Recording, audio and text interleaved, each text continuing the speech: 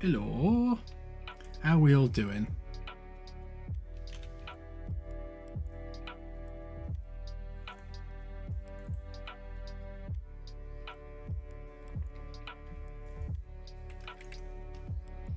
It's a me. You having a good week so far?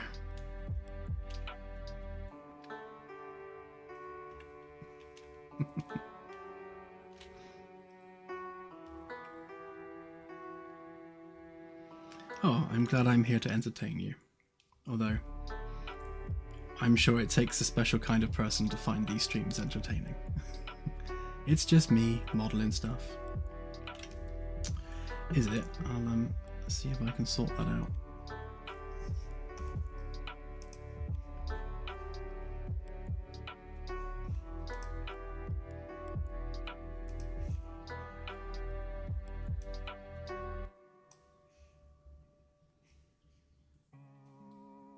I think the music just stopped at the same time as I touched the volume control, so that doesn't help.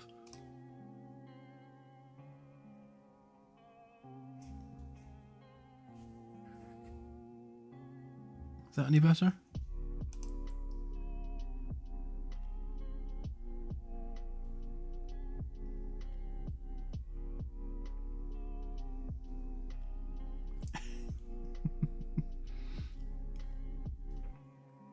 Or neuro superior, even.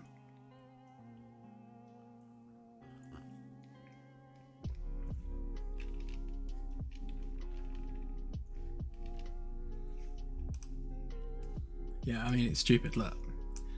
Actually, you can't see. Hang on. Like, this is what the volume is at. We're talking like 2 pixels worth of volume.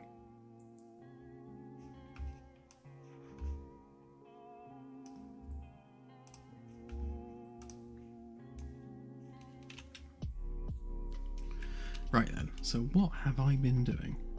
Well, pretty much more of the same. No, still fine and nasty. It's in the kitchen. I'm using the top of the thermos just because it's convenient more than anything else. Although I have been tempted to have a different mug every single stream. That could be quite interesting. And amusing.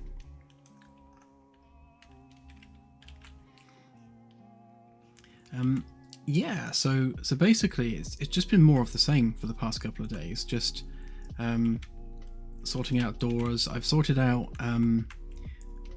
the stock room for the labs. So I'm trying to work out what the best partition is for these labs. If we go with using the right angles in the shape, then we get a nice rectangular storeroom for all the various different samples, but then we end up with this really weirdly shaped actual lab space. If we were to take the curve of the wall and go across here, then both rooms end up being weirdly shaped. So I think this is probably the best of a bad situation, if that makes sense. And we'll put windows on here as well so we can see outside.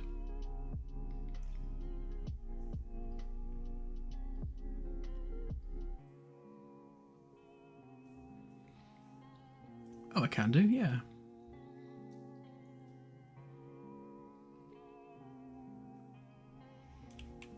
The big question is whether or not to go with an external door for the sample storage room, in addition to a door here, or do we just have a door inside the lab?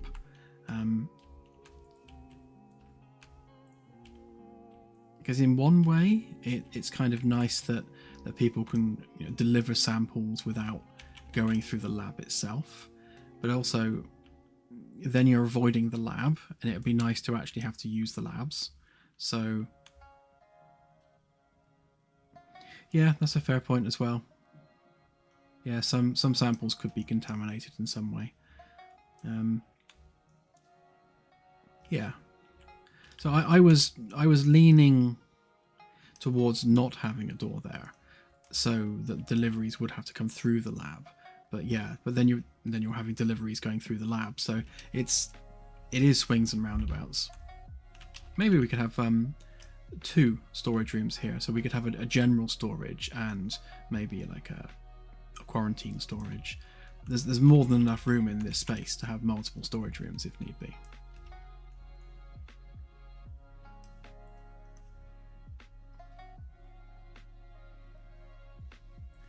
Yeah, but having the NPCs constantly traipsing through the lab is both good and bad, because if you don't have them going through the lab, then this room will end up being quite dead, because you might have 1 or 2 NPCs in there just standing around doing stuff, but no actual traffic. We'll just have to. This is all changeable at any time.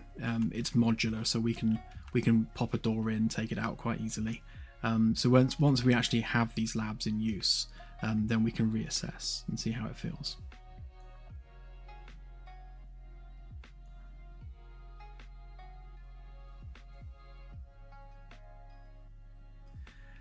No, we don't have any sort of cryo sleep or stasis or anything like that.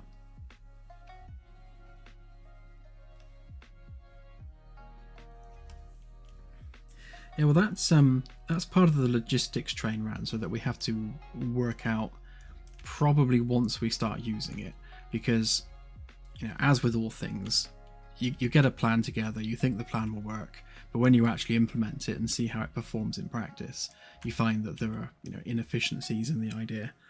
So going back to the whole kind of banished style like storage areas where NPCs just drop things off, the idea is that obviously the mining of resources takes place via probes. So you're sending probes to a planetary surface, retrieving physical objects, and that's you mining the resources as such.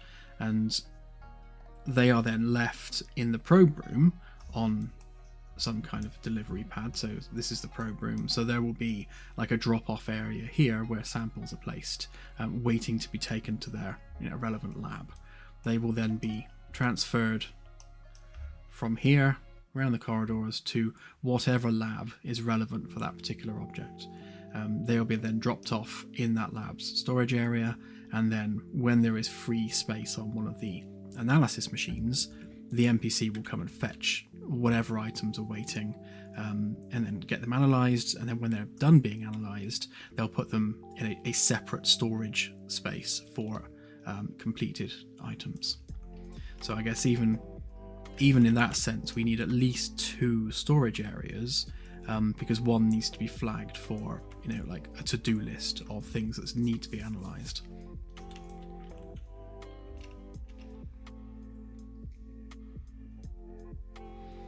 No, we're avoiding transporters. Certainly in human tech. I mean, we might include something like that for like top tier alien species with the highest tech levels, but certainly not human level technology. Hey, Dom.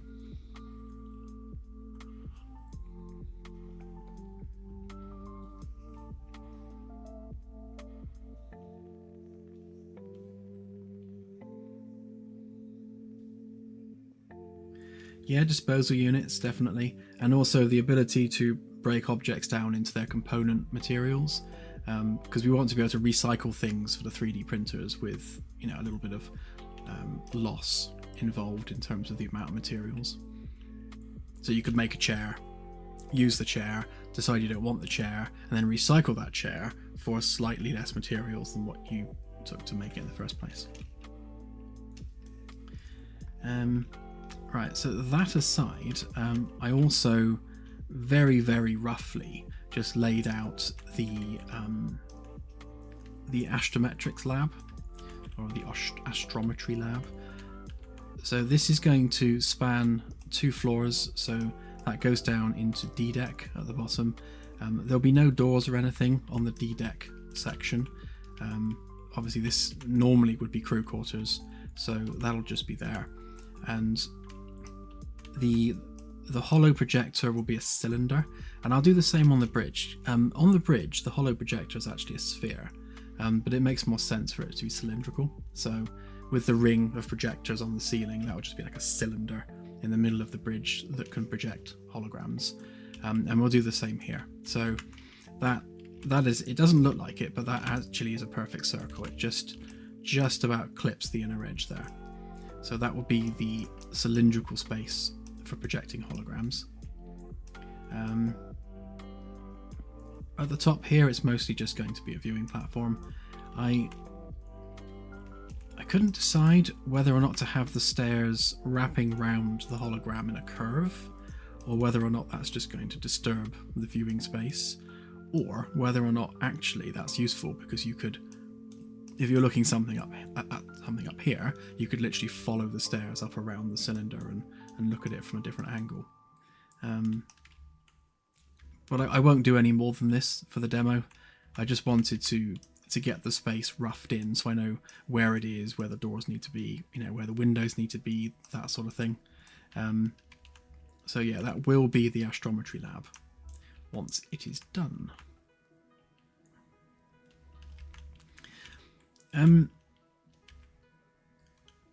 Yeah, so the use case really for the Astrometry lab is to conduct surveys outside of what's happening on the bridge.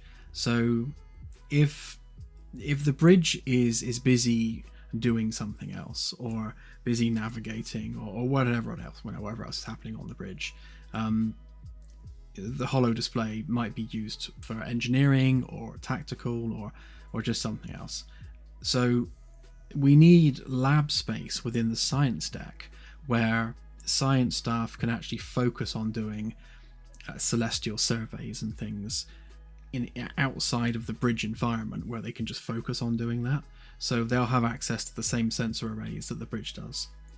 And on that note, I actually want there to have a busy state between the two as well. So if the bridge is actively doing a scan, you won't be able to do that same scan in the Astrometry lab because the hardware is busy.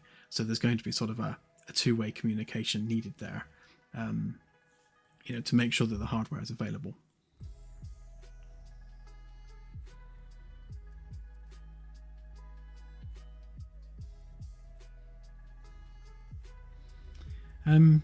Potentially Oni, yeah.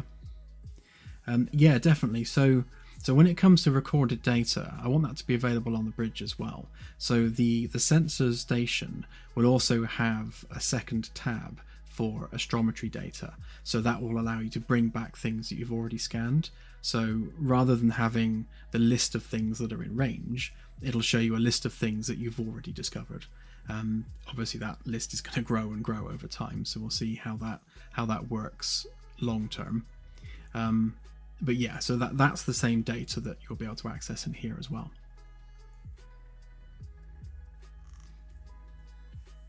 I think going back over previous data is probably one of the more important tasks, you know, especially if you're doing deeper surveys whilst the ship is off flying somewhere else.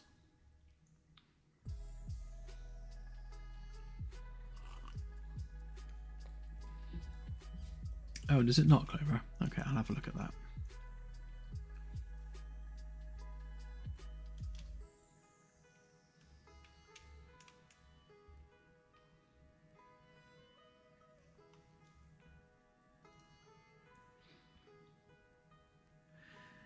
Yeah, it's I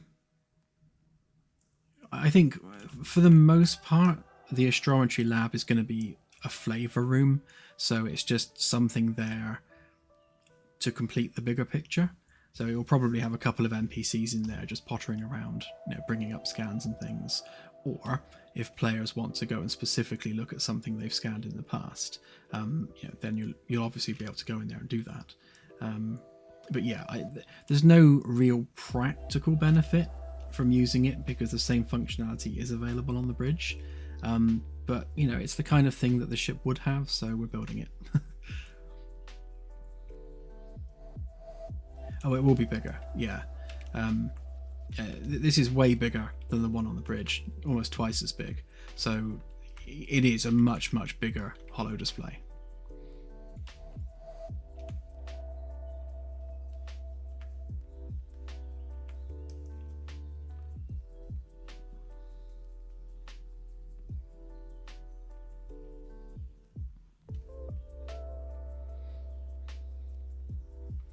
Yeah, good point, Zephyr.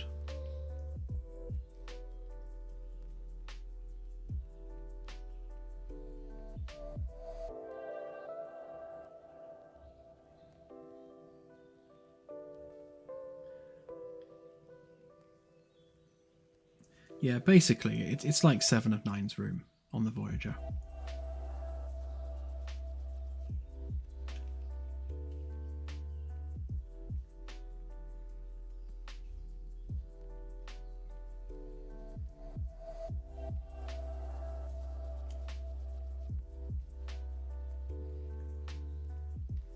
Yeah, that could be an option. Obviously, we don't want to make things too sort of onerous and clunky. If you need some information on the bridge, you need to be able to get it quickly.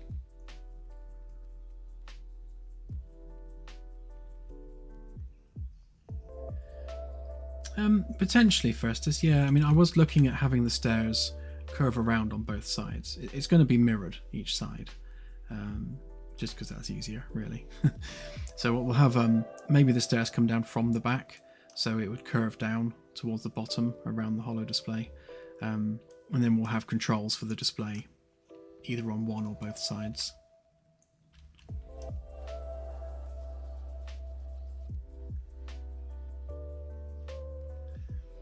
Yes, me too, Oninoni. It's nice to be able to sort of picture in your head what's going to be there, and that's why I did this in the first place, because I needed to have a look at sort of how the windows were placed in this room.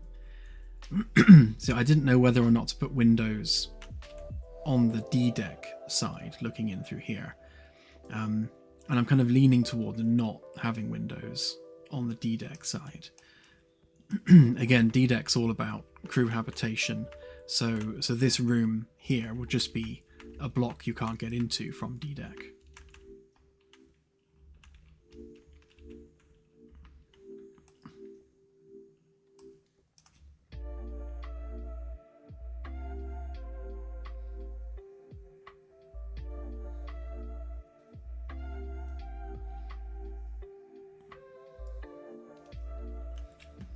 Now, we were talking about that on the last stream, Three Amigos.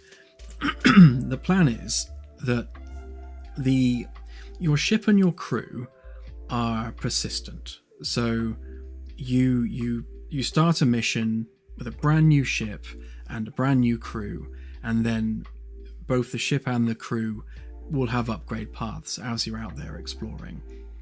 If your ship is too damaged and you've lost too many crew members to be effective, then you can go back to Earth, restock, repair, backfill crew members, and then go out on a new mission.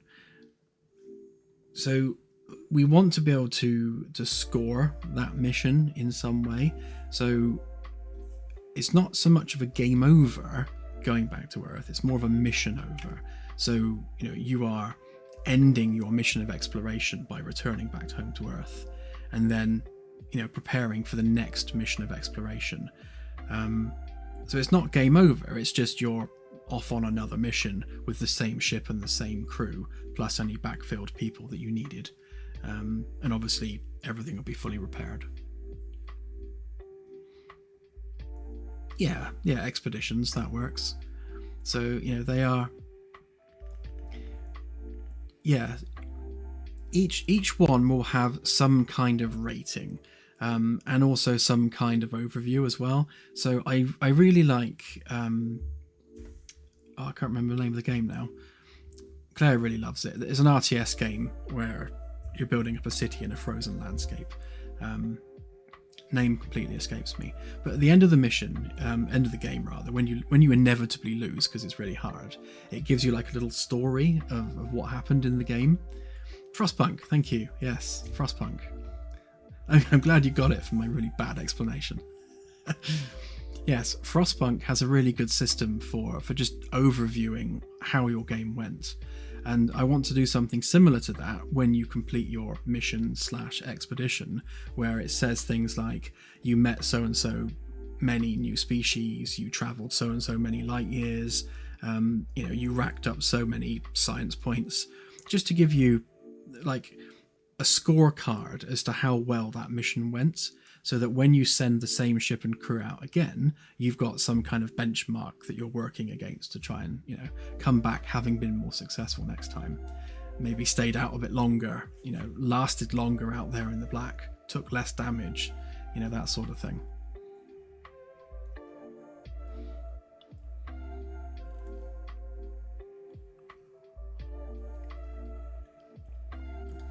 That said, we will have game over scenarios,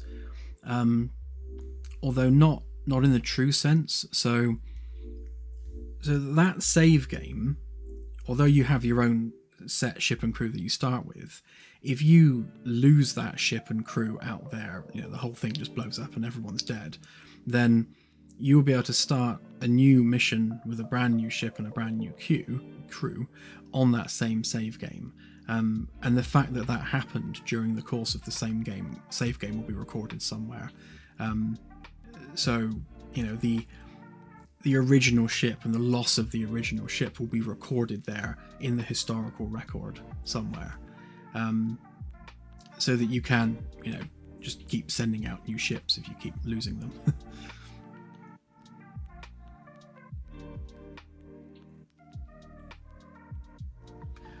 Yes, I absolutely want an Iron Man / hardcore mode where if you lose your ship and crew, then that's it. That save game is over. Make a new one. I'm a big fan of hardcore modes in games.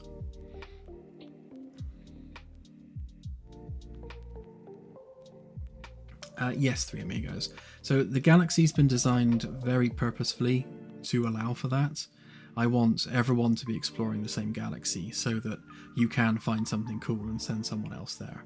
Or something like, there could be a star system with a really advanced, highly aggressive race, which is really suicide to go there, basically. So you can just warn people away from that star system. And I love that those kind of places will become notorious in the community. So people will learn to avoid that particular star system, and I like that.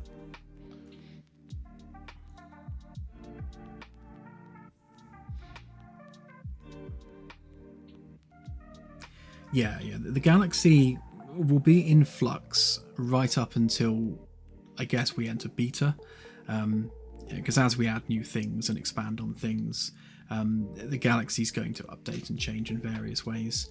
There's a lot of protection in the code to preserve the galactic integrity as much as possible. So each stellar class, for example, can be edited in isolation without affecting any of the other stellar classes. So we could mix up M classes without affecting G classes. And also sectors themselves are generated in isolation. So we could change one sector of space without affecting the whole rest of the galaxy. That said, if we affect something in the sector code that affects how a sector generates, then obviously that's going to affect every sector in the galaxy. So minor changes won't affect the galaxy, major changes will.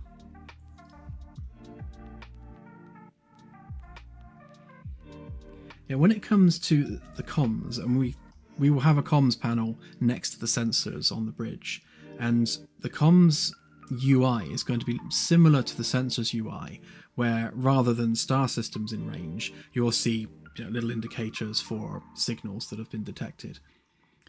If the ship is being hailed, then it will actually have a pop-up that pops up on screen, just to say incoming message, and then the comms person can accept that, and then that call can be routed either to the console itself or to the holo display. So the captain or commander or whoever can have a conversation with whoever they're contacting directly on the holo display. That's our version of a view screen in Star Trek, basically. We'll have a floaty screen in the holo display. And what I like about using that approach is that if the technology level of the people you're communicating with is, say, pre-video, and they've only got radio comms, then you'll literally just have text communication with them. If they only have black and white video cameras, then you'll have a black and white image on the holo display. right up to if they have hologram tech, then you'll see a hologram of the person you're speaking to rather than the floating 2D screen.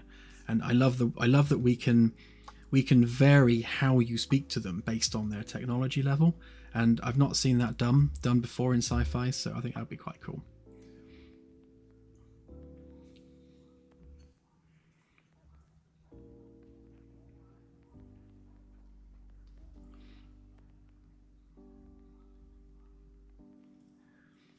Yeah, exactly, Zephyr. So the learning of an alien language is going to depend on the tech level of the aliens. So if they are basically the same tech level as you, kind of, they've got FTL flight, they're out there exploring the galaxy, then the assumption is made that their computers are advanced enough to be able to translate each other's languages. So there will be like a language database that you exchange with their computers, and the translation can happen automatically. If it's a civilization which is lower tech and doesn't have that sort of thing, then the linguistics lab, which will be one of these labs here somewhere, probably one of these smaller ones. So let's say that this was the linguistics lab. Then you would have samples of language, so it's like pottery, paintings, books, that sort of thing, that you can bring aboard the ship to analyze, and then the computer will unlock the language of that race by analyzing those items. So linguistics will be one of the classes of item that you can bring aboard the ship.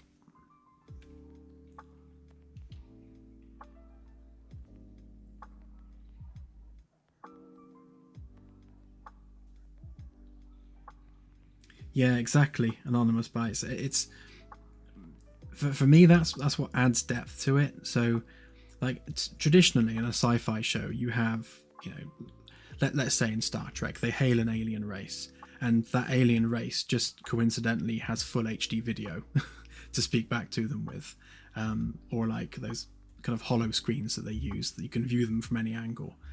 But everyone just seems to have that, which is not really very realistic, especially when you're approaching an industrial technology level planet and you're hailing them, and they have the same level of technology as your ship. So it would be nice just to be able to meet people that are lower tech than you, and as a result, their ability to contact you is also relevant to their tech level. And yeah, that does add a lot of depth and complexity to it.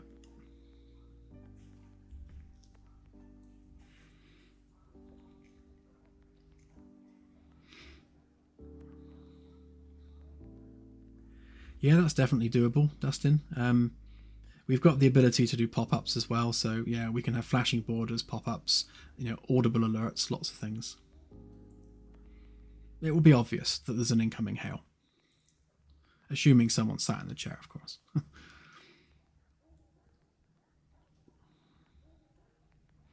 Yeah, so when it comes to mini games, let's say Among Us, for example. So in Among Us, you're running around and you're completing tasks, and they're all mini games. We don't want that sort of thing with anything on the ship. So if you're repairing a cable, for example, then that cable was physically broken, but it physically exists in the game world. So there'll be one of two ways of fixing it. If it's only slightly damaged, then you'll be able to use a repair tool on it, and that's just a case of waving the repair tool at the damaged cable. But that's still a physical interaction with the actual cable, where it actually is physically on the ship. So you're having to go to where the break is. If it's completely broken, then you first have to remove the faulty cable, 3D print a replacement, and then put that replacement in the place of that faulty cable. So there are no mini games involved with this. You're physically interacting with those items, and everything will work in the same way. So it doesn't matter what it is, there will be physical interaction involved on a one-to-one basis. I think the only caveat to that would be things like maybe computer hacking. There's a mechanic which I absolutely love, which, if anyone remembers it, was from the old Commodore 64 game Power Droid. and it's a really good hacking game. Let me see if I can find a video of it a minute. Paradroid hacking mini game.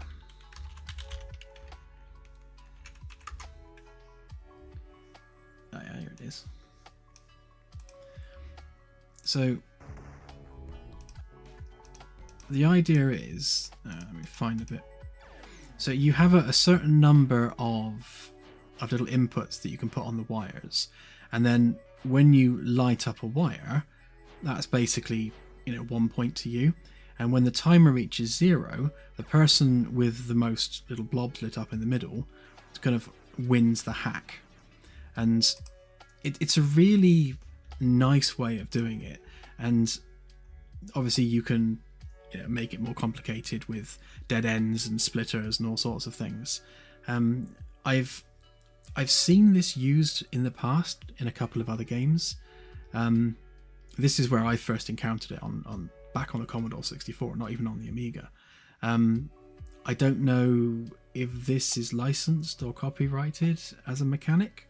I'll have to look into that. But if we do actual hacking mini games, then this is absolutely the one I will use, because I love it. I think it's really cool.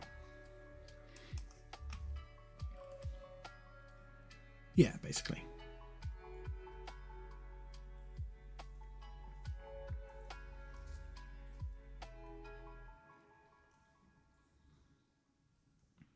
Yeah, that's true, Anasi, actually. Isolating the section you're working on, definitely. Which is why we'll have the wall panels and things for that very purpose. So if the cable that you're working on is still energized, then it won't let you work on it, or if you persist, then you'll get electrocuted. So there will be a warning that pops up on the tool to say, this is still live, you need to turn it off. In which case you isolate the breaker. But again, that's not a mini game. That's actual one-to-one interaction, with the hardware.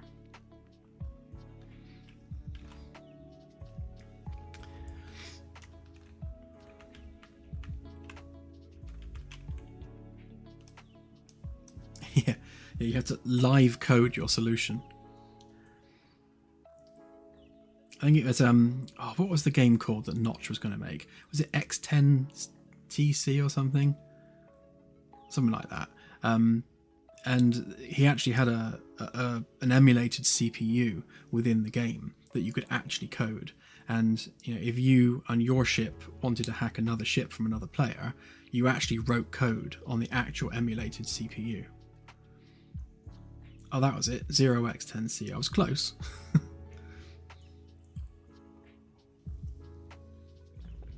But yeah, I think that's a little bit beyond the scope of what we're doing here.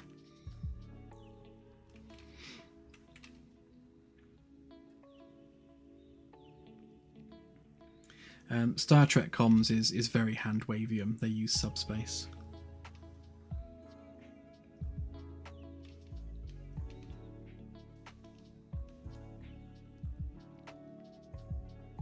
Oh, that's cool, Ian. Yeah, I love that conceptually, but it sounds a bit complicated.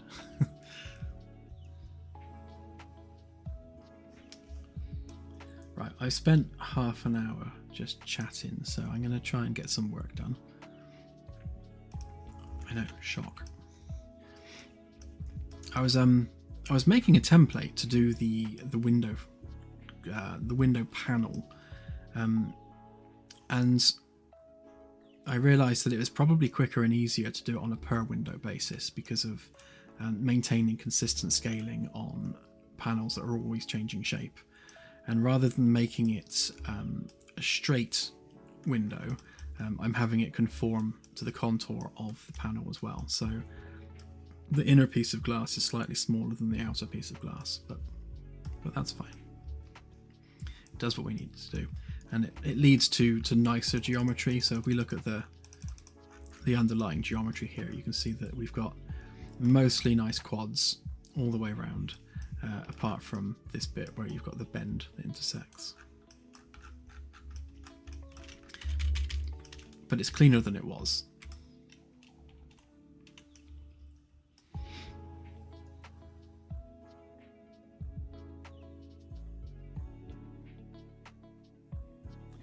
Yeah, absolutely, Anonymous Bites. So when we're looking for interesting stuff in the galaxy, right now all we've got is the main sensors to do that. So as we build more tools and systems on the ship, then there will be more interesting ways to to discover new things out there.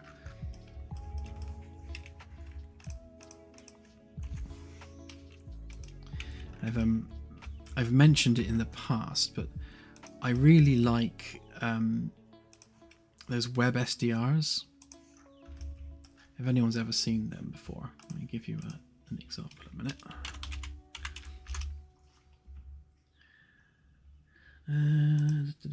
Like this one will do.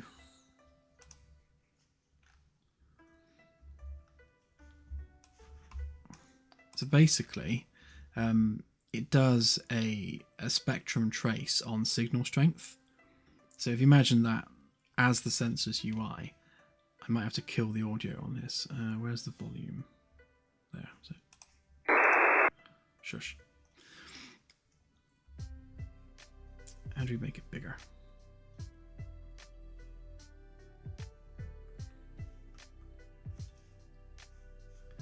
There. Yeah, so the idea is you can like zoom in on particular frequency ranges and you get this really cool trace to show where the signals are.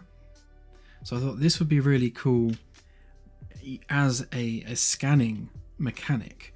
So rather than just having things appearing in a list, when you're looking for signals, you're actually seeing it like this.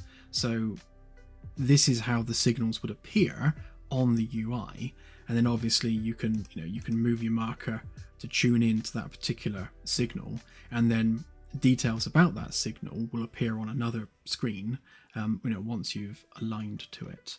And those signals could be from planets, from other ships, and various other bits and pieces.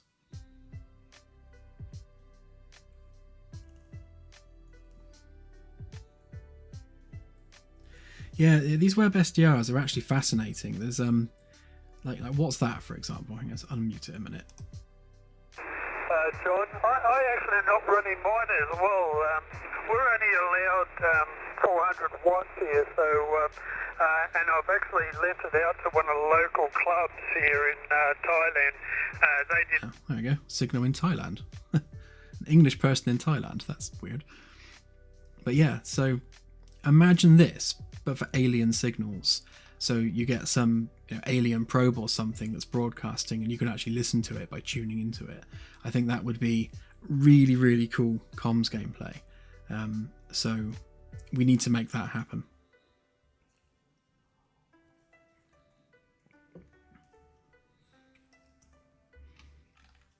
Yeah, you get some really like this. You get these really cool like blips going across, which is things like lightning strikes. And you get these like weird beeps and things. Like this looks like a signal station. Yeah, let's listen to that one a minute. See, that would work as an alien ship. Like if you heard that on the sensors, you'd be like, ooh, I want to go and see what that is. So by highlighting it, you would then get the coordinates for that signal source. But yeah, so that's the inspiration behind the comms gameplay.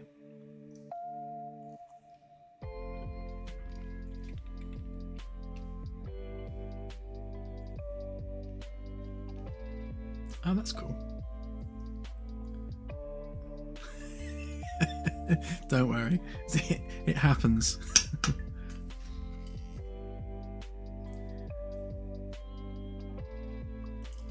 If you just type in web SDR, that was the one that comes up in the Netherlands.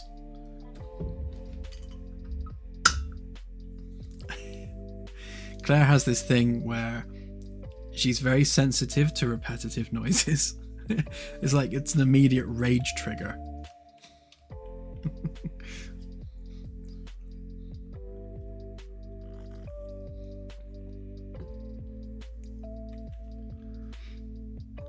But yeah, so that's the plan for the comms, and I think if we can nail that and we can use meta sounds to generate random noise signals and things, because Unreal Engine has the ability to just generate audio, and it's quite in depth as to what you can generate with it. So we can generate procedural audio sources on the fly, and be able to tune into those using the sensors, the comms sensors array. But yeah, it's gonna be cool. Can't wait to get to it, but we've got lots of other things to do first. Not least of which, make some panels for here. So that one and that one need to be unique. That one's going to be door. That one's going to be plain. So that one's pretty much done already. Just do the handrails.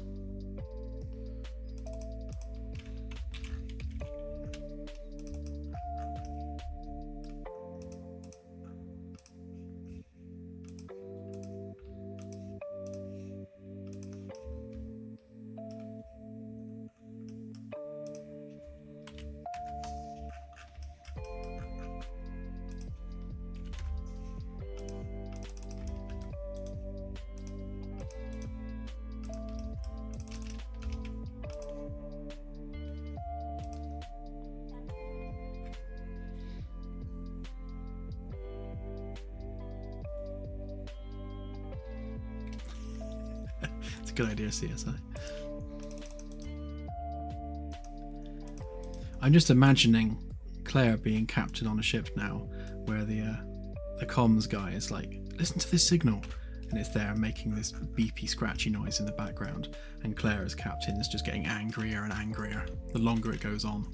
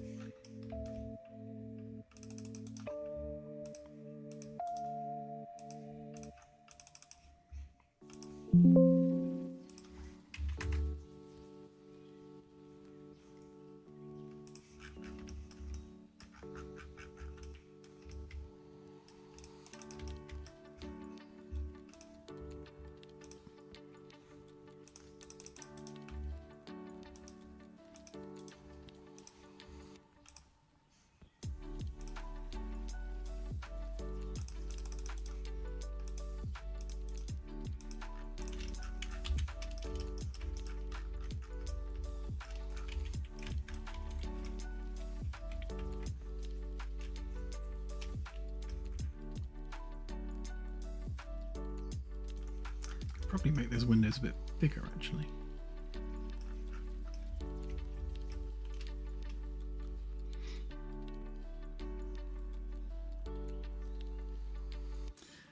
Yeah, exactly. And I see. So the shuttles will have a lot of the same stuff you see on the bridge, just smaller, lower range, less capable, but still, practical.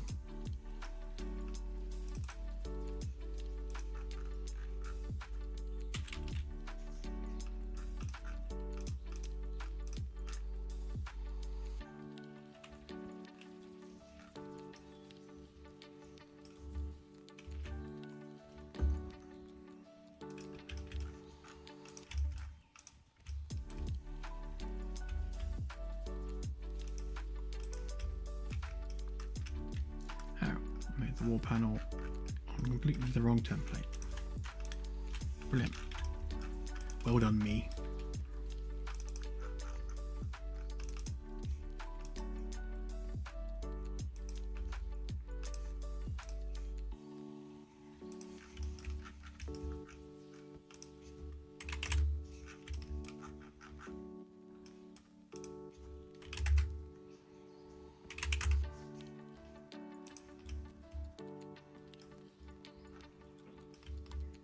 Hey, Virgin, how you doing?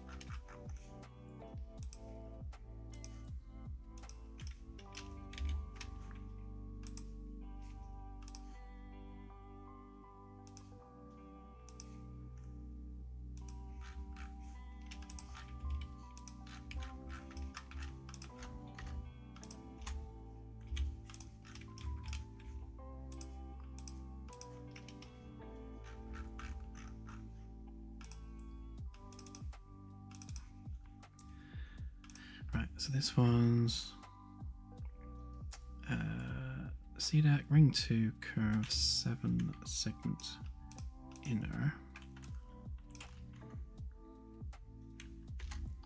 That's that one.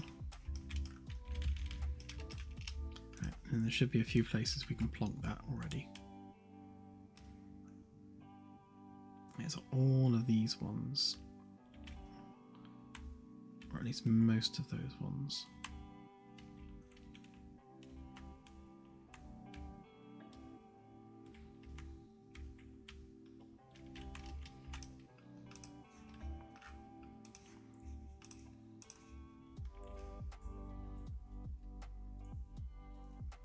Oh, that's cool, Ranza.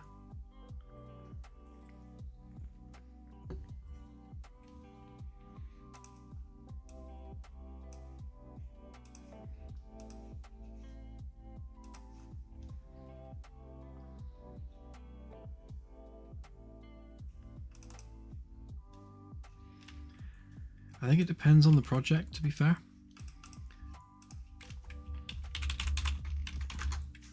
But for a game, no, most developers wouldn't go to this much detail because, you know, for a game, it's not really needed. But with what we're doing and why we're doing it, you know, it's all part of the experience. We didn't want to make a game as such. We wanted to make a simulated starship, and part of making a simulated starship is an entire starship. You know, every nut and bolt accounted for, because it's a full simulation of a starship, not just a face level simulation.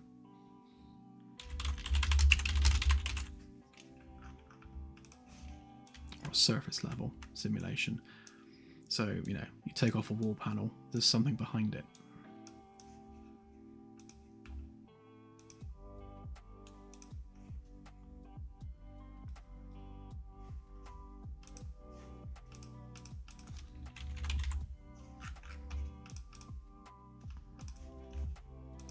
Which obviously we're doing because the technology exists to do that these days, which it did not way back when.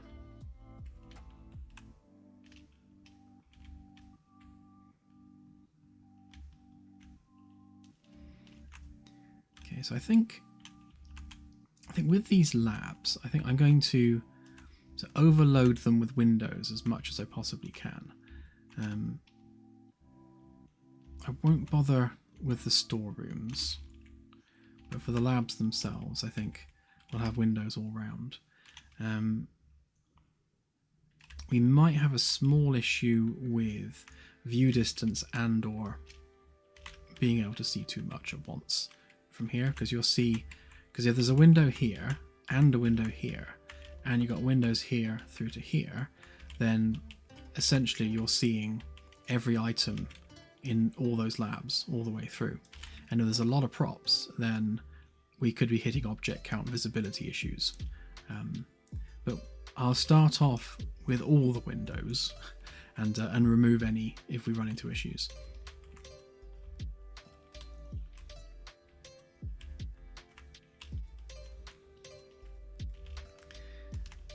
Right, so that does mean, however, that most of this won't have windows, although these are the bathrooms, so the bathrooms won't have windows, because that would be weird.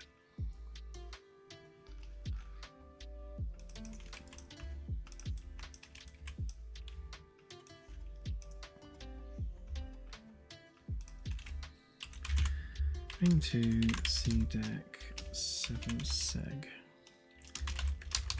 inner. Oop.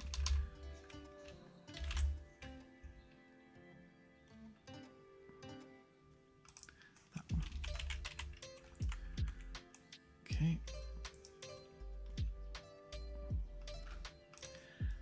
Sort the text label out.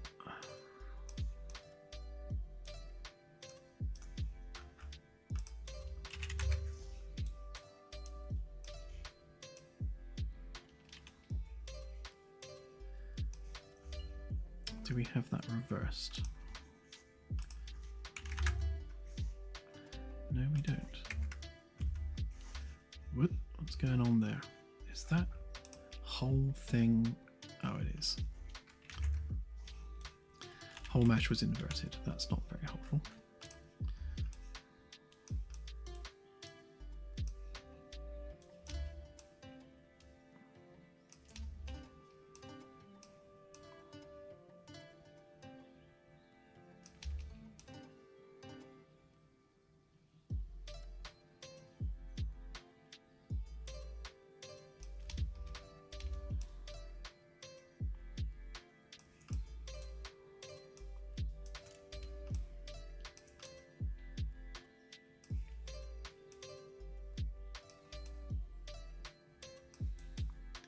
Okay, that should be in the right place.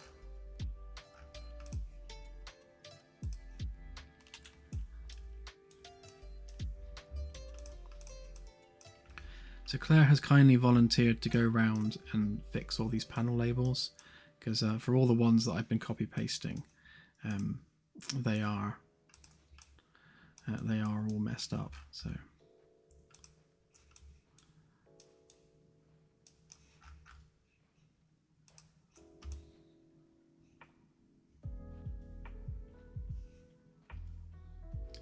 Yeah, I seem to have inverted that one, so that's not helpful.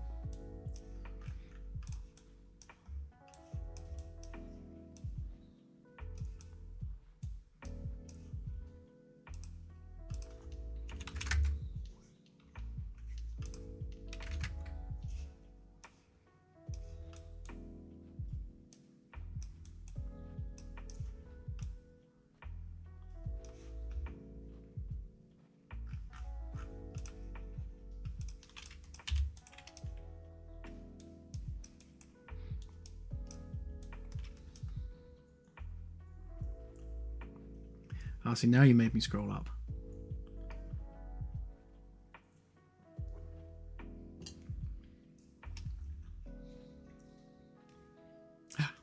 Thank you, Badger. Yeah, the placing of the wall panels is extremely therapeutic. Just need to make sure I set the labels to spawn in the right place. It's going to be an info screen on that one.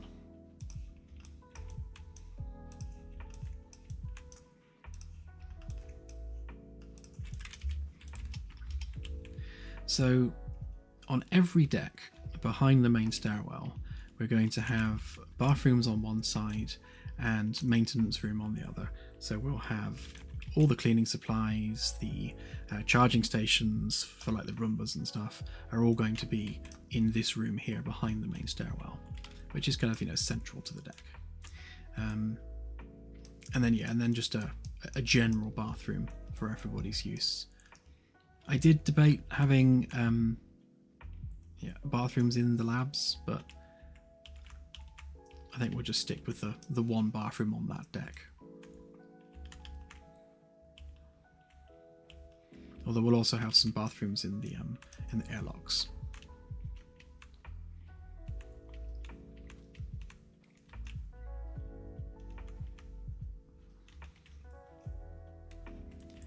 And I think those are the only rooms on this deck where those non-windowed panels need to exist.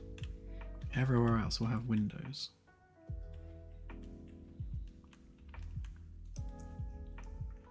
However, on D deck, we will actually need some down there. So we get rid of that and that for a minute.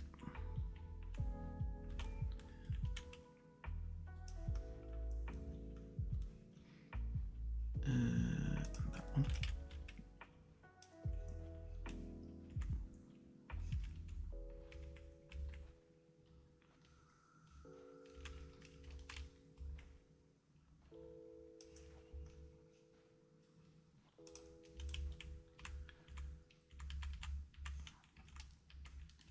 Yeah, so I need to look at how many crew quarters we're fitting on here. So on this curve, for example, there will be 3 crew quarters, which poses a small problem with routing the panels.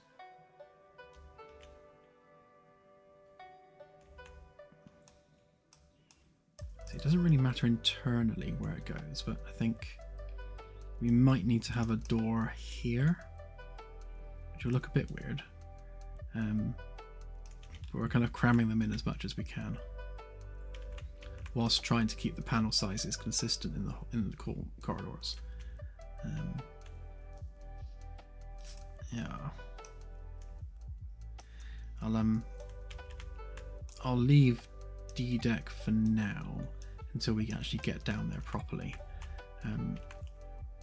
If we keep the same number of segments on the curve with the bulkheads in the same place, then that does mean we can just copy paste these panels down because it's the same segment size, so that would speed that up considerably. If we need additional panels, then I'll just have to make another size panel to fit. But we'll see when we measure it. So that can go for now. Actually, we will keep it just to give us a floor for this one.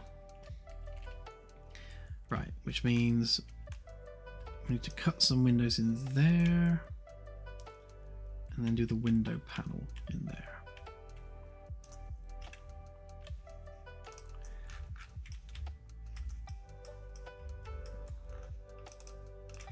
So what we'll do is we'll just delete these ones like so, and then yeah, we should be able to just copy these ones over. So we need that one, that one, that one, that one.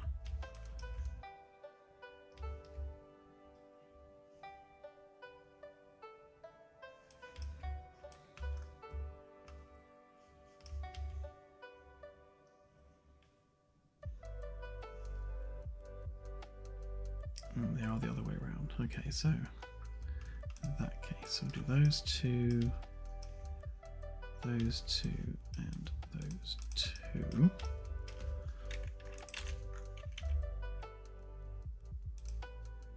I'll then rotate that 90 degrees. They should be lined up perfect, and the Z fighting tells me that they are.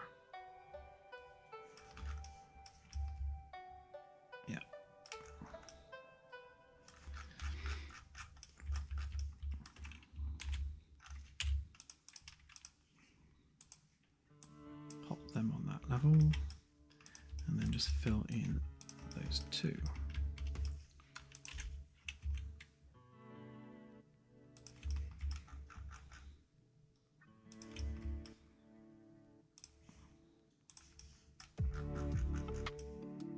Again, Z fighting tells me that it's perfectly aligned.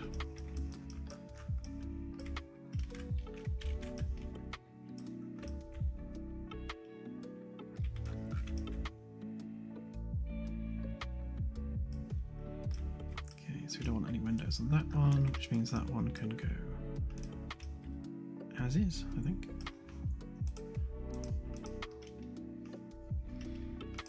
So ring one, framework, C deck, framework, walls, should be that one.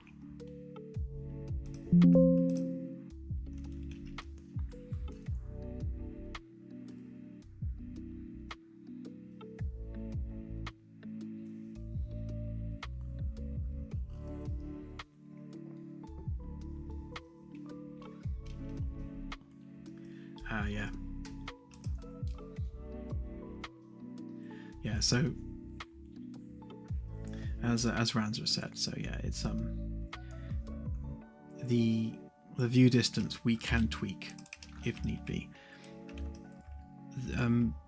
As I keep going on about, because I'm so happy with it, doing everything in this modularized way with consistent scaling means that once these pieces are made, they're very much like Lego bricks, and we can just swap them out, a window can become a door or just a wall really, really easily. So, we've got a lot of modularity we can play with, within the bounds of the shape that it is. But yeah, we can move windows and doors around really, really easily if we need to.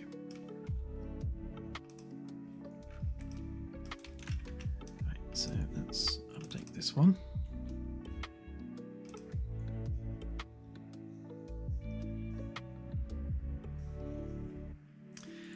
Yeah, Oninani, actually I was thinking about that very thing last night. And yes, they do need access holes underneath here with insulation behind them, because there will absolutely be cables running through here, and also over the top of here as well. So there will be like a U-shaped cable run that goes over the top of the door track, and then down. So the cables go along there, up and over the door track, and then down and continue. And the same for this door track, they'll go up and over.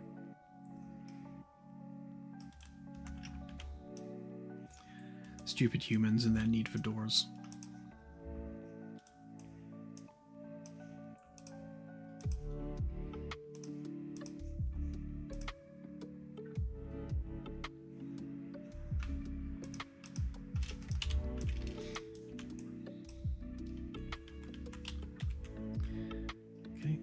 So we have windows everywhere. Something that I did was make a window actor. Now right now it's literally just a static mesh, but it won't always just be a static mesh, which means the window will be interactive, which means it can be smashed or whatever else.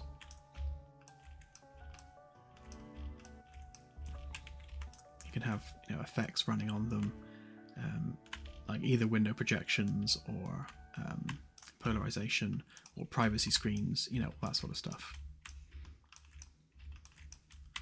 But for now, they'll just be simple static meshes.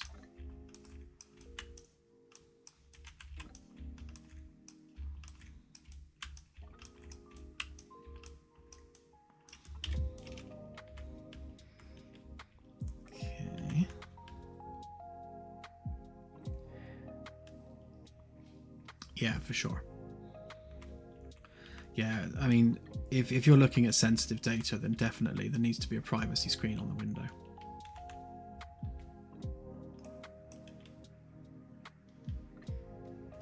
Yeah, drunk windows.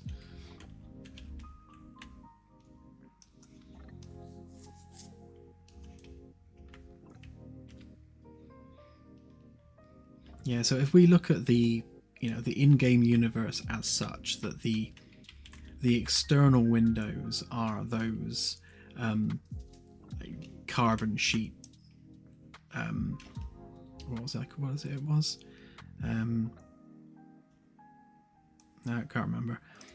Basically, they're like carbon nanotubes, but in sheet form, so it forms a transparent surface. Ridiculously hard, to the point where you can't drill holes through it, you can't weld it, you can't work with it as a construction material, but you can produce it in the shape that it needs to be. Extremely expensive to do, but ultimately harder and more durable than the hull itself. So you couldn't build a ship out of it because you can't work with it as a material, but great for windows. But because it's so expensive, we only use that on the outside windows. The inside windows can just be perspex or something. Or just glass.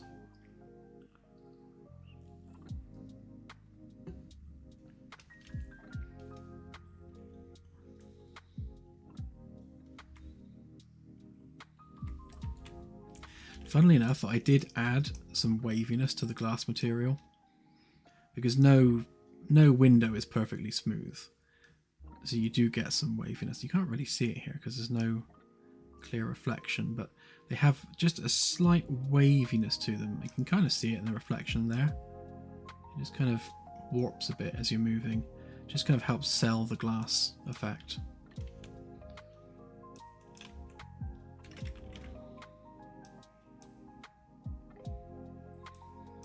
Sugar glass, that works.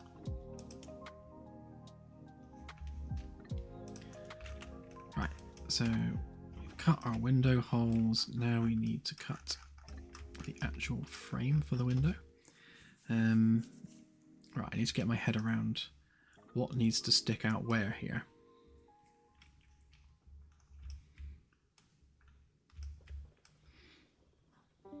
Yeah, well, what I'll do is I will make a new class of actor for internal windows, and we'll include things like the hollow projection on the windows, the privacy screen, polarization, and maybe just like full blackout. And if we have that as a standard window actor, then all the windows on the ship can inherit from that, and then we can add new features and fix things across the board. And all we need to do is then hook them up to a generic control panel, so we have that control panel affects those specific windows.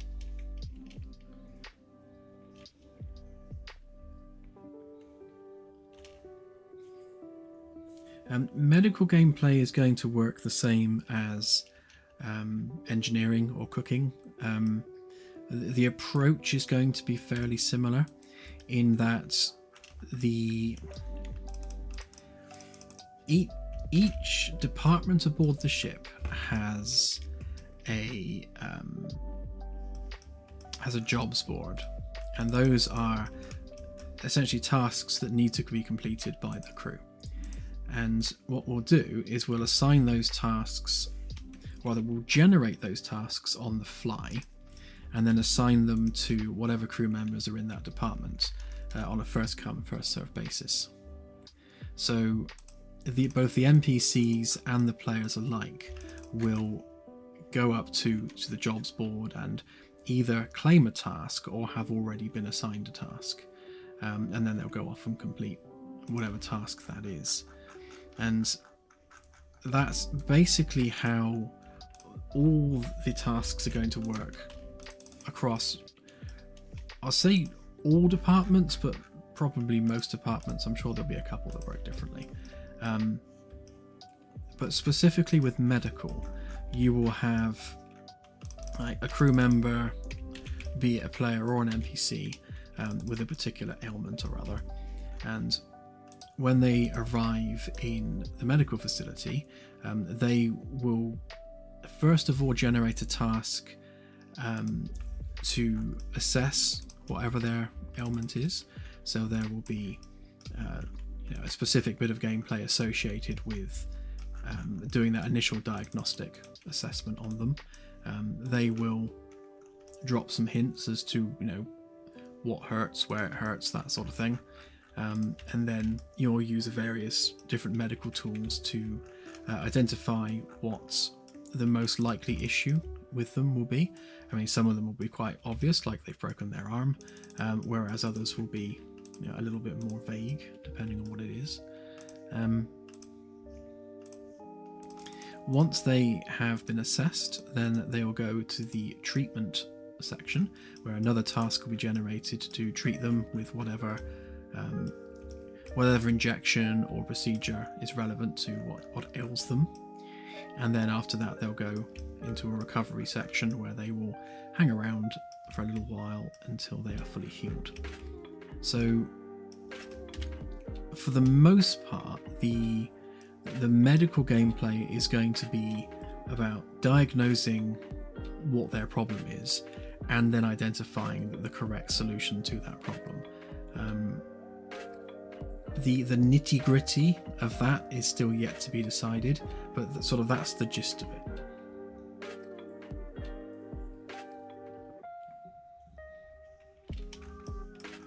Hopefully I didn't butcher that explanation too badly, because I'm trying to concentrate on this at the same time. Yeah, so the that auto dock thing in the Passengers movie is basically going to be how complex operations are performed, and from the player's perspective, you'll have to pick the right treatment for what you believe is wrong with them. If So if you picture the UI, you would have basically a big list of medical procedures, and I guess the learned skill in that is knowing which one is for which thing. So through your diagnostic, if you think you now know how to fix their ailment, you put them in the machine, select the treatment from the list, the little robotic arms go do what they're going to do, and you'll either help or hinder whatever their problem is. Obviously, if you choose the wrong procedure, you could make matters a lot worse.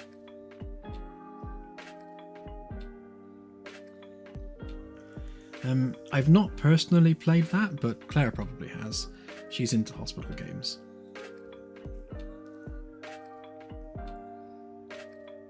But all of the departments are going to work in a similar way.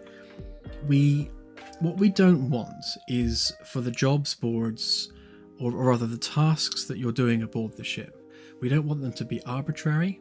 So it would be very easy to just keep generating tasks which are just, go and tap this button, go and press that button, just really repetitive arbitrary things that don't have any real value to the overall mission. So we would rather generate tasks that are relevant to the ship's condition and what the crew needs at any given moment. So like a repair task will be generated for whatever piece of hardware on the ship is the most damaged. So either the ship's AI or the chief engineer will make that call and say, right, this piece of hardware is the most damaged, therefore a task will be generated for someone to go and sort it out. So that's a real one-to-one real world need that the ship has, and therefore the task is relevant to the ongoing mission rather than just do this for the sake of it.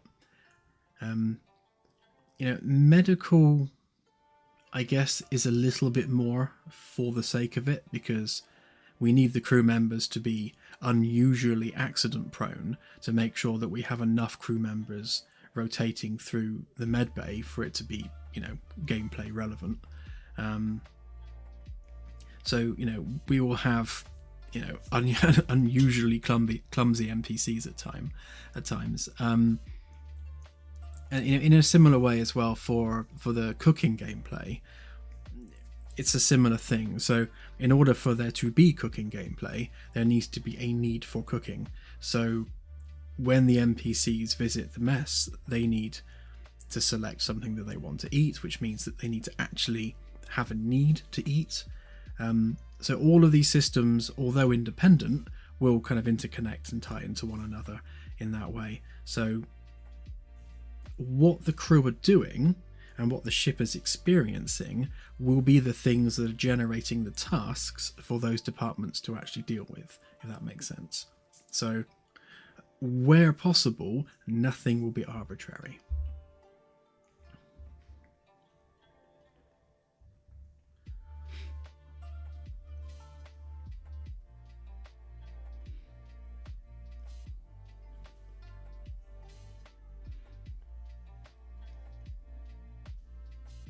Yeah, exactly, Dustin. Like if you work on an electrical cable without turning it off first, then, burn damage.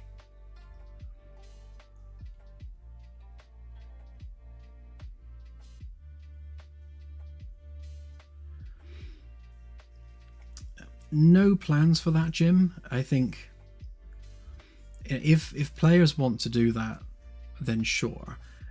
We can certainly make the ability to do that a possibility, but I think that would get in the way of gameplay, because the last thing you want is for the ship to suddenly generate like an emergency drill or test right in the middle of you doing something.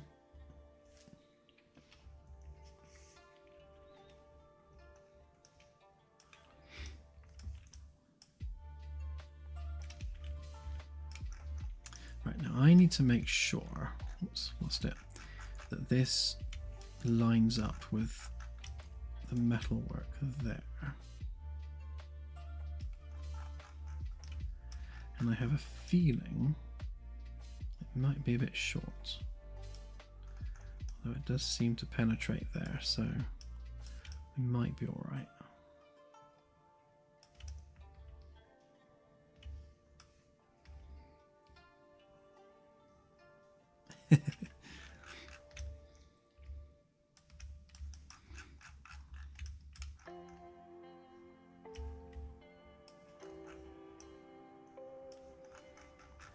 Yeah, so we want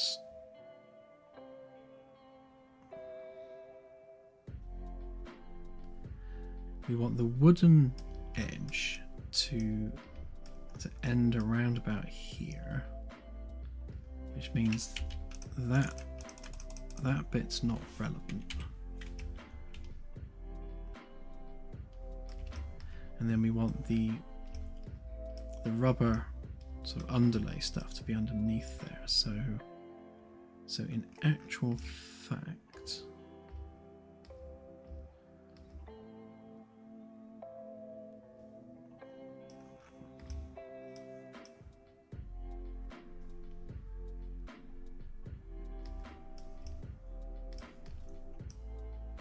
we might need, yeah, we're going to need another vertical slice through here to form the rubber bit there, which means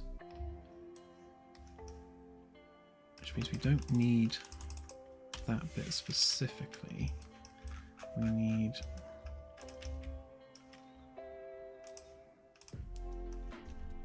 .2 centimeter thickness on that, and then 0.5 underneath for the rubber bit.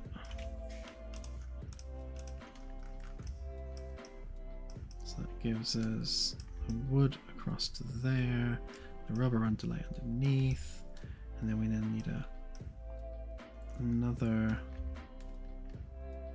vertical slice through there, which means we need to grab a copy of that.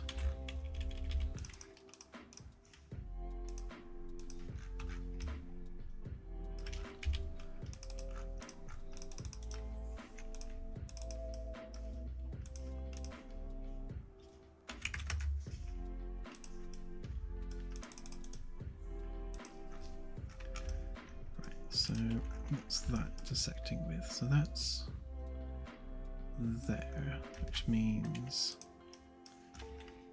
that needs to come out at least to there. So we can get rid of that bit.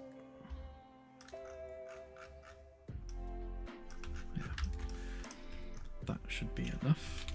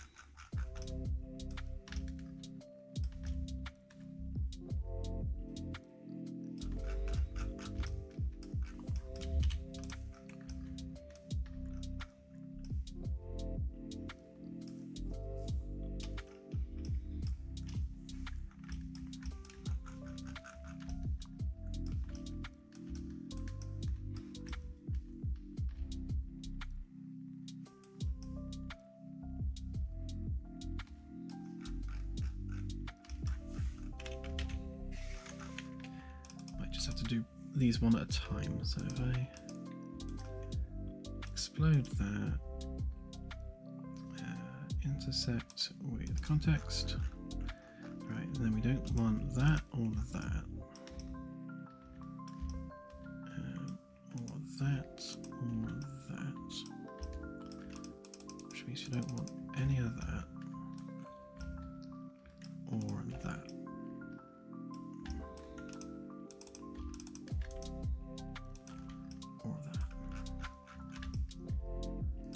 Should give us our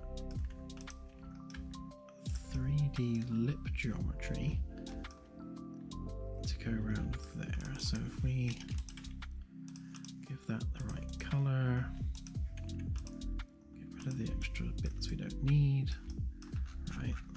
should fit snugly up against the window frame. And then do the same thing on this one. Oops. Explode it, intersect it like that. And then we don't want that bit, or that bit, or that bit, or that bit. All those bits there. All that bit there. Which means all that can go as well. And then we don't want that, or that, or that.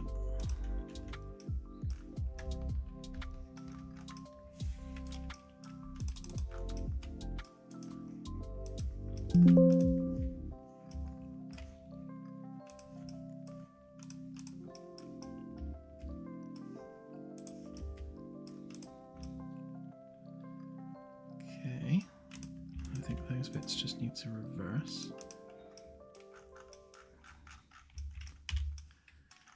Right, there we go.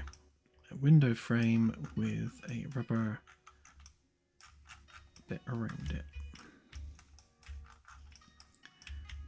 The difficult thing with doing that is kind of being able to think in 3 dimensions when you're doing all the cutting, just to make sure everything is properly lined up. So if we look at that down here, I'm stuck in the wall.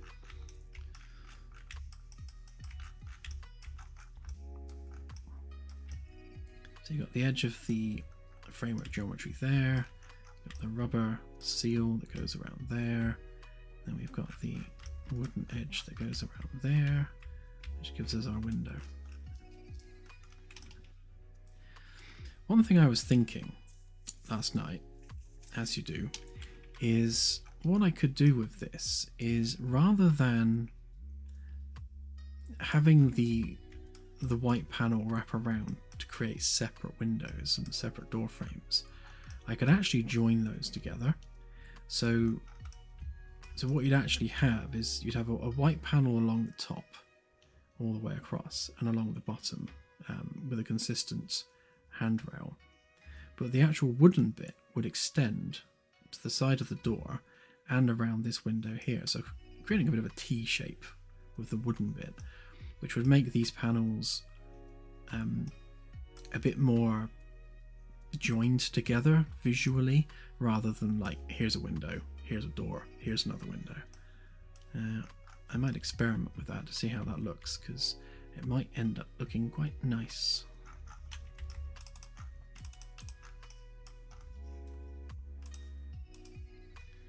And then while I'm round off this edge, I think I went with an edge of 5 centimeters last time. Yeah, looks about right.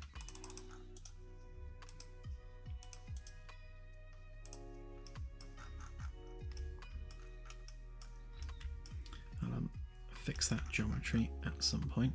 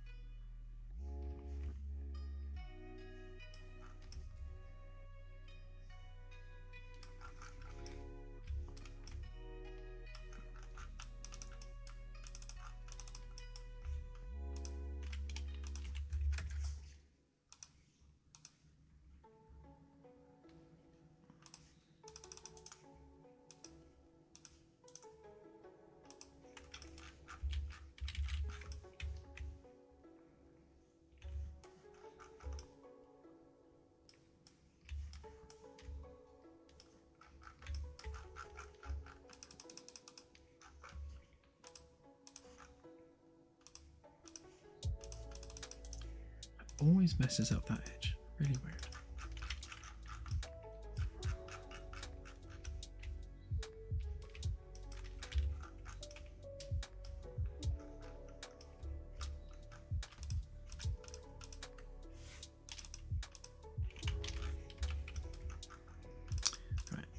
handrail, actually. Steal this handrail because it's quicker.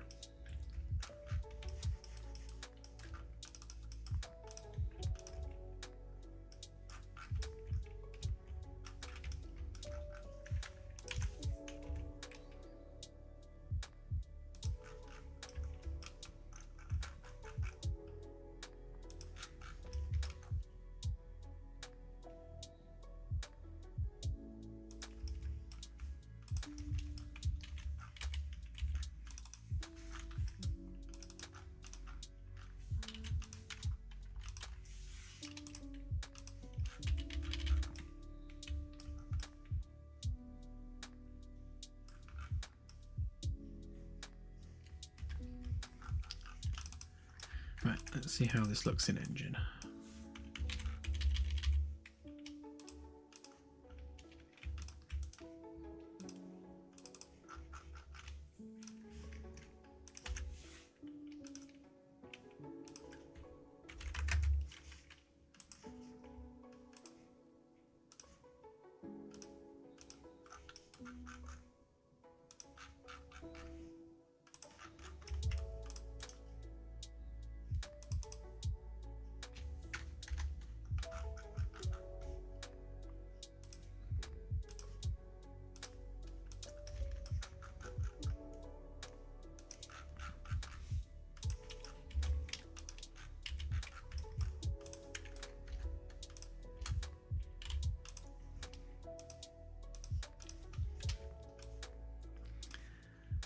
Ring 1, no, not that. Ring 2, wall panels, 7 sec inner window frame.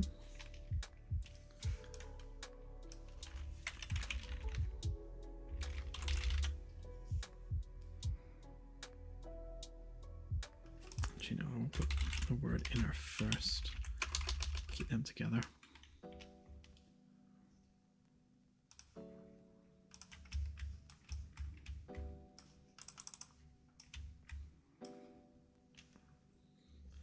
Hey, Rovdex, how are you?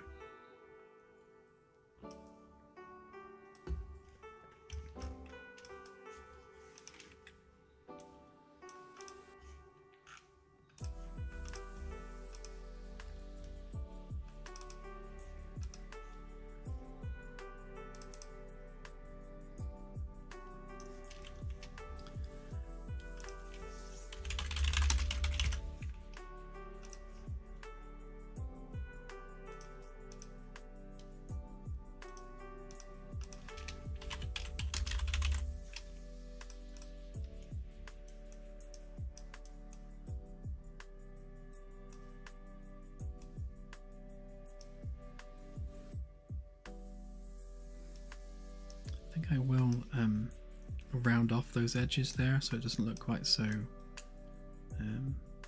well, CGI.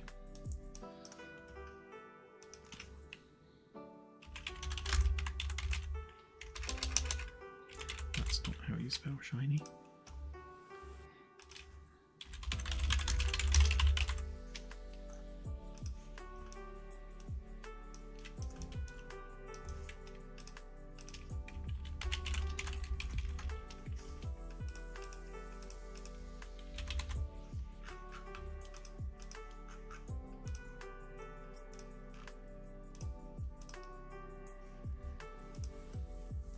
Okay, that should be good to go.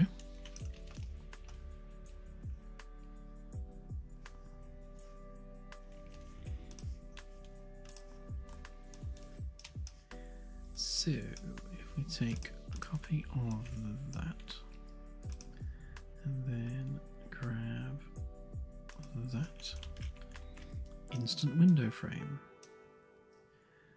and we should even be able to use the same label transform because it's basically the same shape panel. Awesomeness.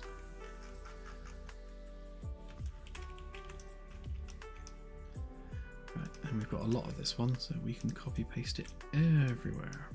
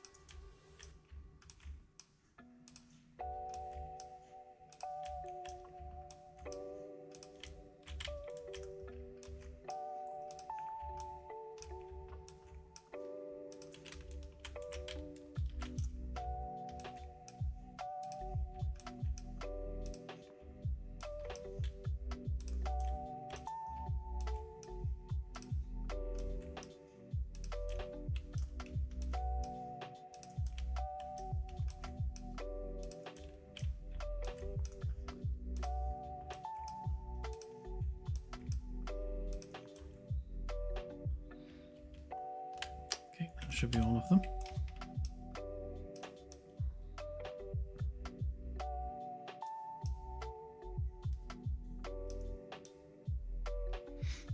Yeah, so my idea for changing how these are presented would be this middle panel wouldn't have any white border on it. It would be cut off along there and along there. And then these ones wouldn't have the white border on this side. So you would just have a single rectangle of wood with the 3 windows punched through it, rather than having, you know, each wall panel with a window. I think that would look a little bit more consistent. They would still be separate panels, of course, but panels of a different style. Just something to think about.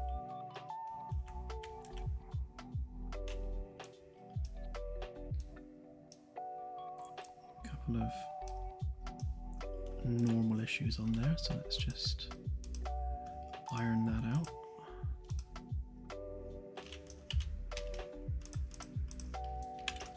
That's better.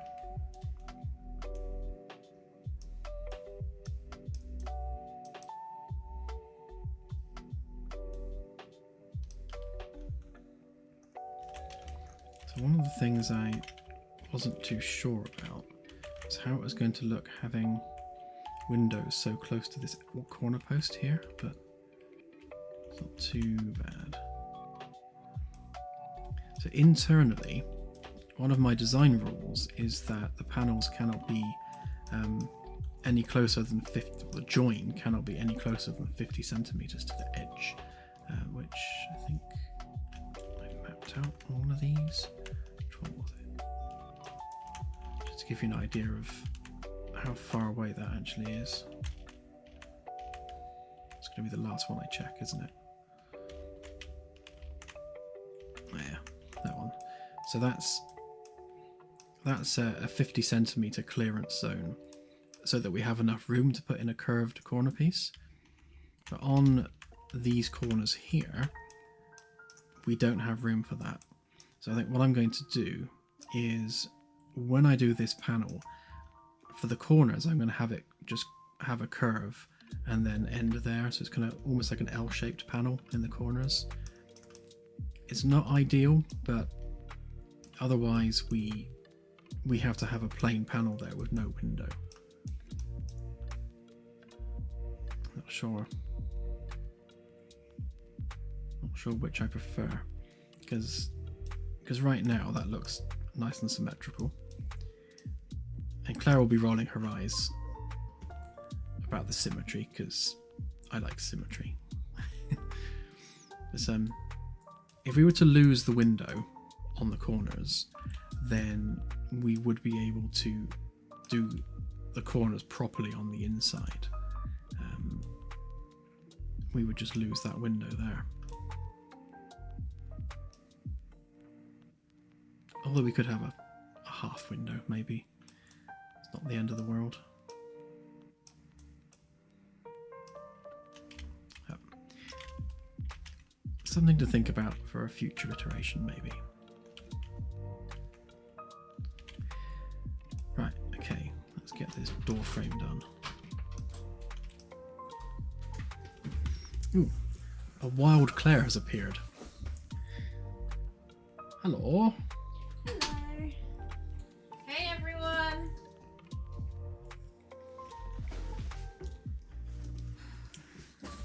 We do like drive-by Claires. Yes. It's a very quick drive-by. Yeah.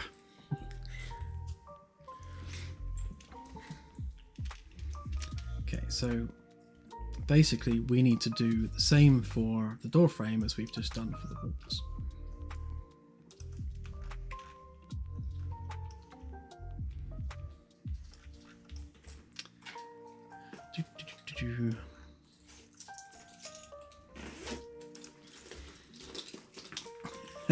Hey Archer.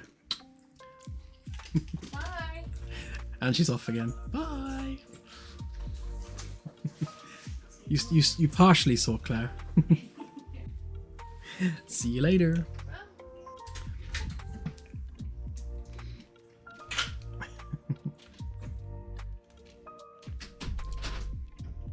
I had a shower just before coming on stream, Archer, so my hair should be about as perfect as it's ever going to be.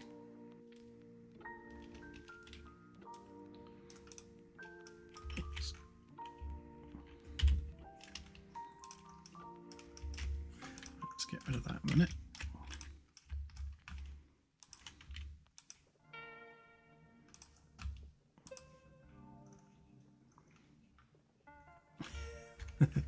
True, true.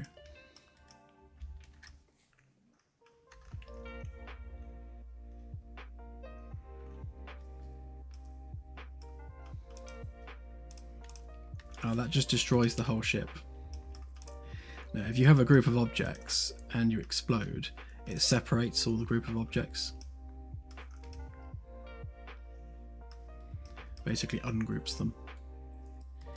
Right, so we need to make a template for the door frame, obviously that fits the contours of the door frame, but one of the challenges with that is that the door frame is curved, so we kind of need to, what's the best way of doing this? If I just take a copy of that geometry, yeah, and just, no, I won't do that because we'll lose the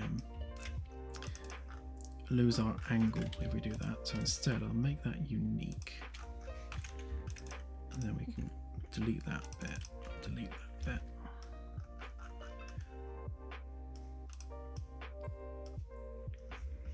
See if I can lessen or just find a face on that curve. That kind of does it. Yeah.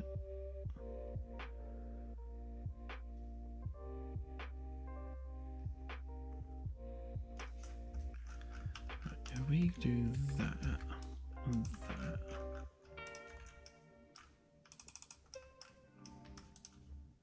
Then that.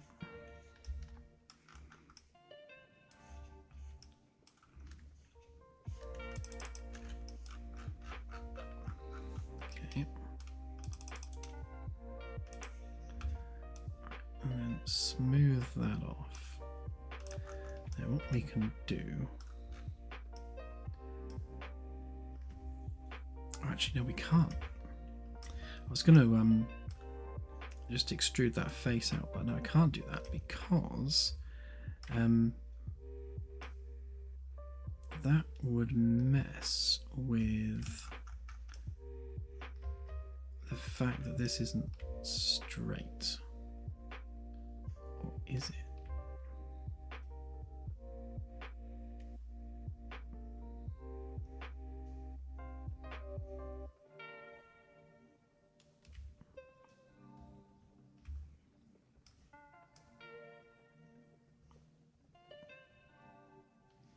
No, I think it is straight actually. So one of the design questions with this is how much the door frame conforms to the curve of the wall. And like the windows, you can see they taper ever so slightly because they're following the curve of the cavity. I didn't do that for the door frame. I made it straight. And I'm wondering whether that was actually the wrong way of doing it. I've kind of done myself a bit of a disservice there because that means that I've got an awkwardness when it comes to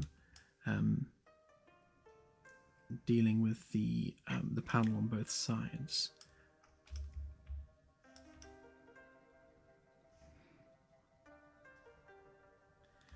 I'll live with it for now, but I think what I might do is I'll do the panel on the outside, and then when I do the interior side, I'll redo this frame so that it tapers like this one does. So the door track itself won't change, that'll still be as is,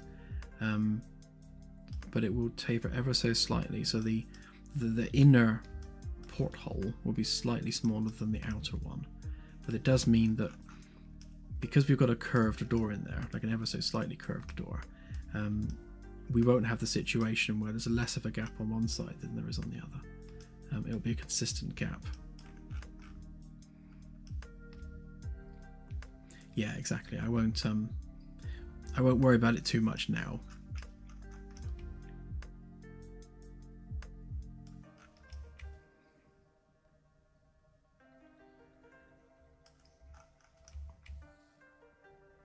But I think what I will do then is I'll keep that for a minute so that I've got a guide.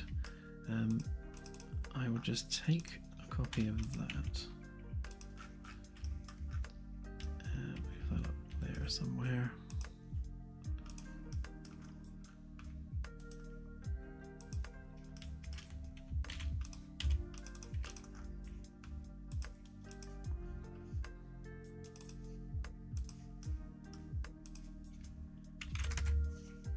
Make it the full height.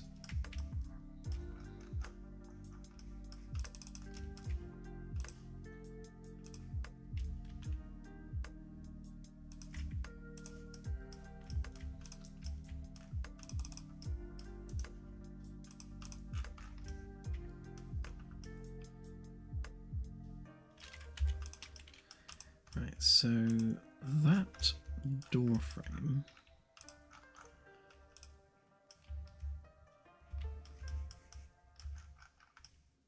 so we'll have to go all the way to the floor there, and then width-wise on the outside, that was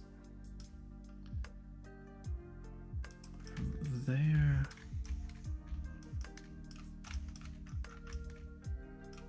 to there.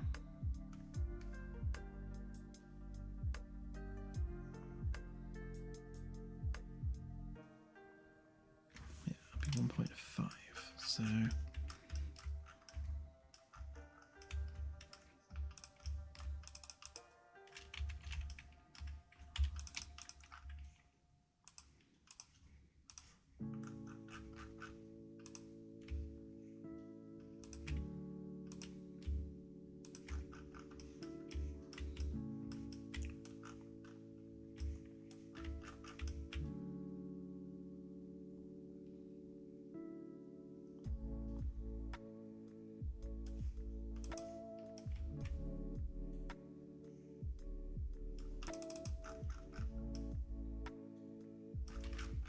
So the other problem with this is that, right, because we've also got the curved edge on it too.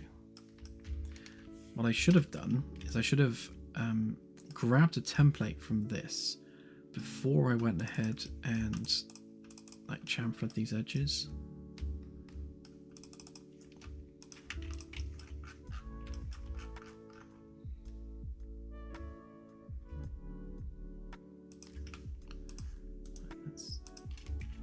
Copy of that as well.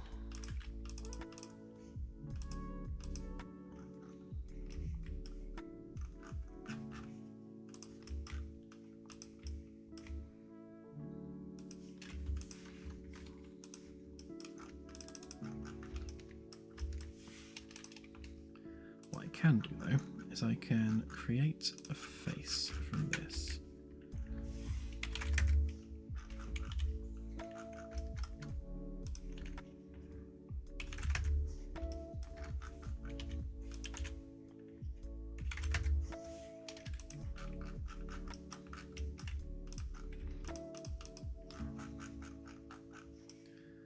So that's the hole for the door, including the edge chamfer.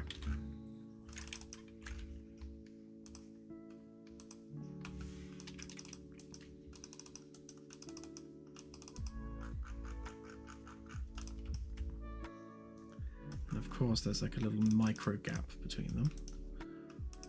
All right, better. Right, so if I now extrude that out, that will retain the curve of the wall.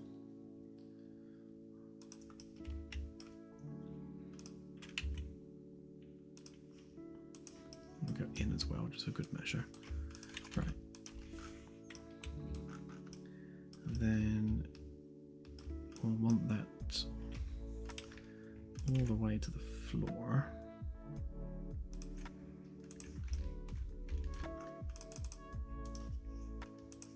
To be honest, we don't even need the bottom on it.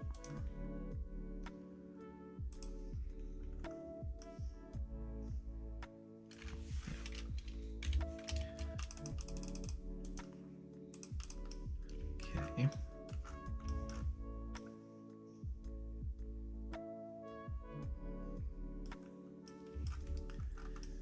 Then we just measure the height of that from the bottom, which is 204.5. Just check for consistency. Yeah, 204.5. So I'll just measure that from here. So 204.5.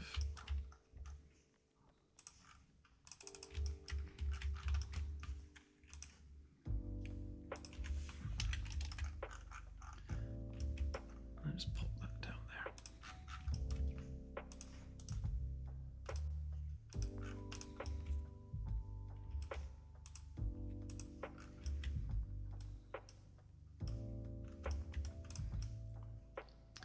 Right, so now that we've got that, we have to do the same thing as we did there, where we have to slice through in various layers so that we can reveal like the geometry that's behind everything, whilst continuing to retain the thickness of those materials. So if that's the size of the hole, then that's the minimum it needs to be, which means we need 5 centimeters for the wooden gap. Oops. So that would be that. That's our outer edge for the wood. And also where we'll be cutting the white panel. We also then need a further just one actually. So 1 centimeter gap for the little spacer that goes behind it.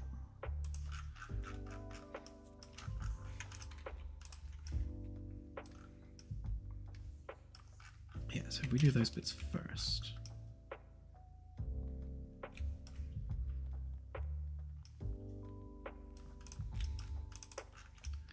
So if we take that one,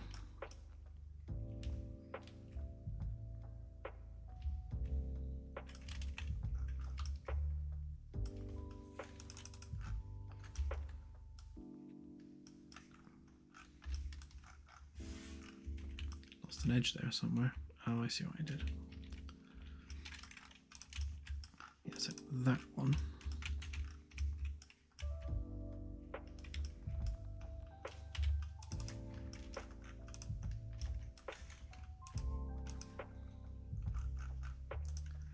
So intersect with context, then we can get rid of that bit,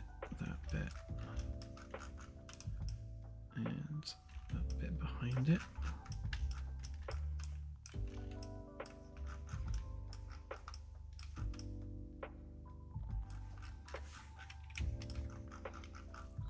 Might have an issue rounding this at the bottom. Actually, let's just try and do that now, just to make sure that it actually does. No, it's going to go. It's going to cause a problem, but not to worry, because what we can do potentially is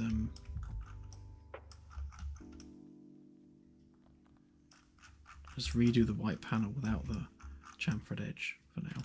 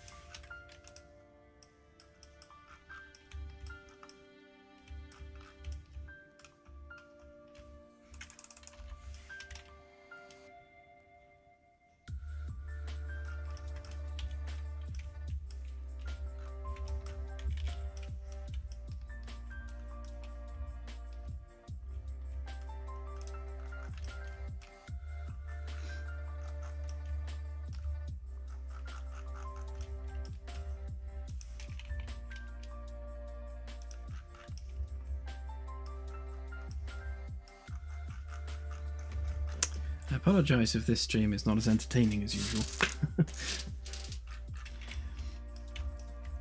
Some of these things require concentration. Otherwise I kind of forget which bit goes where and how wide something needs to be and all that stuff.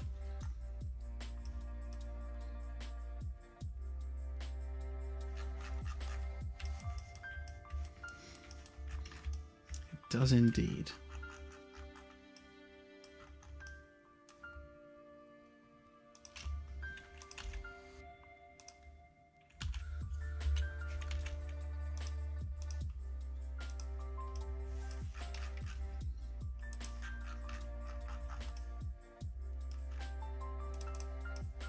I'm doing here is I'm just taking that bit of the template. If we steal that, and then we pop that to here, so we get rid of what's there already, and then paste that one in. Now we've got ourselves fresh template to extrude, and we've still got our extrusion line. Actually, just explode that a minute.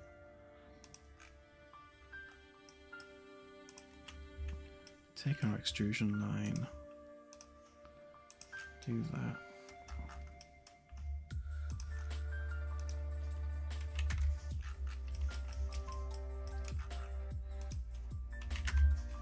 So it was quicker to just redo the template than it would be to try and fix intersecting through a curved surface.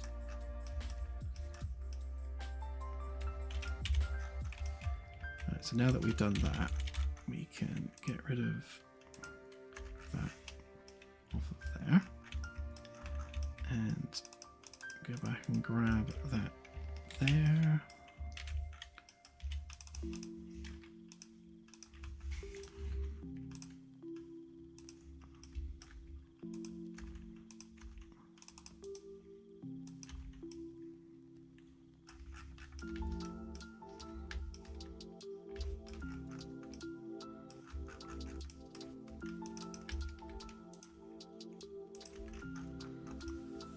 There we go, that's better.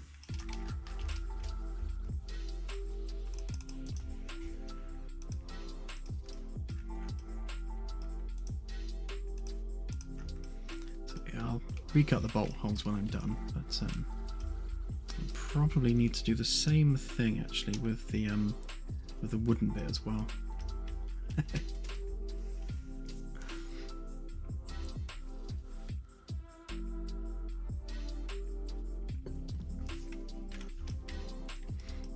Don't worry, I bore myself too sometimes.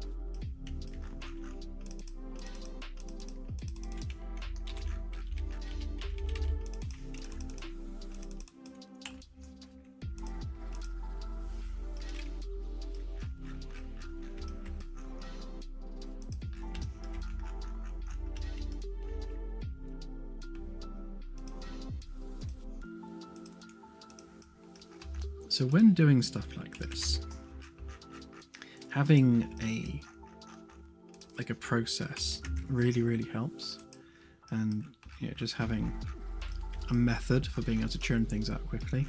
Like I know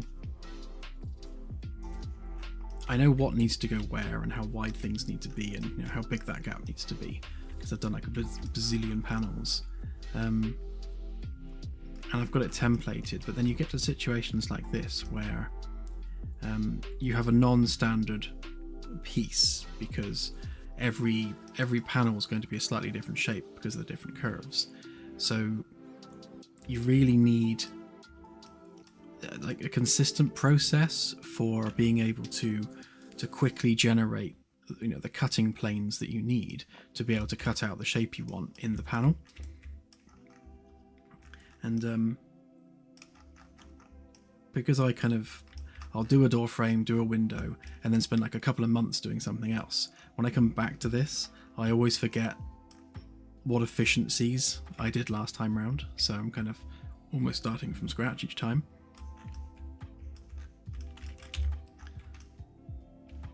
Right, so I've got no curved edges, which means we don't need to worry about having to cut through curves and then redoing them. So that was one of the key things, actually, was, you know, when making a panel like this, don't do the rounding of the edges until you're done with all the cutting, because otherwise you're trying to round an edge which has already been rounded once, which means then you get geometry which doesn't, you know, overlap very, very nicely at all.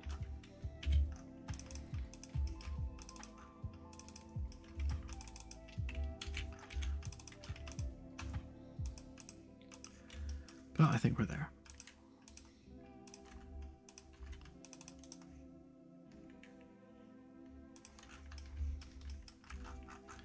Get rid of that bit, get rid of that bit.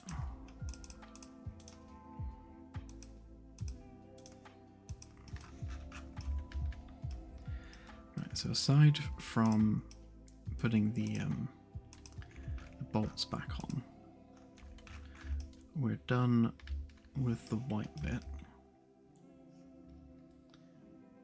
So before we can do the wooden bit, I need to sort that rubber bit out. But let's just do the spacer material, cut that bit out. Before I do that, I just need to work out again what the spacing is for this.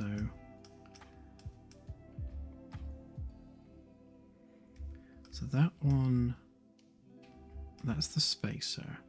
So we need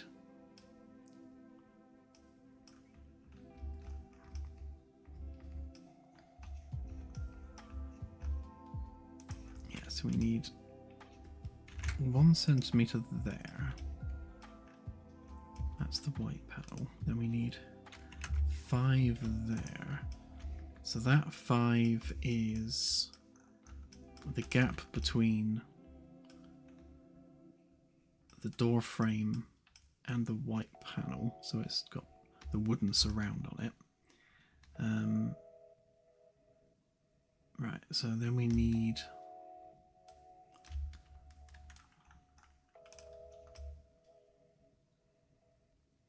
probably 0.5 from there. So let me just grab that one a minute. Let's sort out the spacer just so that we're not getting ourselves confused.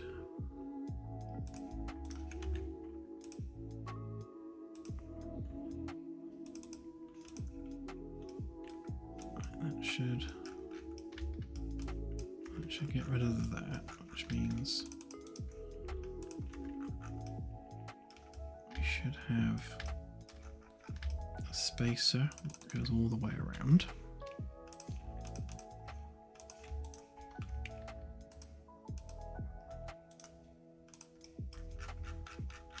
Check the other side, make sure. Actually, just make sure I haven't done anything weird. So that's our spacer.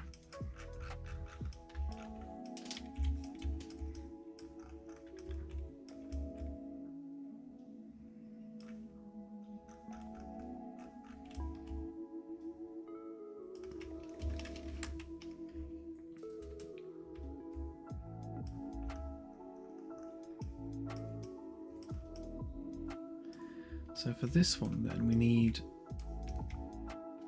obviously an extra, right, so that needs to come out, where are we?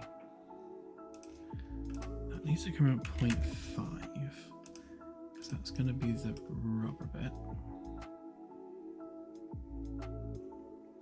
And autosave.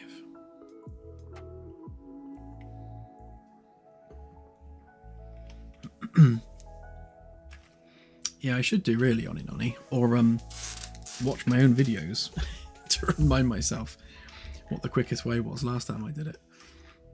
Oh, losing the camera doesn't help.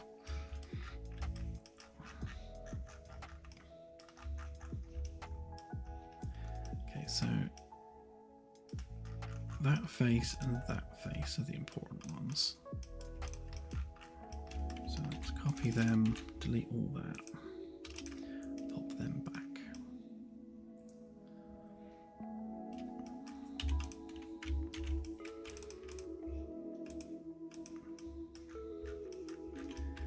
Right, and then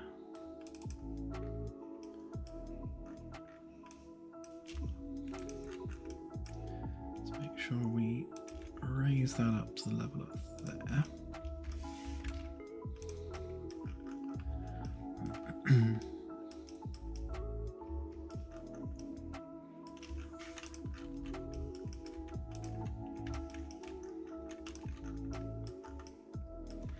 Right, so we want the wood to come out to here and then to be capped off by that rubber bit there, which means that needs to be, yeah, so that should be 2 centimeters wide there, and then a further 0.5 for the rubber backing, which means we don't need that bit. What was that bit for? Oh, that was for the white bit, so yeah, get rid of that.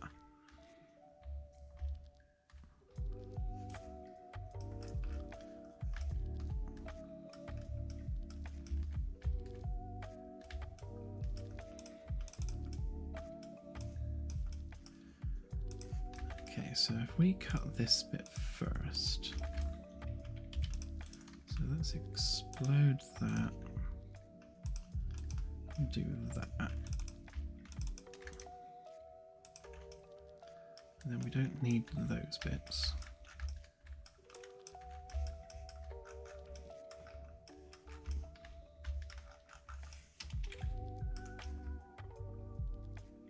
Okay.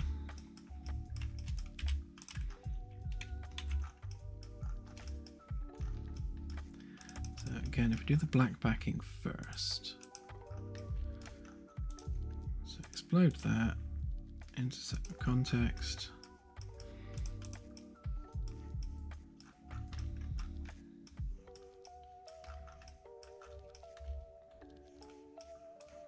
Yes, we don't need that bit or that bit. And the same on this side, we don't need that bit. So then we don't need that or that, that, or that, or that,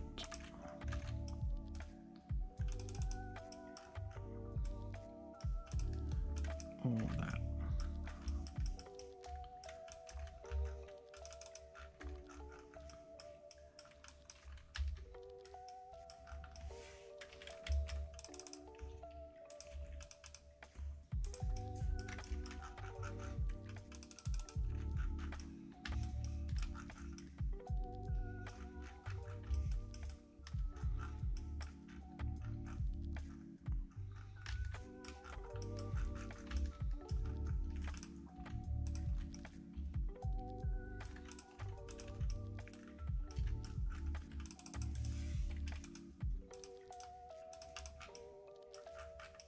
Okay, so we should have, if I added that all up properly, a rubber surround that goes all the way around the wooden bit.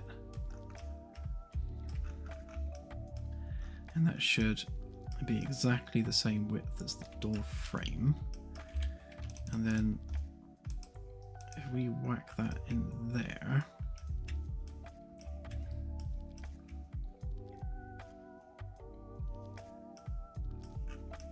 and maybe raise it up to the right level.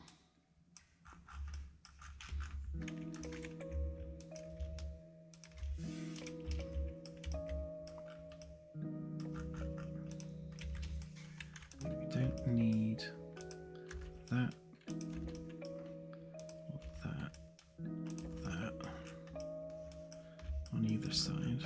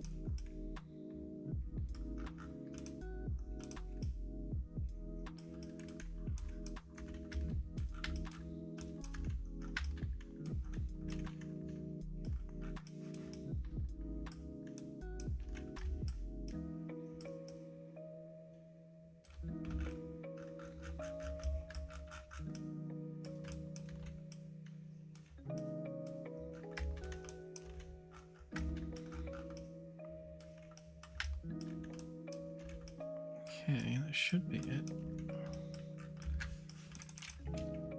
So we should now have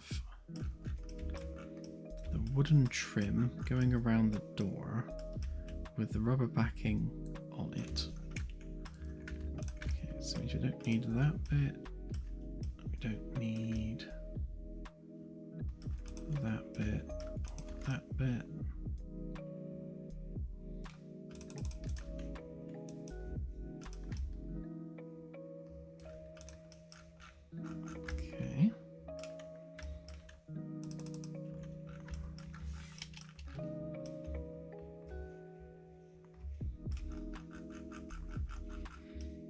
And that's lining up with the edge of the curve. Oh, look at that, spot on. Are we equally as lined up? Oh yeah, absolutely to the millimeter.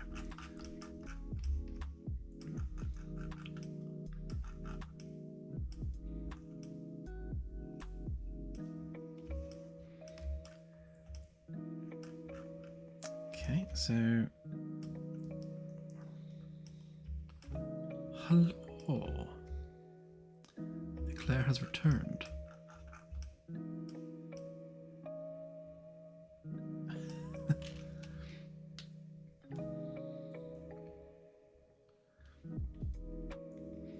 Well, I'm glad we helped you. Had a bit of a nap, Celtic. Right, so one problem I'm foreseeing is I'm going to add a 5 centimeter curve on here. So when it comes to smoothing this off, it's going to have a bit of a paddy when it comes to the corner. But we'll approach that in a sec. The other thing I do need to do actually is round off these edges here. So do we have enough space on the face? We do there, but not there. See, immediately I look at this and I think, hang on a minute, why do we have a bit of geometry there, but then not on this side? That means this isn't in the middle. I mean, it is lined up with the door frame. And the door frame should be in the middle. It looks like it's in the middle.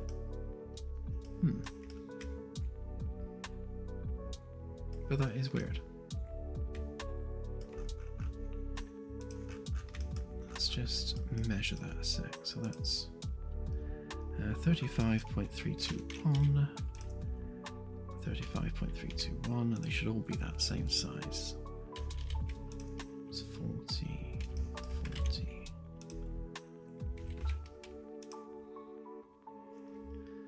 Yeah, so the panel's lined up and this one's alright.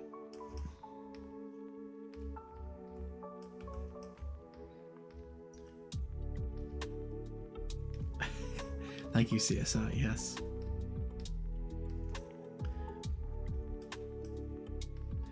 Yeah, there's definitely something slightly odd with it.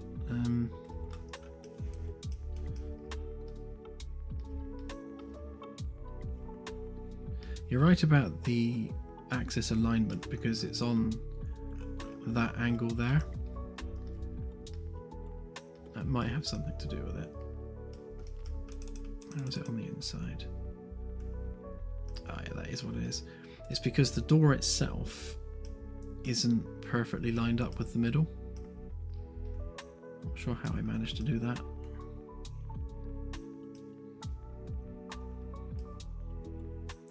I shall fix that another day, but that would explain it.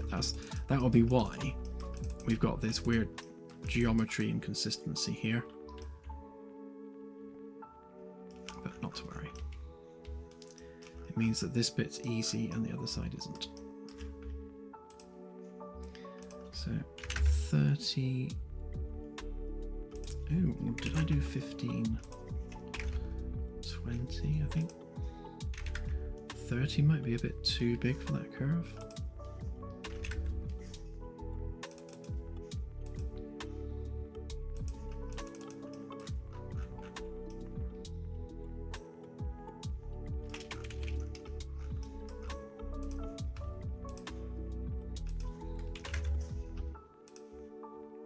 See, this is something that would be useful to write down, is that obviously I'm doing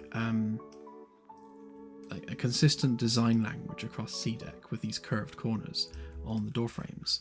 But then the question becomes, how big did I make the curve last time? Because we want them all to be the same, ideally. So if we look at BDEC, I would have done a couple here. So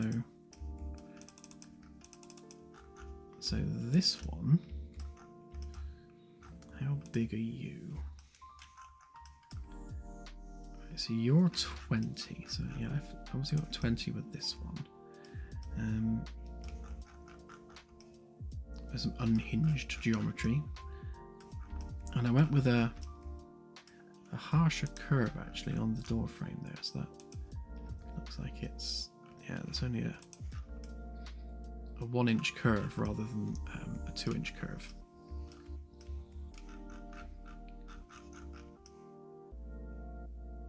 Probably made the inside edge easier. And then what about this one over here? So it looks like I only used a 1 centimeter chamfer, yep. So at some point I need to make that smoother curve wise. But did I do 20 centimeters on here? Yes, I did. Okay, so to keep it consistent with the rest of them, I shall continue with that trend. If I can find it. Lost my door. There it is.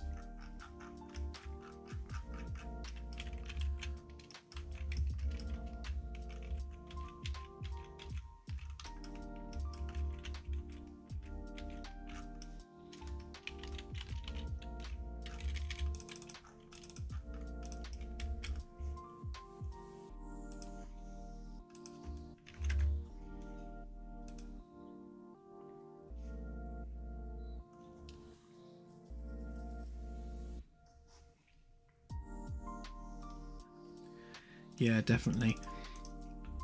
Like most of the design language stuff I've got in my head, and that's never a great place to store things really. So yeah, I do need to go and just note down all the engineering standards.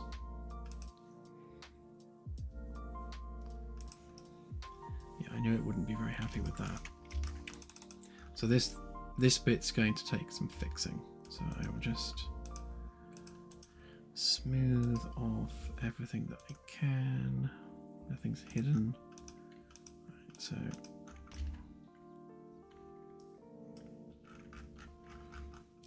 basically, we're going to have to do some face reconstruction here.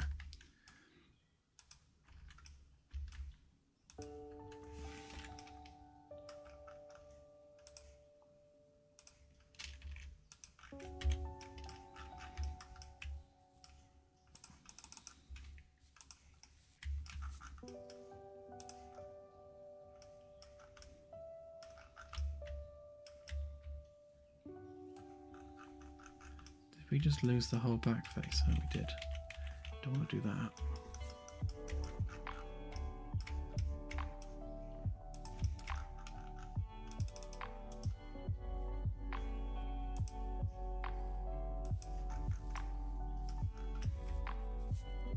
Oh, I see what it's done. Right, okay. I'm going to do that the easier way.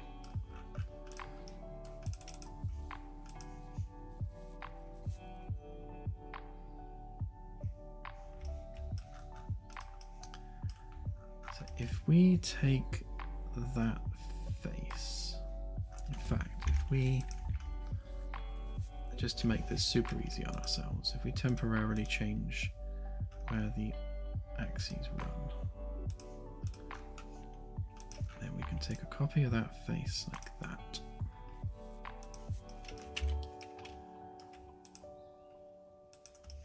And then we can turn that into a convenient cutting tool. So give that the edge we're after. Keep that, delete the rest.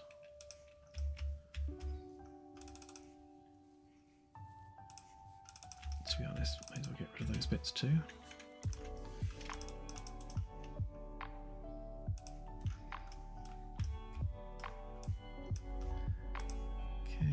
Drag that through there.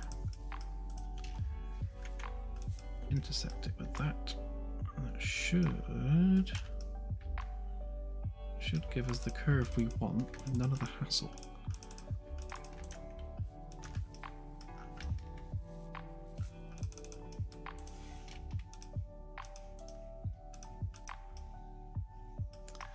There we go. I imagine it's going to have, again, it's going to have a problem here because you've got a very tiny edge. What is that edge? That's like super small. That's 1.6 millimeters. It's a tiny little edge. So ideally, those edges need joining together. In fact, if I give it tolerance of 2 millimeters, that does join them together, just to make the curvature of that easier to do. I suspect it might still have a problem with it. Yeah, it's got a problem somewhere.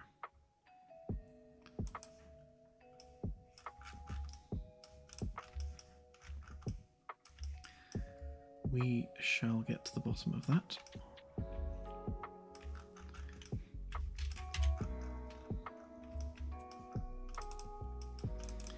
So we're going, we have the same problem here as well. So I'll do the same thing again.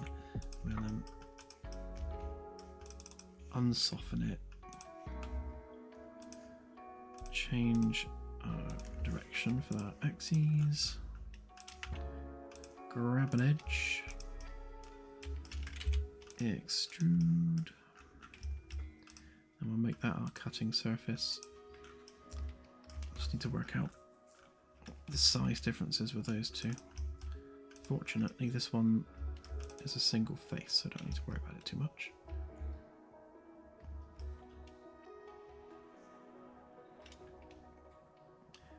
Thanks, CSI and Peter. Have a good one.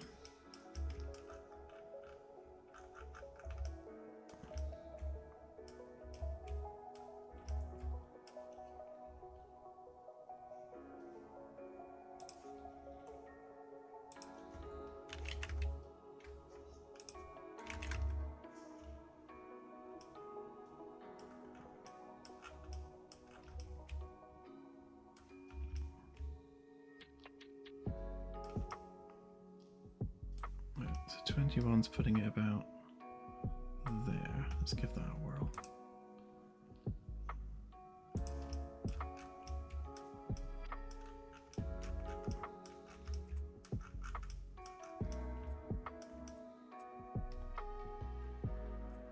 That'll do, I reckon.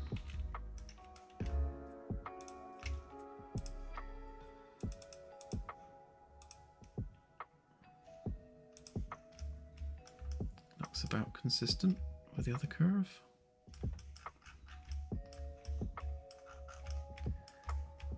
Right, so it means we need 21 centimeter edge on there.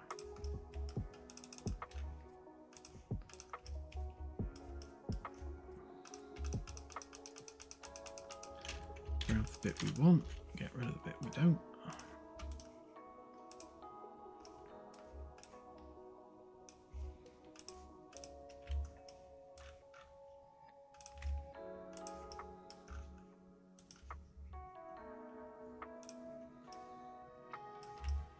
It's a little bit shallow, but yeah, good enough, I reckon. Get rid of that edge.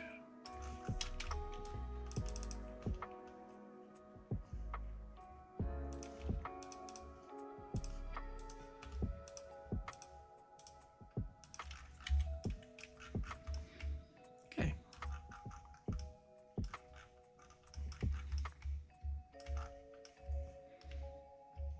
Okay, so for the window frame here, I went with obviously a 2-inch curve.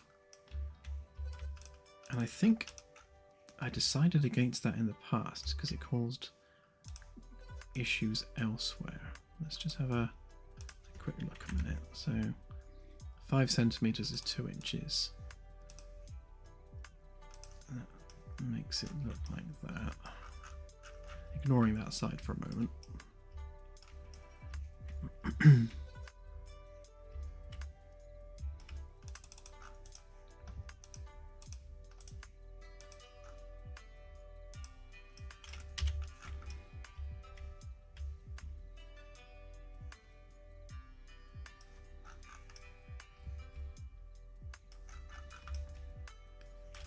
Okay. I mean, I quite like the curve. If we were to do half of that, no, not 25, that's way too big. Gives us a little bit of a squarer design.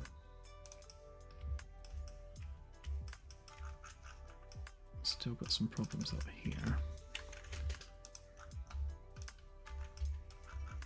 These don't look as bad as before.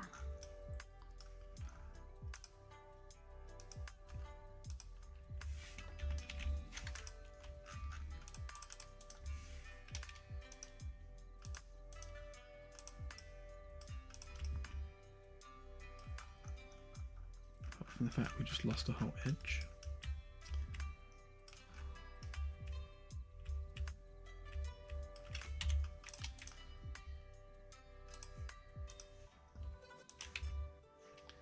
We make that a component and we can just copy that one up out of the way and take a look at it in isolation. Can't see any obvious reason for why it would lose its face, so I shall just pop one back.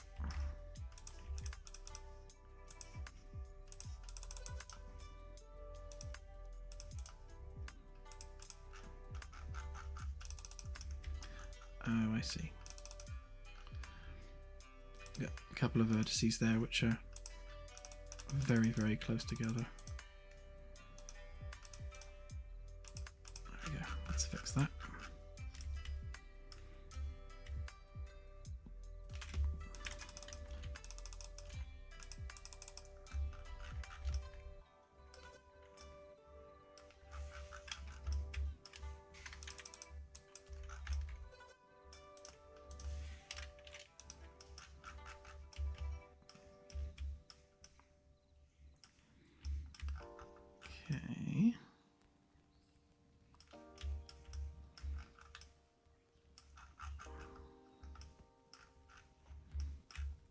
there goes the camera again.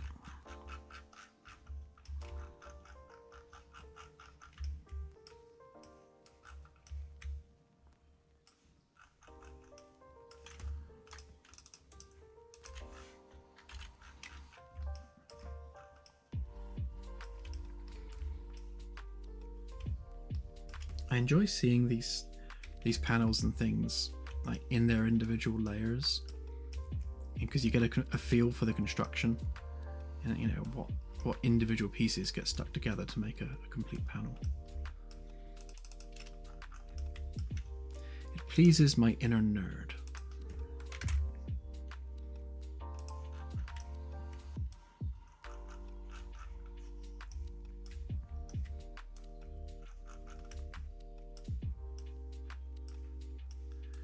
So which bit does it not like?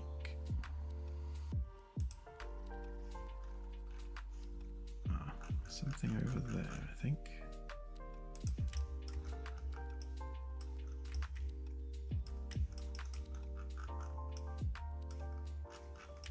It's probably how close those edges are. So if I delete that face and pop that on there.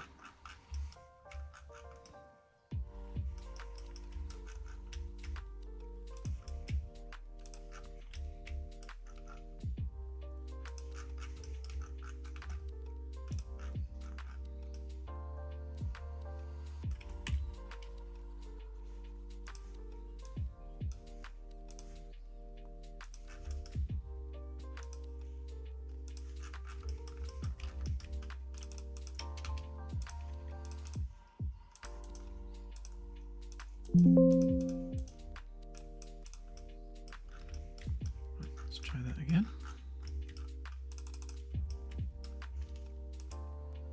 There we go.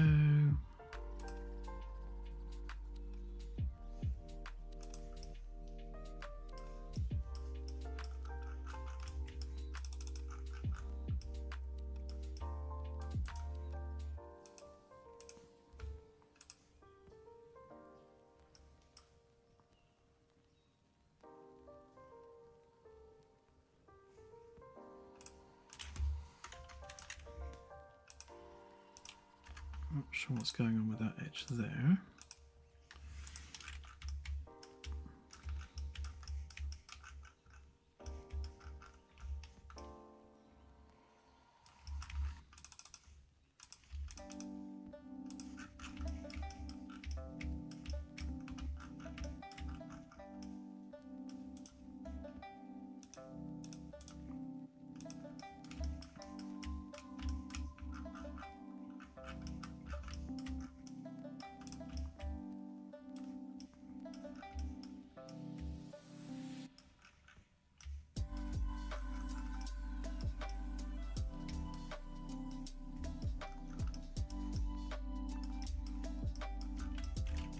Okay, that went fine. So I just remembered that you don't want to curve that edge. So if we delete that face for a minute.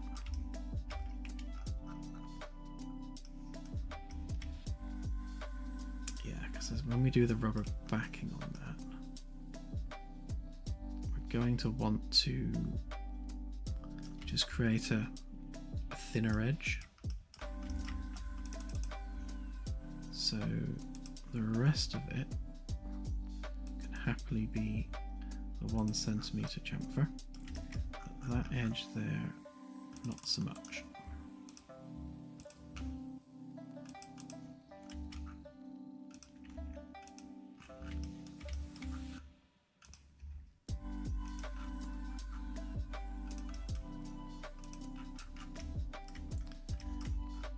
Come on, make me an edge.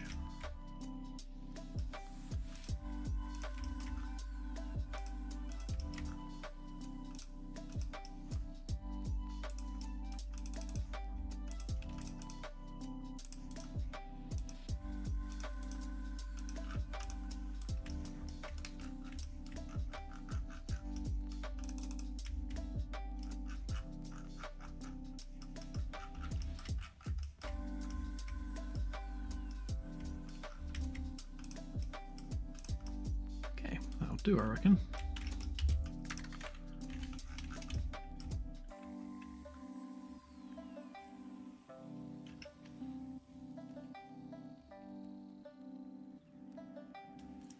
Yeah, I'd like to think so.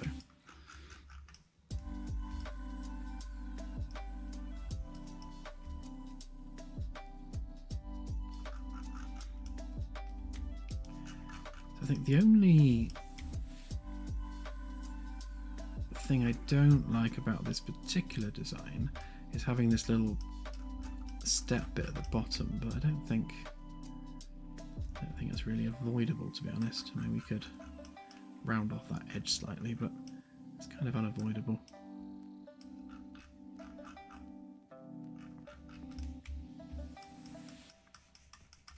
But what I will do is I'll add a chamfer either side of this face here, just so there's like a bump in there, and it looks more like a rubber bead that's been put in rather than just a flat piece of rubber.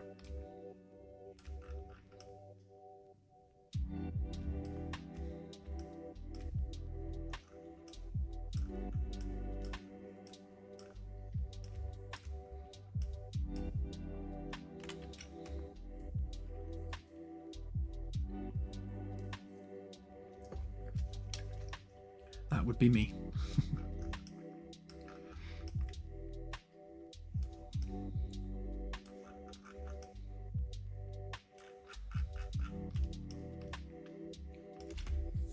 I have the nicer car, so I generally do the driving.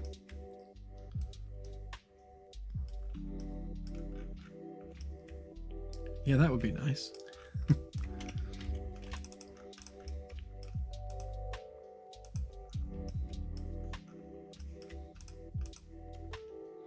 Fun fact about my car, actually, it's an ex-police car, which I thought was particularly cool for no other reason than it was particularly cool.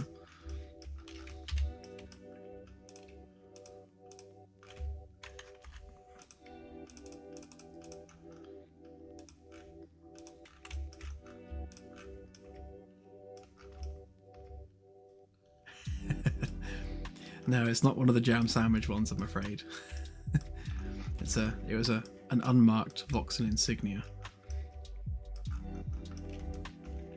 which means it's got holes where the lights were, like on the bumper and stuff.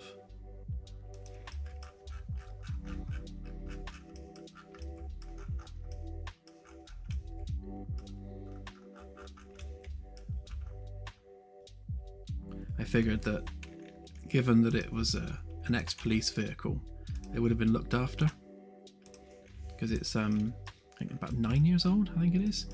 But yeah, I figured for the 9 years of its life, it's probably been well serviced, you know, being under police care. I'd hope anyway.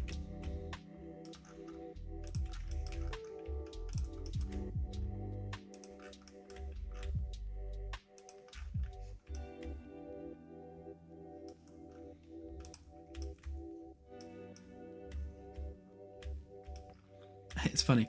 I asked the guy that was selling it, because he deals in lots of ex-police vehicles. That seems to be his thing. He seems to just get them passed to him. I think they have a deal where when the police vehicle hits 100,000 miles, they then get rid of it and replace it with a new one. So all of the cars that he was selling all had about 100,000 on the clock. And then I asked him, I said, yeah, are there any modifications or anything I need to know about? And he said, I wouldn't tell you if there were. I was like, okay. Because he said, if I tell you, then you have to declare it. I was like, okay.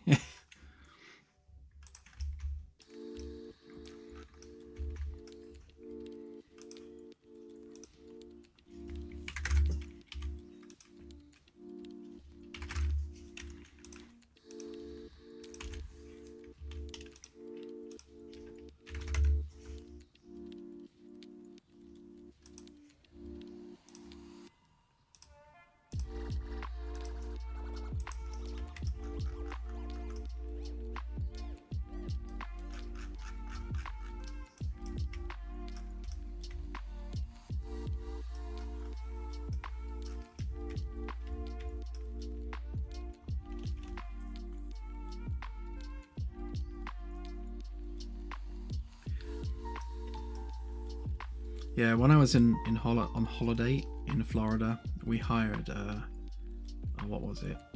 A Jeep Wagoneer, and I've never driven anything as physically large as that before. It was huge. And when I looked at the dashboard at the little stats thing that comes up, it said it was averaging 16 miles to the gallon. I mean, 16? That's mad.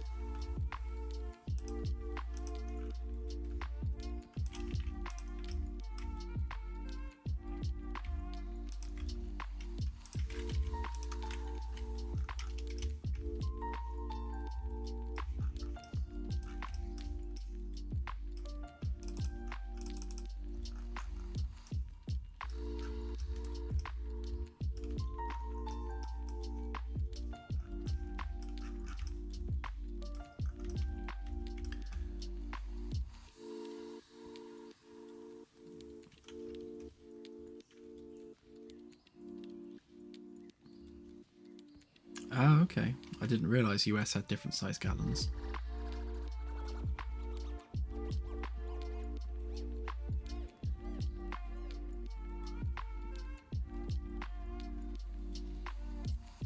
Yeah, my Insignia averages around about 50 miles to the UK gallon, which is pretty good, really. I mean, my old car, I used to have a Citroen C3, I think it was, and that did 60 miles to the gallon quite often. I do have a rather heavy right foot though, so that tends to go down.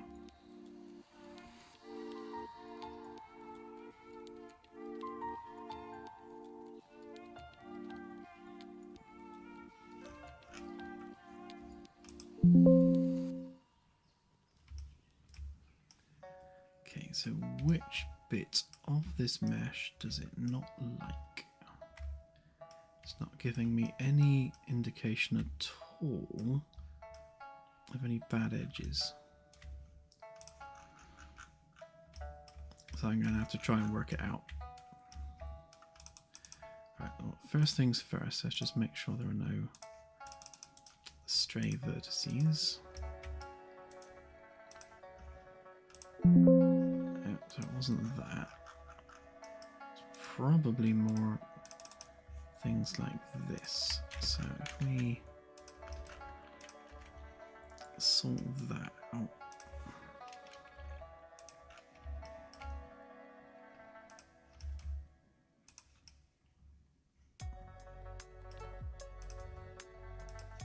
Hello, give me a face, please.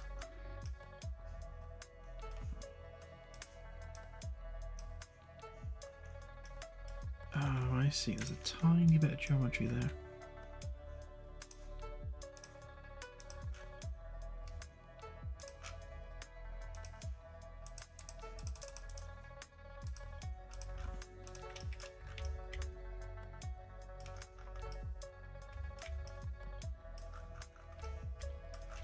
Probably a similar situation here as well.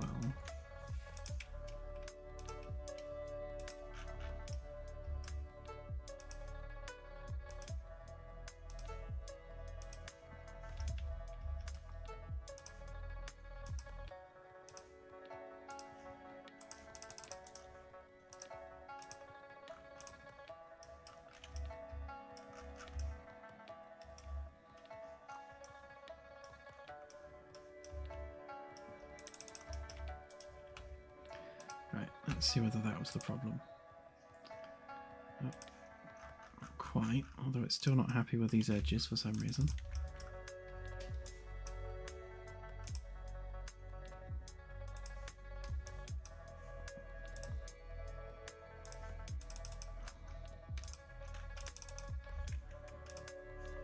Right, what is wrong with them?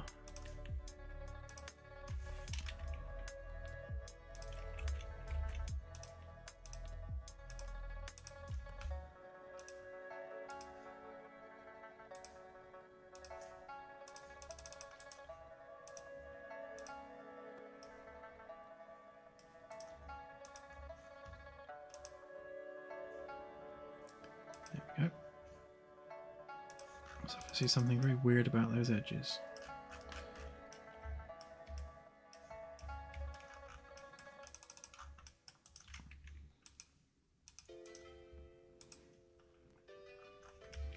So when I'm not pressed for time, things like this can be fixed. So obviously that edge is better connected to those vertices there, so that this becomes straight geometry rather than...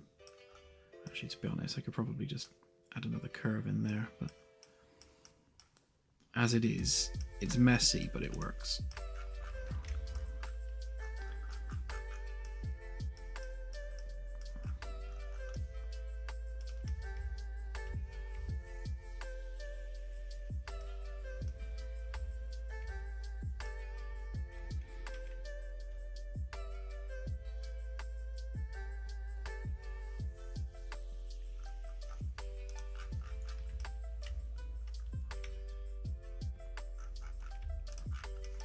Free food and drink, can't beat that.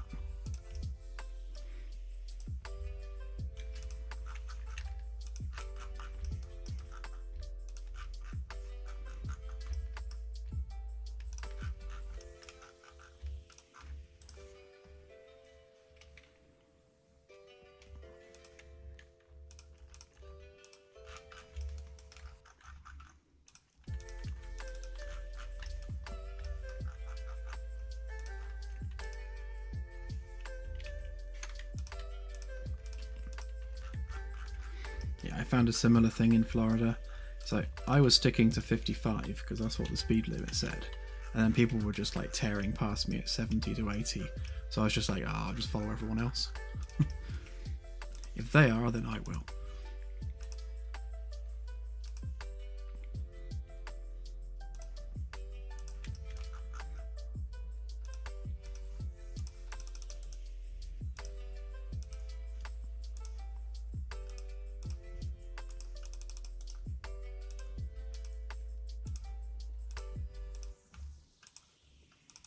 Something I didn't see, though, in America was speed cameras. I don't know whether that's a thing over there. Here in the UK, you have a lot of speed cameras on the roads, and you get sections of road which have variable speed limits. So, like, you know, if there's congested traffic or rain or fog or something, they'll artificially lower the speed limit, and then the speed cameras will automatically update to reflect the adjusted speed limit. I didn't see anything like that in America.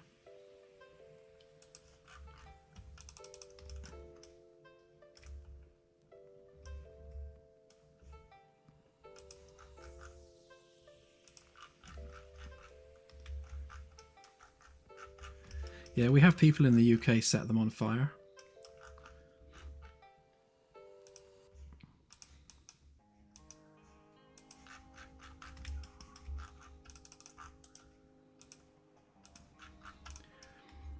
I just had a feeling that in the US they'd probably be considered like anti-freedom, you know, surveillance and all that.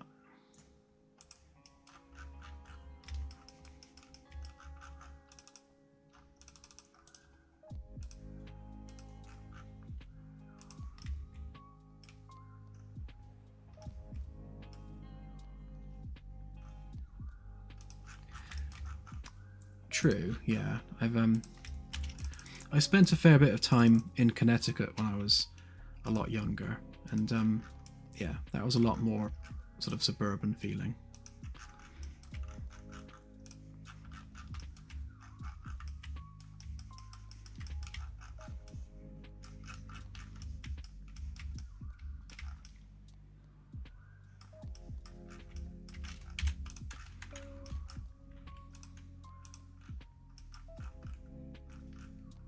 What on earth? You shouldn't have anything over there.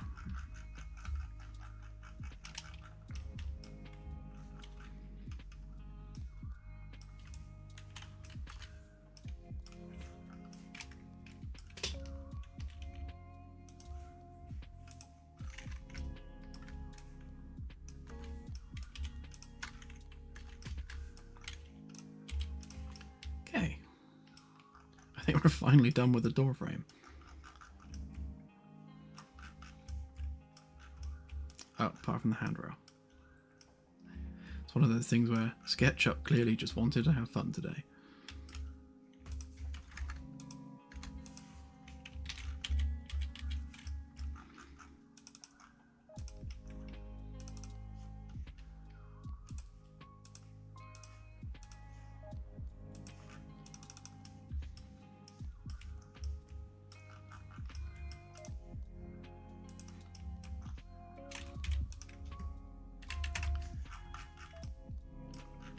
So we're going 5.5 from the nearest edge, which would be there. So if we do that, how far away is it? Is it close enough to just say, yeah, that'll do? Ooh, almost.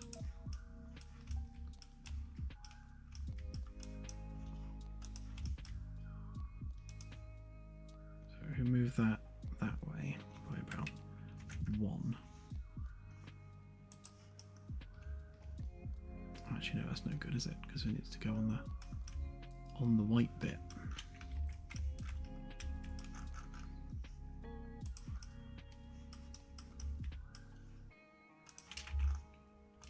Right, so that to there is that. So then that to there be that.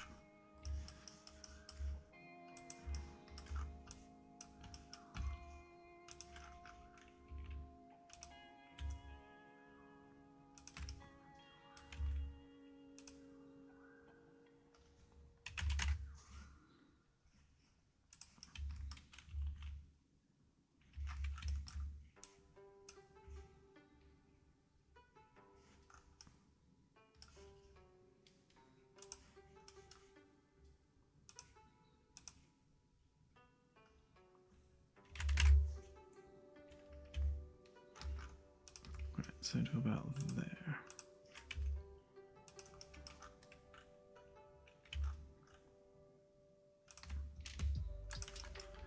We're dealing with tiny distances here, so it doesn't need to be exact.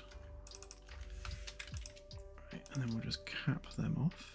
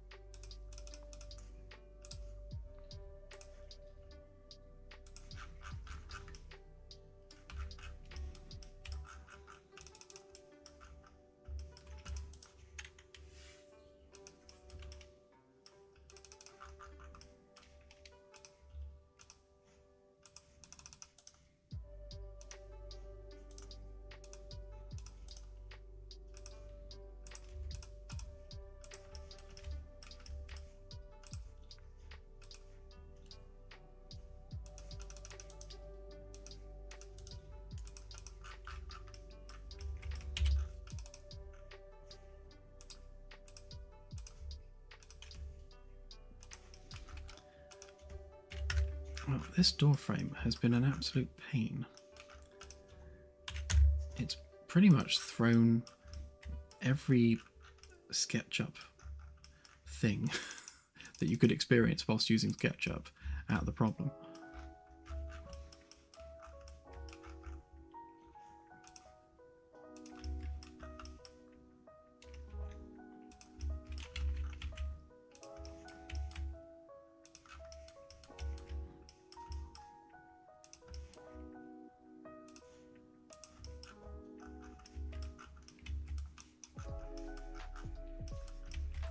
Couldn't possibly just be me being inept, of course.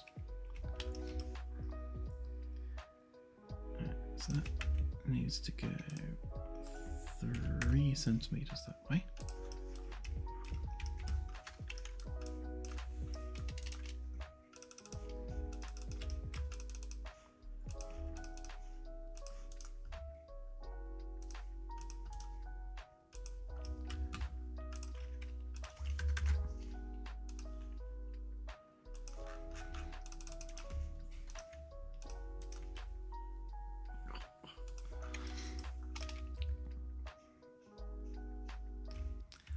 Starting to get stiff.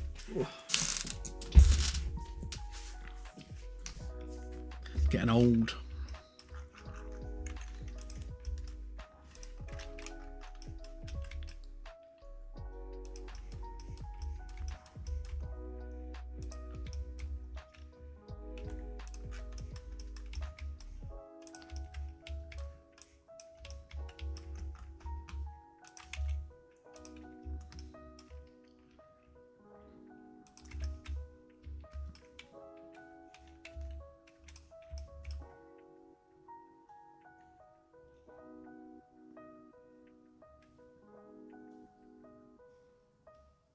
Oh, of course, I was only doing it 3, wasn't I? So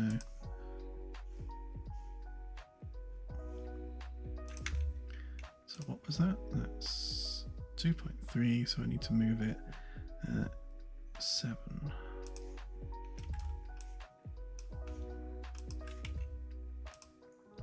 0.7 rather. And that should be our 3 centimeter gap.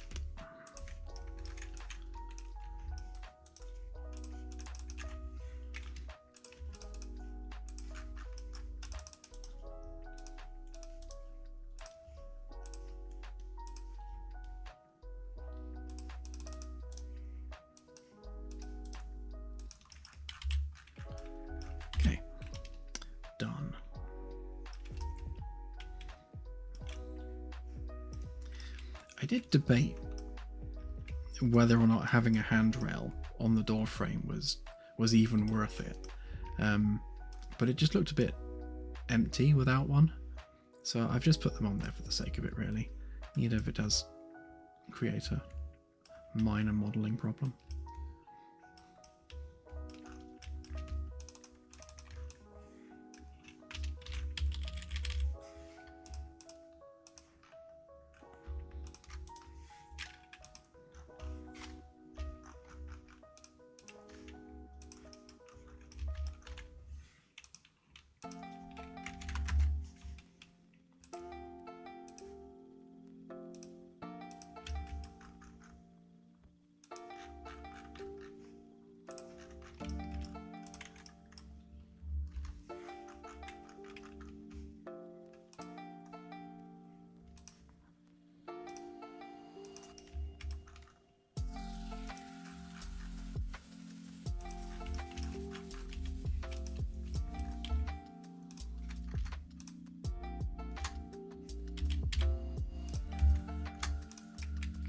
Should be good to go.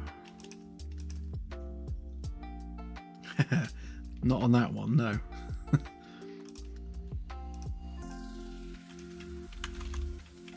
Some of them are just a pain in the ass, and you just have to deal with it.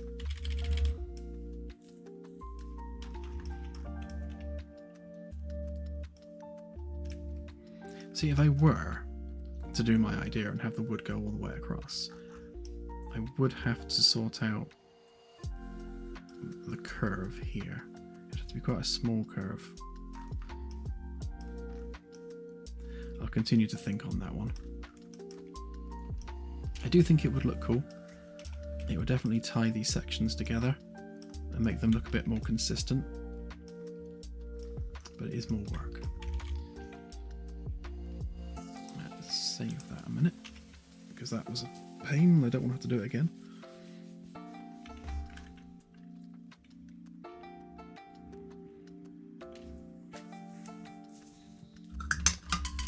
Time for some tea.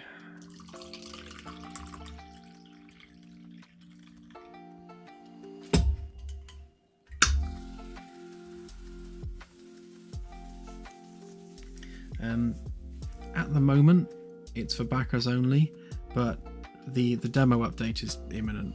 It's soon.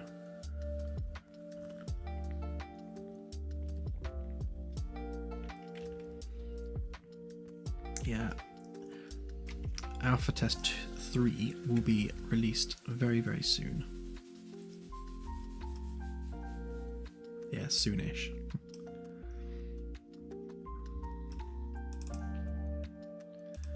My whole concept of time has just gone out the window.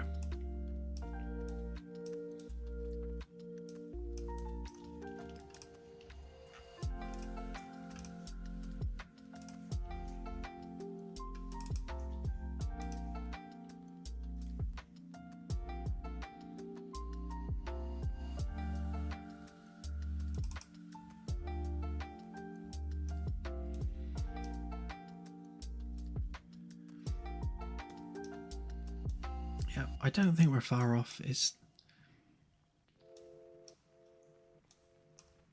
I just keep finding other little things that just need doing. What's this one? Rubber.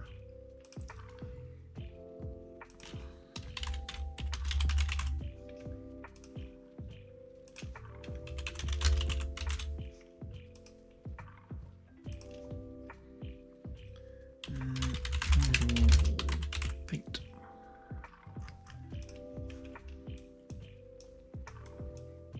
It always looks so much nicer once you get it in engine.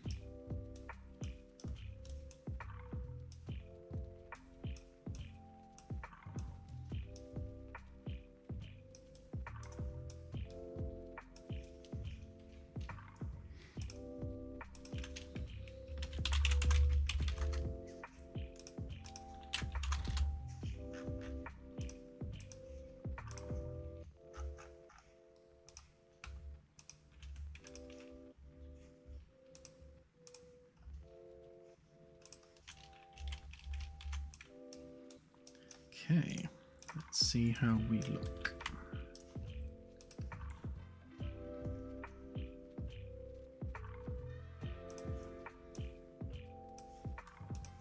Okay, not terrible. Oh, and the label fits, so that's good.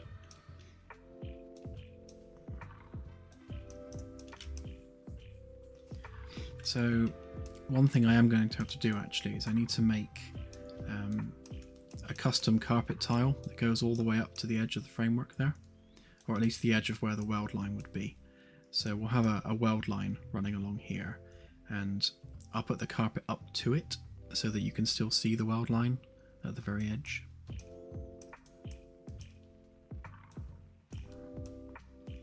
Yeah, it's not bad. That'll do, I reckon. Okay, and then we need another one over here.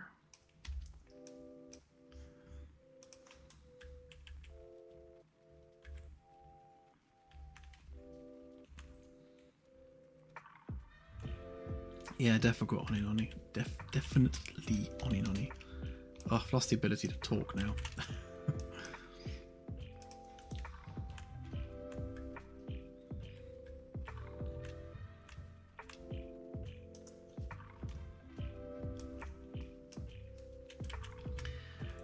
If there is something specific you'd like to showcase there, game research, then you should get hold of Claire. Just drop her a line and chat with her about it.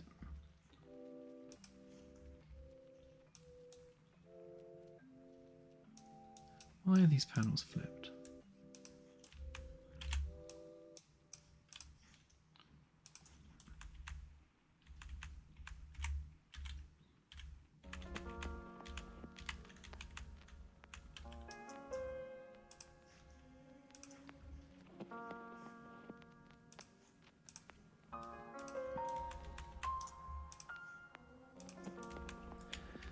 so if the snapping guide itself is flipped, then so will the panels be.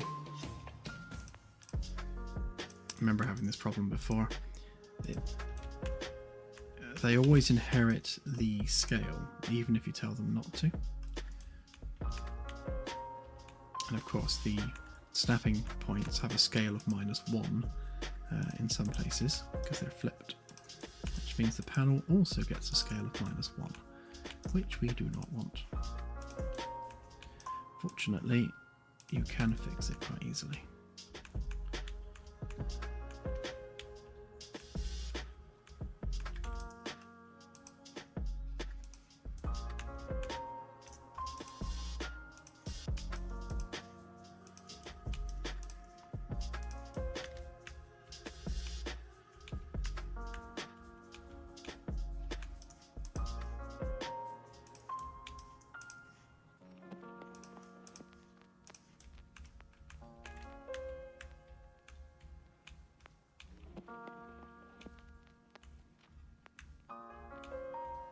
I think that's got all of them.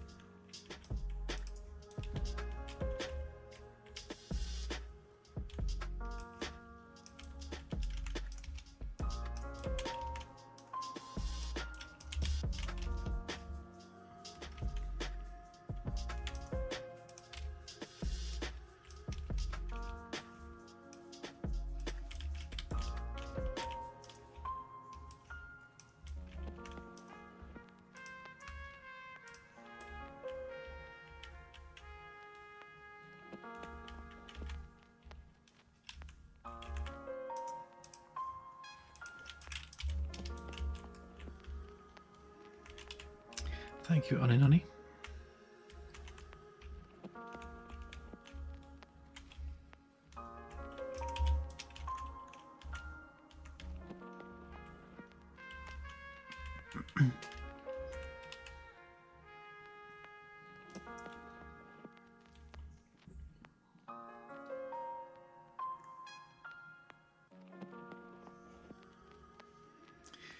I've measured it very specifically, Graham. So the amount the door opens fits exactly into the track provided. So we've got the door track here, and that is pretty much exactly half a door, and they hang out about to there, so the doors stop shy of the curve, because obviously that curve's a bit of a trip hazard. So if we stop the door here, that kind of removes the trip hazard a little bit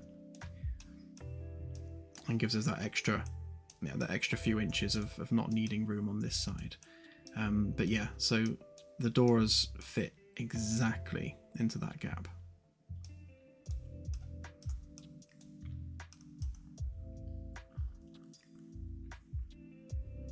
It's all been carefully measured.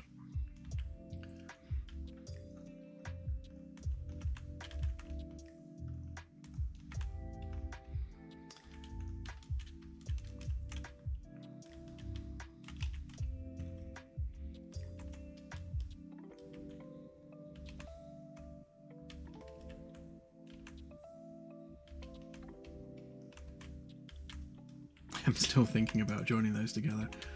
Every time I see it, I go, looks a bit like a train with so many windows.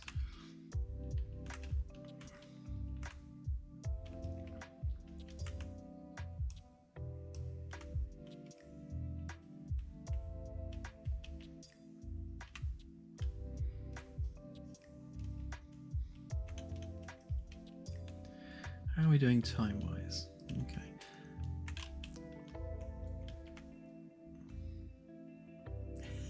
True.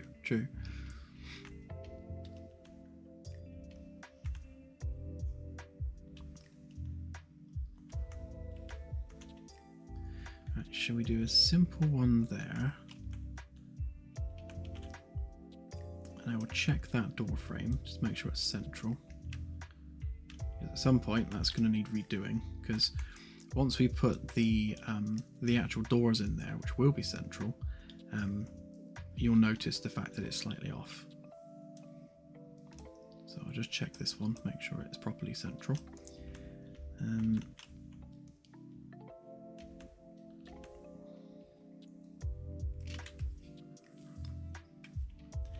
Yeah, absolutely.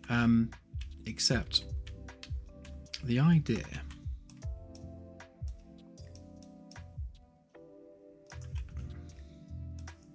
Hang on, I've got a plan. So where you've got 3 panels together like this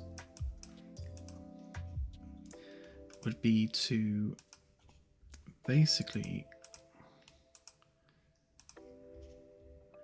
cut the panel across there like that, and there like that. So the middle panel is just going to have white at the top and the bottom, whereas the side panels will just have the white on the one side.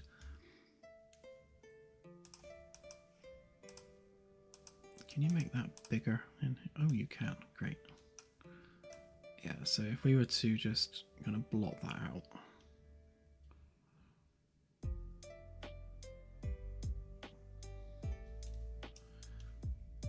It would kind of look like that.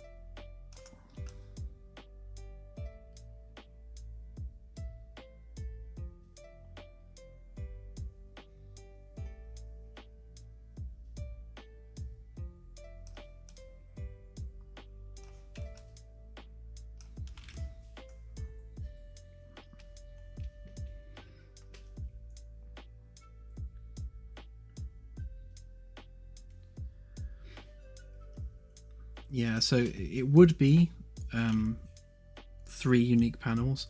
I mean, that one would just be mirrored, but you know, from an in-universe perspective, it would be 3 unique panels. But you then have that consistent wooden edge there. I will look into it at some point because I think it would look cool, but for now we'll just stick with the single panels.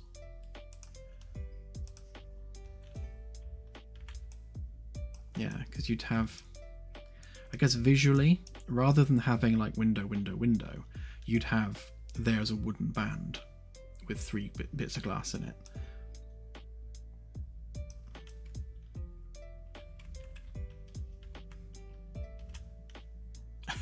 Why did you drop your peas?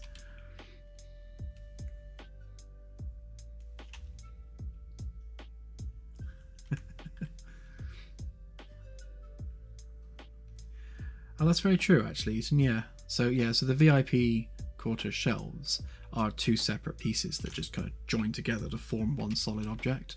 So you know, it would be the same principle there.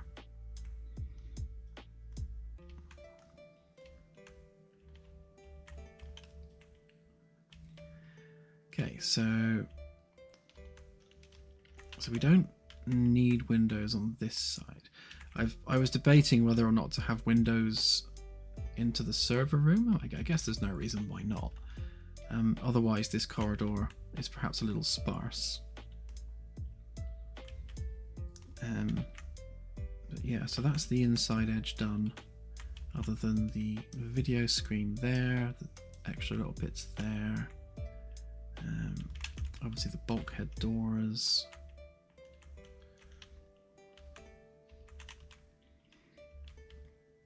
I think what I'll do for the demo is I'll probably do the side bits on there,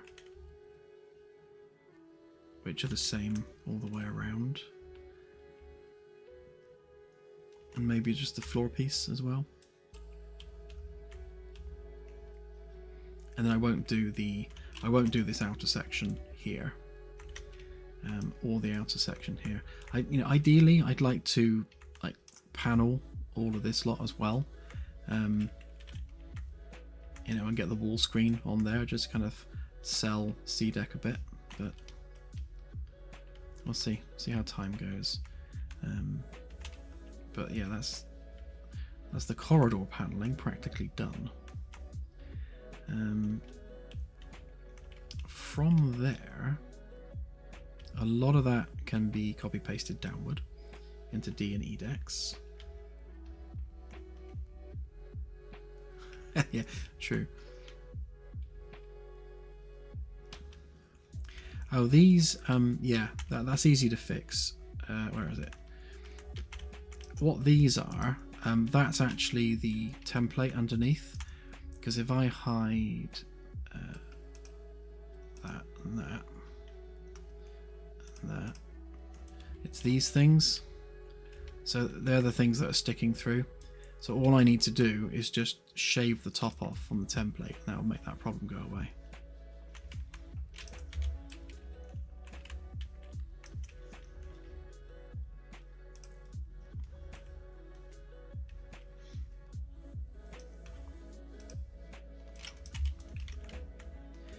Yeah, I was going to go and complete all this framework stuff as well, so it's got all the right tracks and supports and things. But again, I'll see how much time I'm left with, because you can't see it unless you press I to reveal the framework.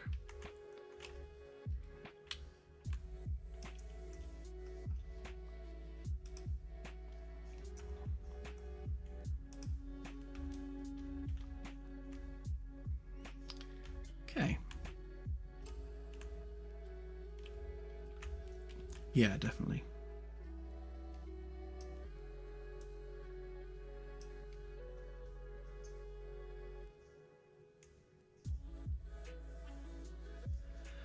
Yeah, I definitely need to focus on things which you can't see. Or rather, avoid focusing on things that you can't see, should I say. I think I added doors to this. Why are there no doors?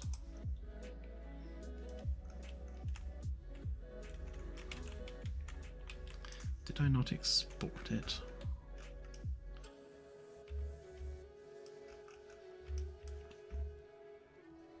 It's definitely the forward one, yeah? Oh no, it's the aft one.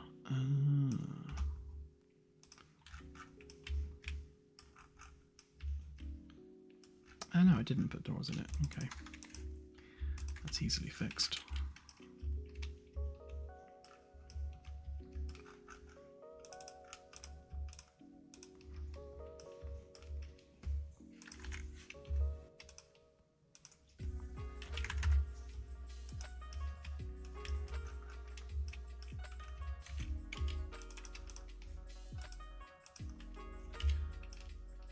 Yay for copy paste.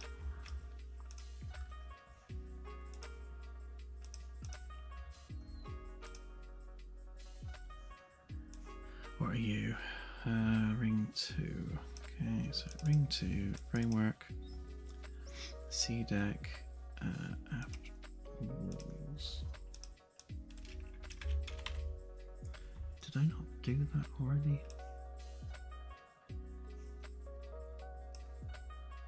Clearly not.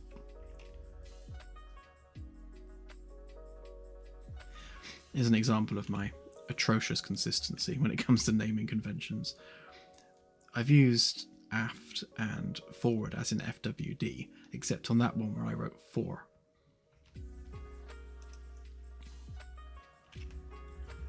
Sigh.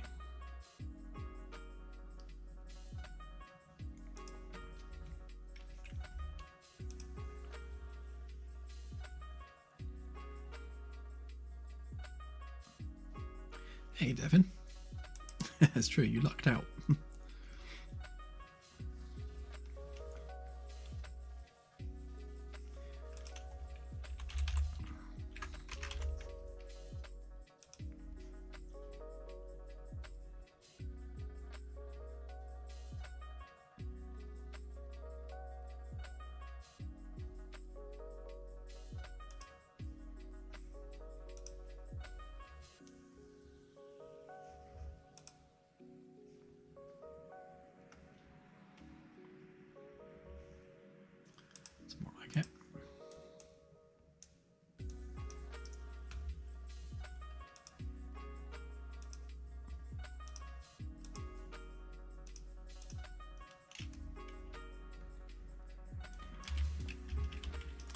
Actually, we'll do the normals on this mesh as well.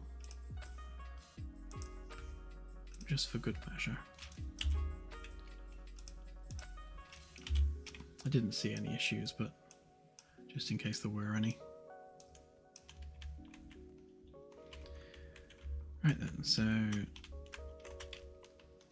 that's the storage room's done there, all the way around there.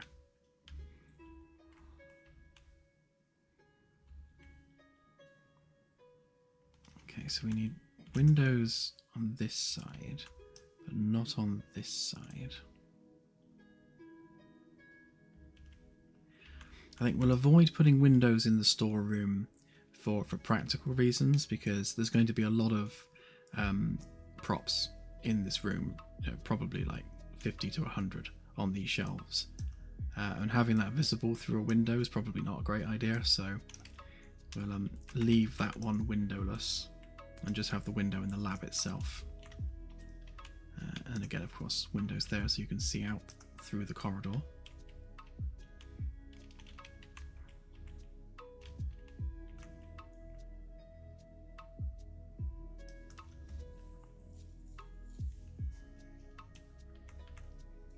That's true, actually. Yeah, for all of the labs, I wanted to use a glass door. So all of these doors will be glass, like the conference room. You know, because they're labs, they're workplaces. You know, they don't need solid doors. But I will use a solid door for the stores and for things like the bathroom and stuff. So the utility room and the bathroom will both have solid doors.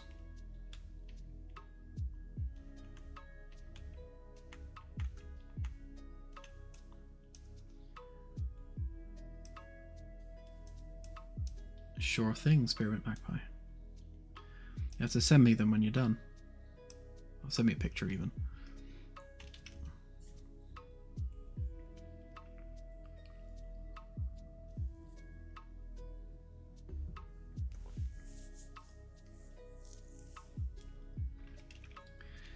No, the panels should be fine now. So basically they flip when you place them. So if this was a flipped one, I don't know whether this was a flipped one or not.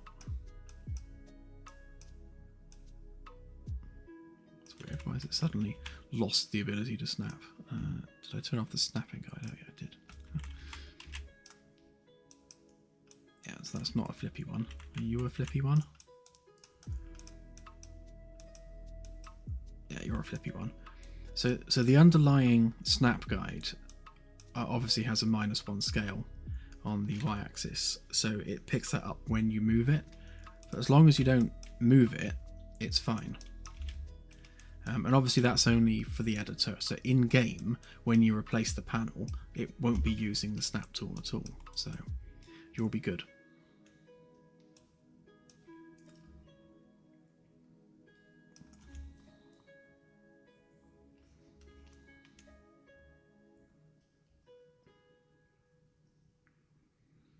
It does, Oni. Although the cleaning robot won't actually be a Roomba looking thing eventually. It'll be an actual proper droid.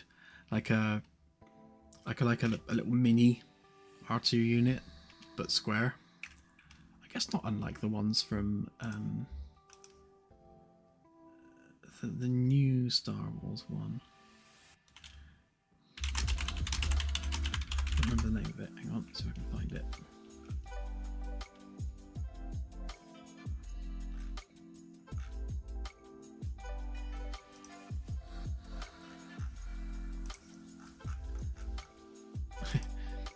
You search for droid and all you get is Jensen What's-His-Face from Nvidia prancing around on stage with one.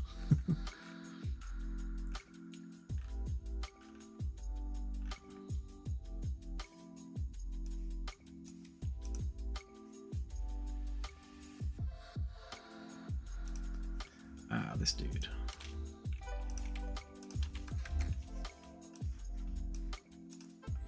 So I'm imagining the Roomba style cleaning droid to look something like this.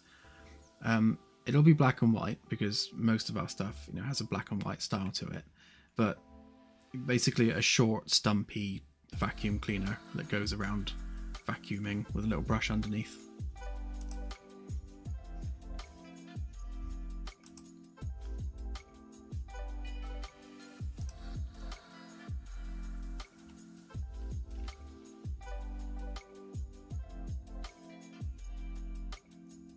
Have a good one, Celtic. Yeah, not unlike Wally, to be honest. And it would be good if it had arms to grab stuff.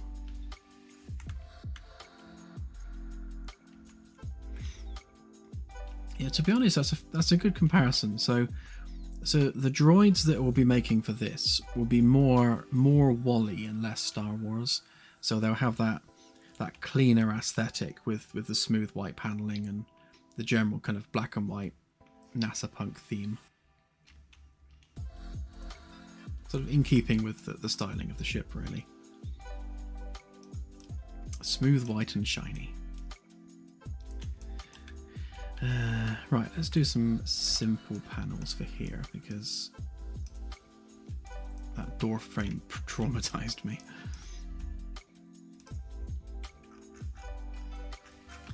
Right, let's grab our template. Where did I leave it? There it is.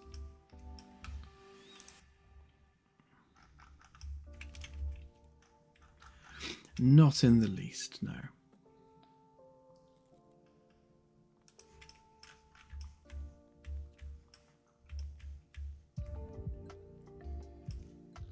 Yeah, exactly, AJ.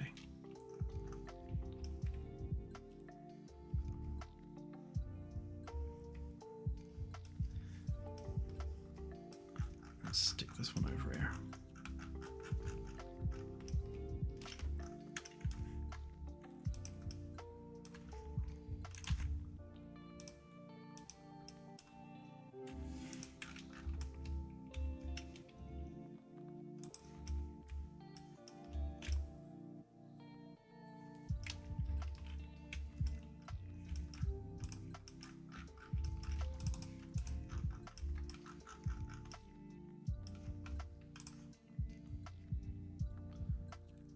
Did I do that edge? No. Let's sort that out first.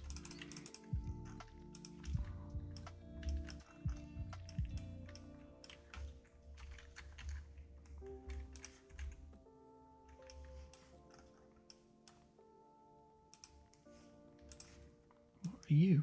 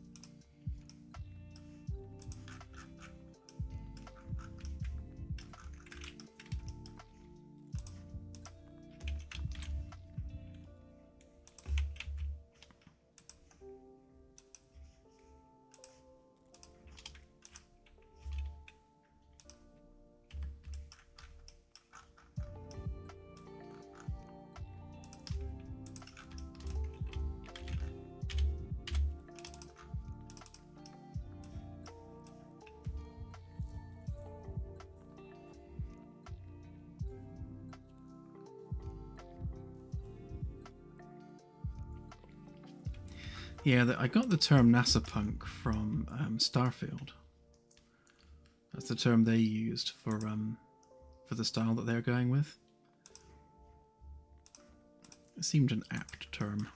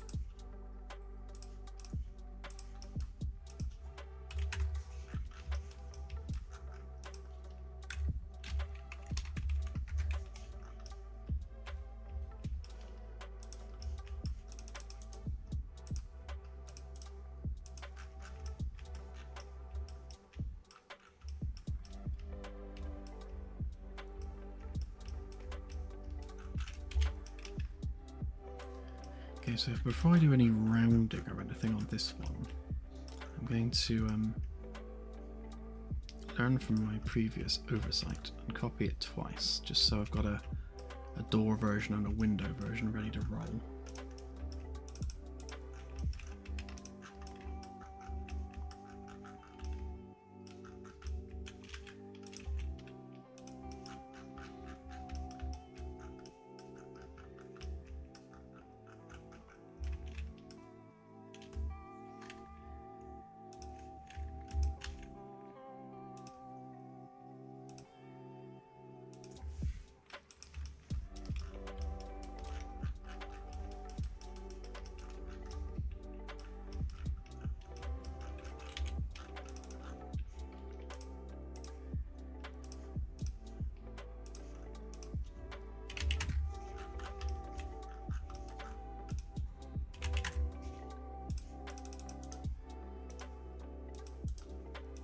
Same with this one. I won't round anything off quite yet.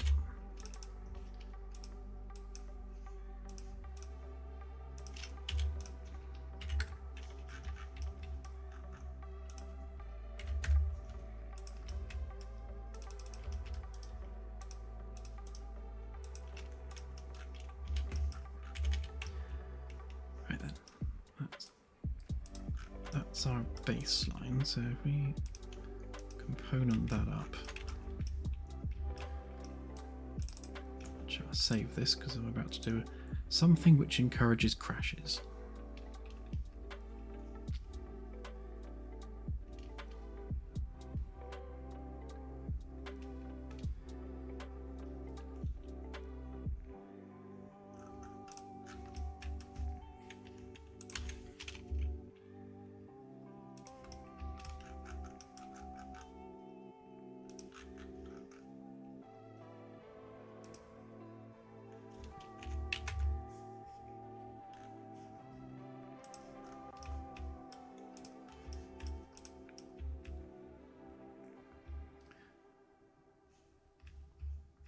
I was just asking myself, why is that off center? But of course it's because the alignment of the template is obviously perpendicular to that, so that's why the axes are off there. But that's fine because once we do it properly it will be aligned to that. In fact, let's do that now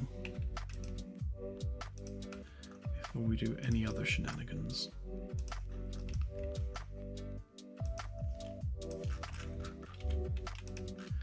Just so that we know we're on a straight line, especially when it comes to doing the door and stuff. Right, so make you unique, make you unique.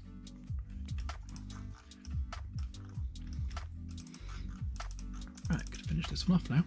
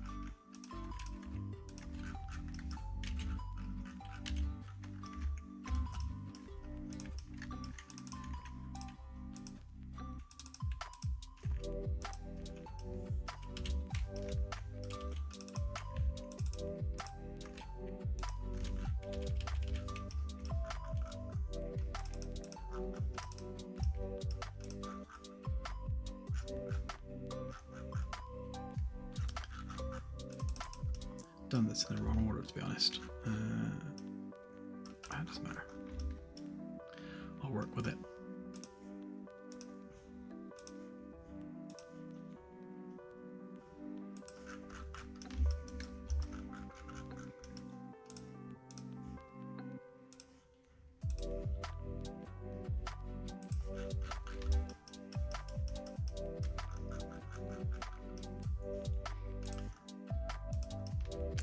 Fingers crossed, no. I think, or rather I hope, that problem has gone away. I had a bit of pain recently, but nothing since, thank goodness.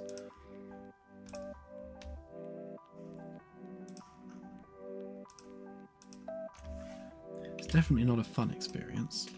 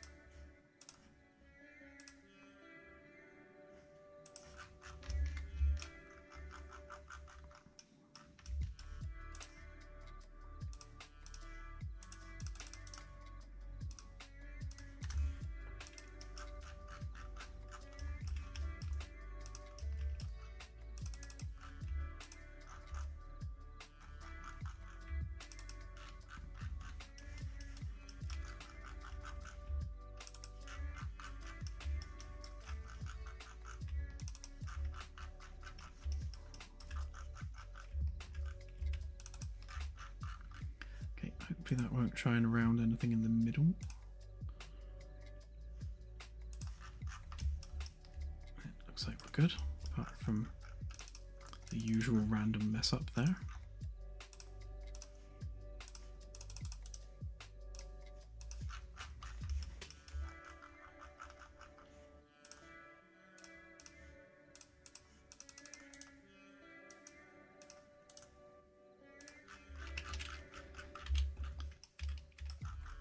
Oh, yeah, and then not to forget this little dude here.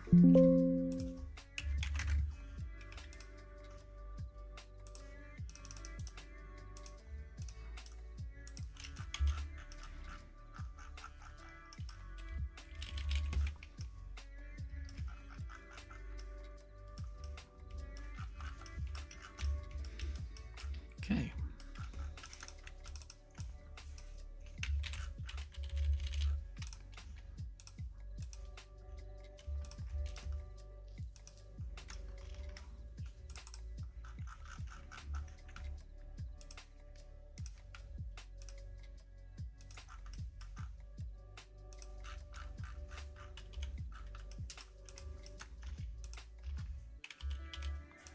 Okay, axes are aligned, so we can export that panel. So this would be ring 2, all panels, 7 segments outer. 1, 2, 3, 4, 5, 6, 7. Yeah, just making sure.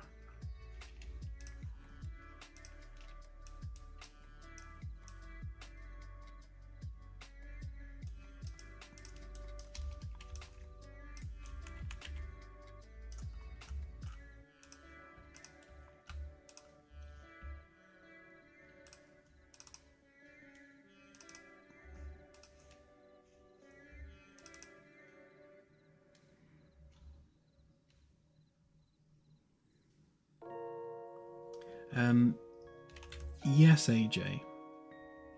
The room behind the stairs there.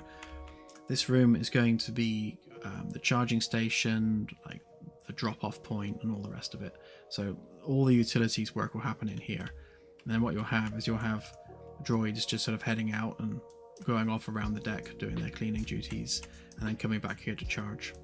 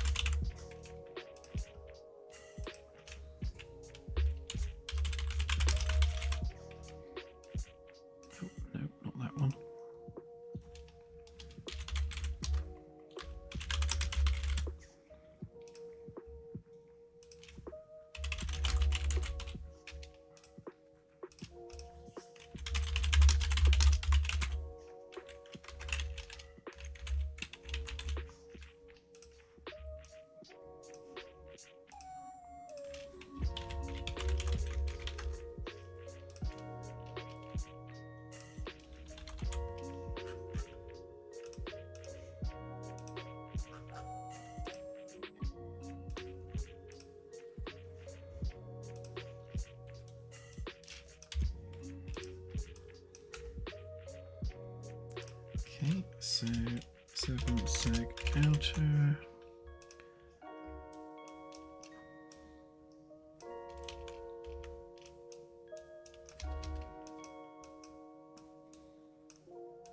Okay, looking good. And you're also in the right place, so that's good. Right, I need to make sure we're not where we are mirrored typically, and stick the text render in the right place.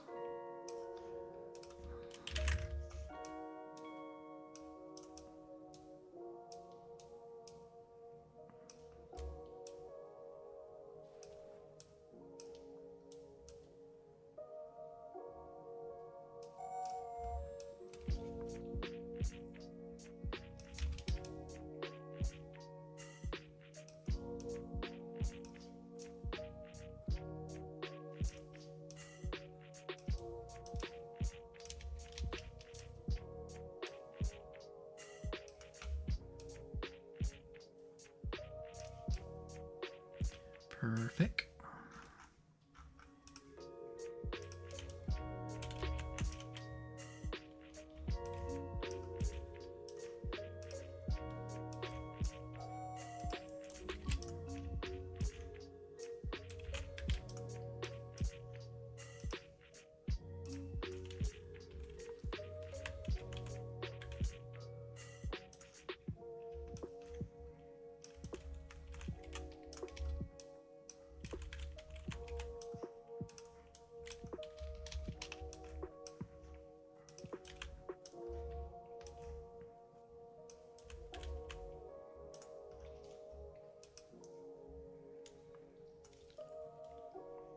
Yeah, other than putting salt on fries, I don't have salt in anything.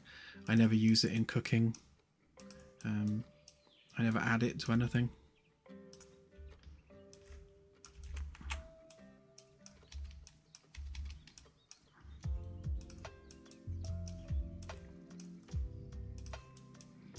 Obviously there's a lot of hidden salt in stuff, but I never add any extra.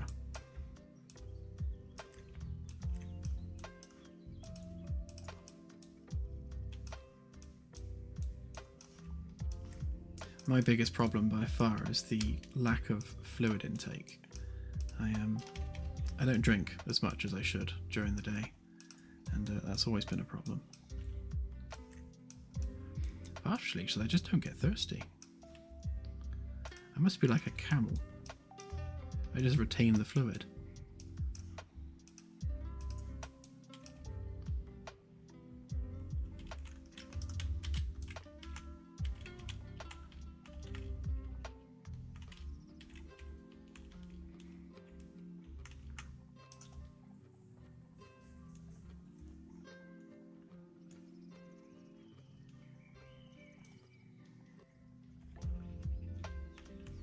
Ah yes, the delicious taste of formaldehyde.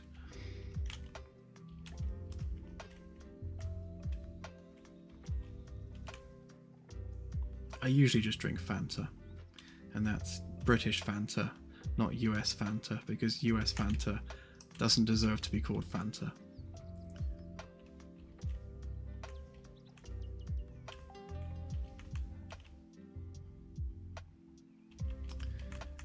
Oh, wait, sorry. I thought that was mirrored then, but it's not.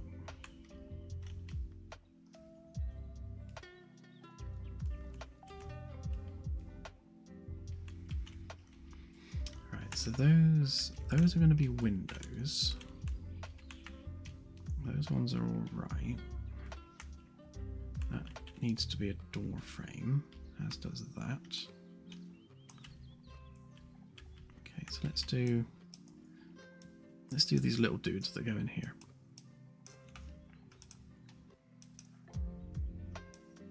Oh, actually, let's also just sort out the normals.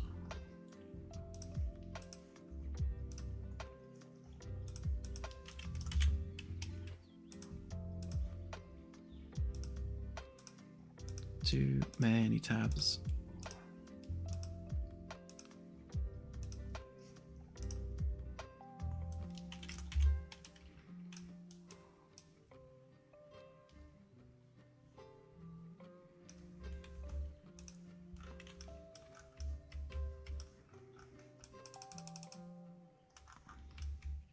See, that's how a door frame should look. Nice and lined up in the middle.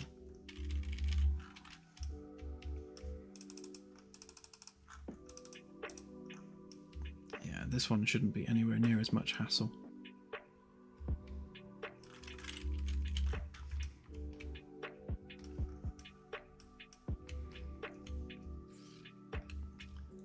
Okay, so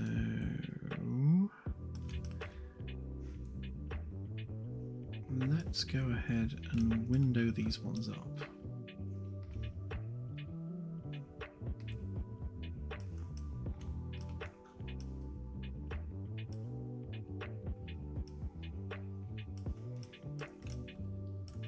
So we'll start with this face on this side. So we'll take, actually, if we grab a copy, no, even better, let's make it unique. In fact, let's make you and you unique.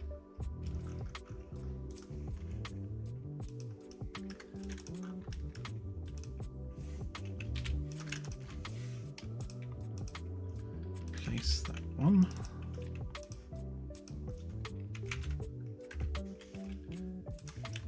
Get rid of that for now. Right, that gives us our cleaner slate, and then we need offset of 30 from there. That gives us our square, and then get rid of that curve.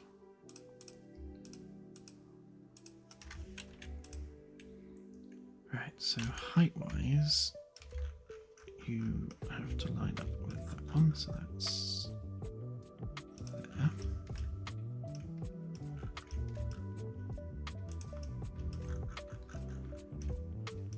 Where's the floor bit?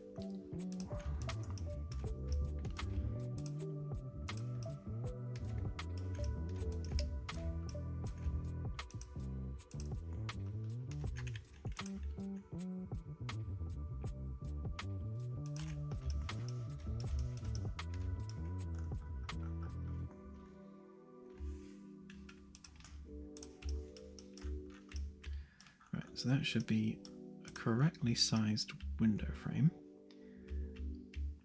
So take a copy of that.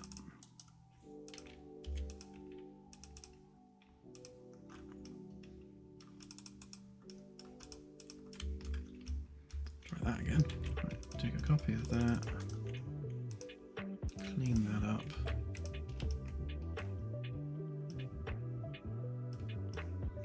Actually, to preserve the direction of the axes, if we make that a group there, copy it as a group, and then undo that, it still remembers that you've copied it, so you can then just paste it back in,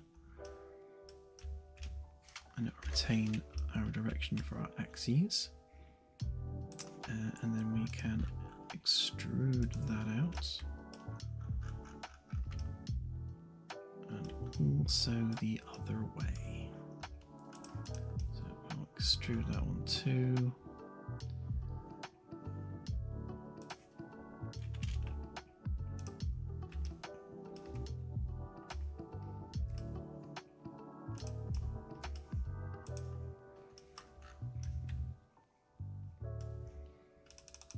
Should do us.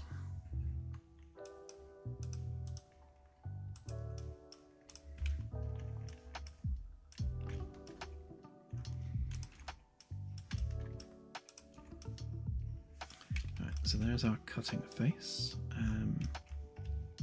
I think I used 15 centimeters for the curve. Yep, I did indeed.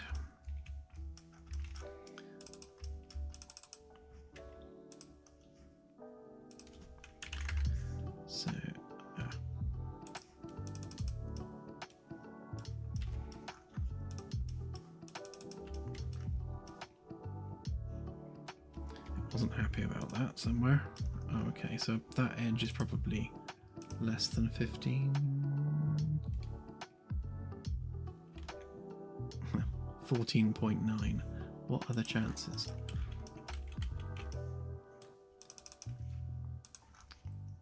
So just to make life easier, I'll join those edges up.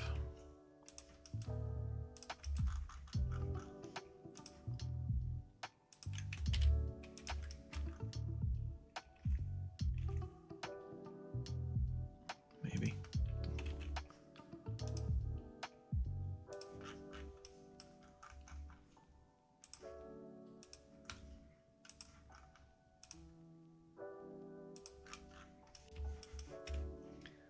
This just means we're not trying to draw a curve through multiple faces that are facing different ways,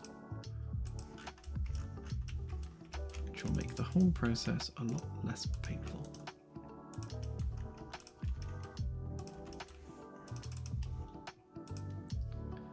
Okay, 15, I think I used, was it 10 or 8? I can't remember now. I think it was that dense. 1, 2, 3, 4, 5, 6, 7, 8. Yeah, it was 8.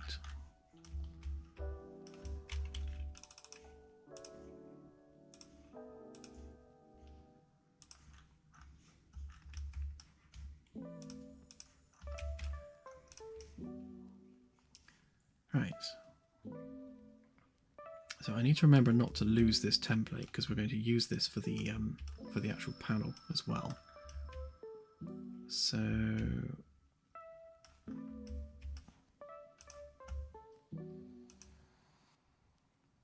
of course, remember I need to extrude that all the way out as well.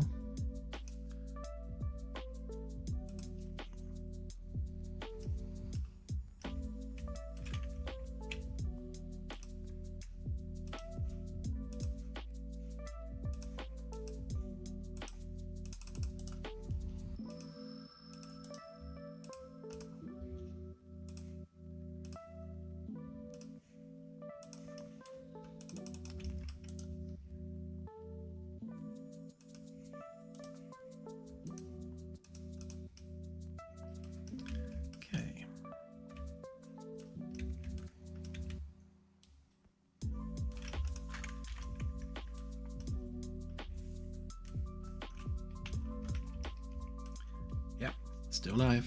What are we on now? Oh, we're only just coming up to the 4-hour point. I'm normally here for 4 hours.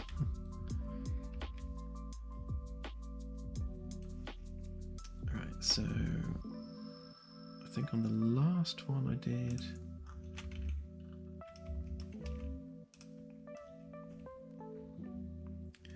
so 2.5 and then another 2.5.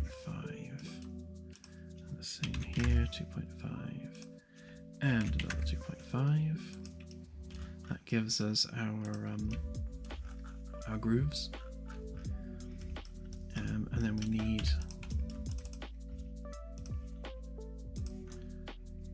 2.5 for the thickness of the metal, and then we also need a 2 so that we have the lower face of our groove. So this groove doesn't go all the way to the bottom of the metal.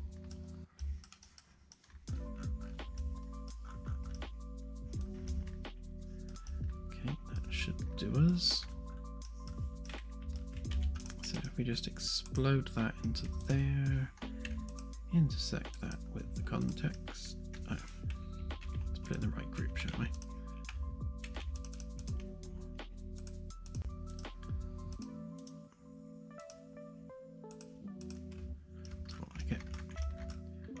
Trim off that bit because we don't need it, and the same there. Get rid of that, and that, and that, and that. And then that one and that one. So these two are the glass. That is the track that the glass goes into. Need to join those two together and those two, but I'll do that in a minute.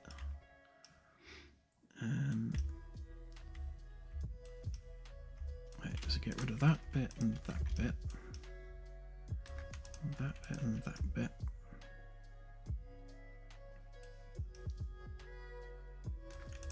And that and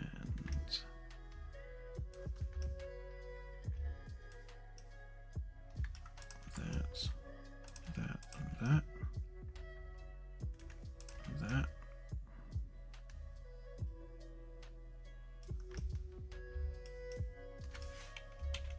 Not that.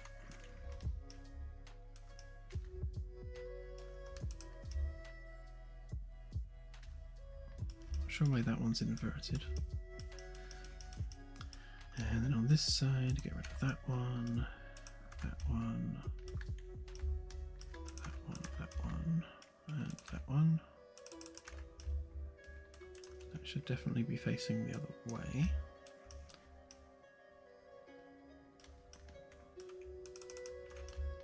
Same on this side, that should be facing the other way. And then we don't want that one, that one, that one, or that one.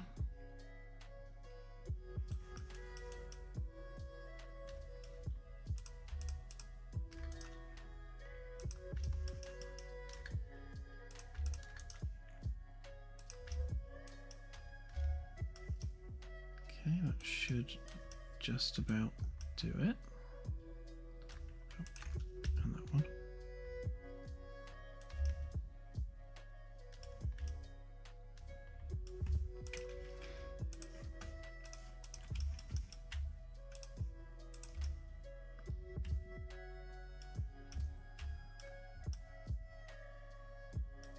Okay, so that, and that.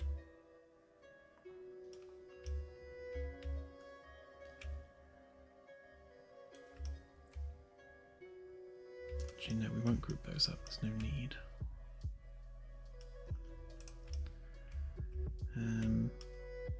Right, but that one and that one, that one and that one. Group those up.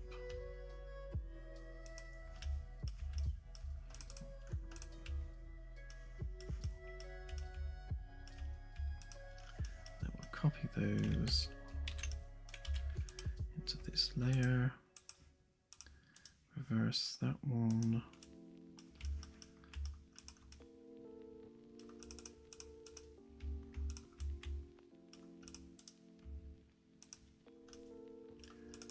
okay, and then those two are basically done. Right, and then these need to be glass. Glass on that side, glass on that side, and then we need to remove that from the layer because the glass needs to be a separate object entirely. So we'll just make that a component. Right, now given that that is also a component, let's take it up there and polish it off without all the extra bits.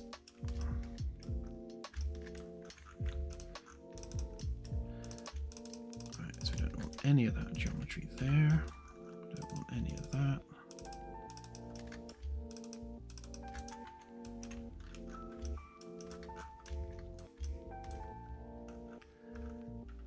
Same here. Get rid of all of that. Okay, and then that should be in a position now where we can just do that and remove all the extra bits that we didn't want, leaving us with a window frame, or at least a window hole. And then just to finish that geometry off, we give it a 1.25 bevel, like that. Oh, lost it. Where is it? There it is. Same on that side, 1.25. clean up the geometry a bit, and then we stick in a 0.25 chamfer on the edge there.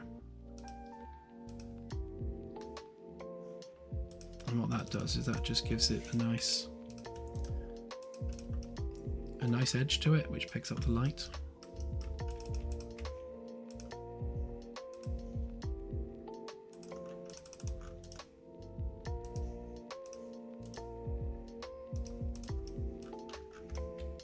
Just make sure it didn't do anything weird on me. No, looks good all round.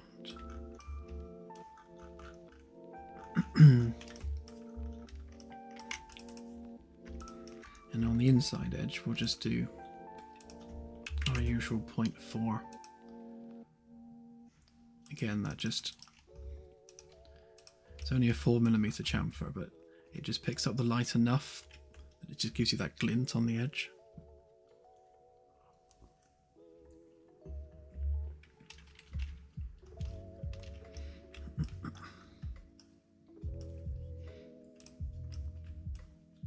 That's true, Devin, actually. Yeah, I have hit 6-hour streams before. But we're off to a convention tomorrow, so I can't do an all-nighter.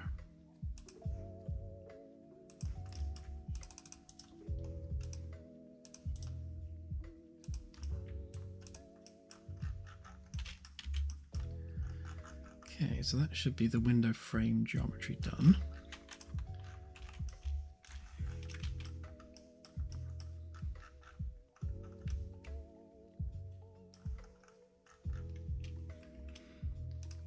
So you'll see an engine here, just adding those little bevels and chamfers on the edge, just picks up the light nicely on the edges.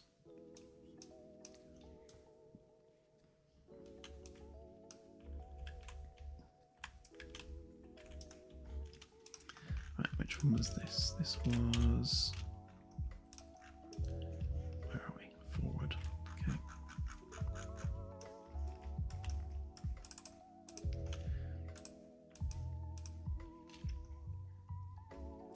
So, ring 2, framework, ring 2, forward walls.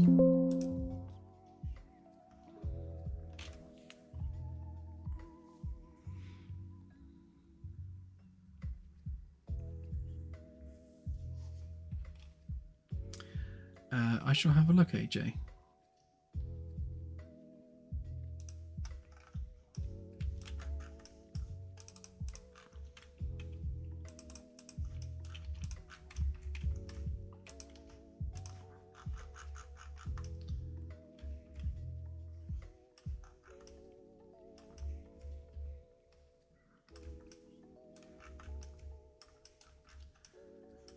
No, not seeing any reversed faces. All looks fine.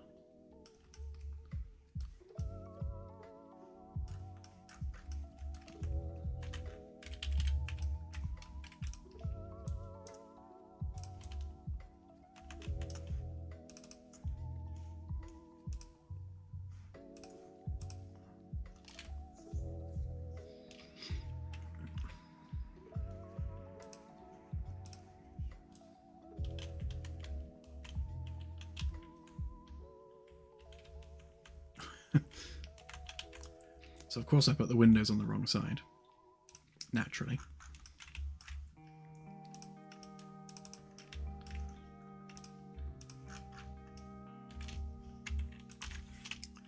Easily remedied.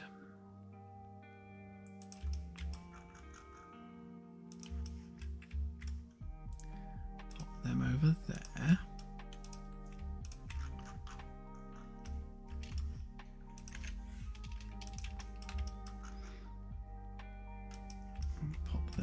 There.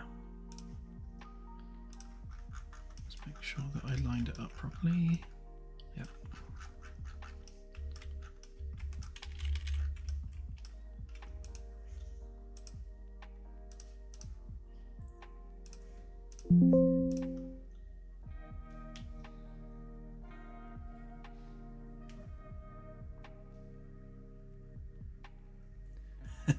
Hey, Rikes, how you doing?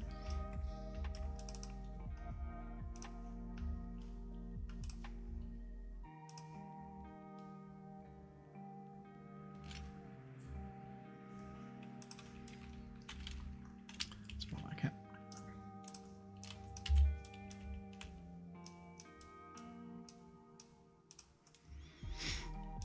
Yikes, those are some bad normals.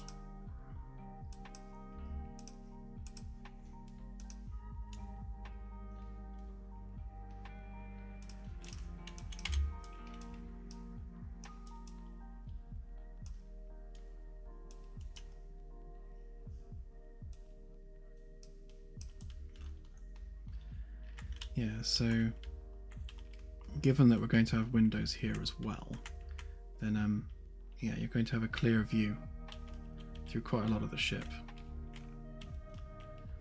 And like, do I put windows on this side as well?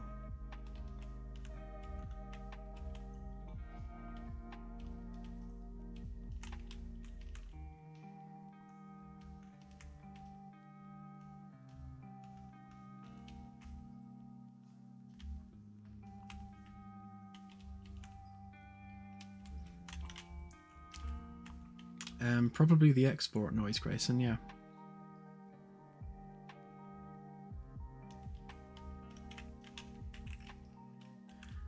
Ah, sorry to hear that, Arax, but yeah, I think we've made some progress. We've done some window frames, we've done a door frame, and we've put some glass around the shop, and we're about to do that again.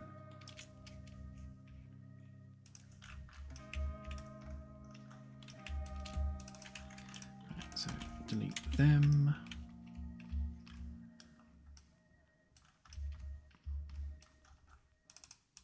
Grab them.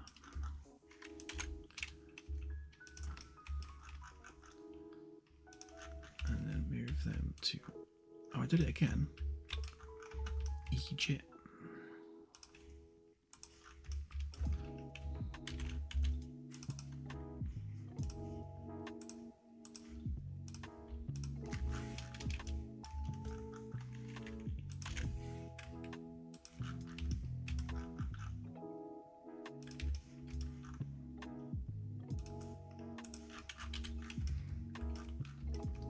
So they go there on that one, and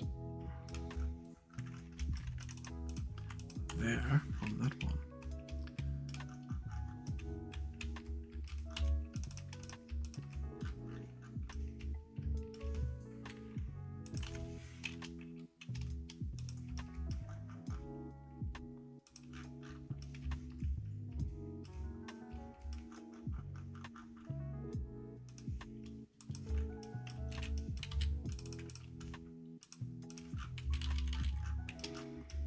Okay.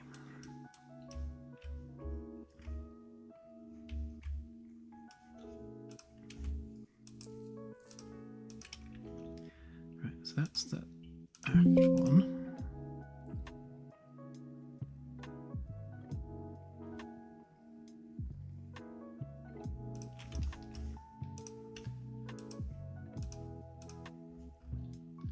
And that's just the standard one.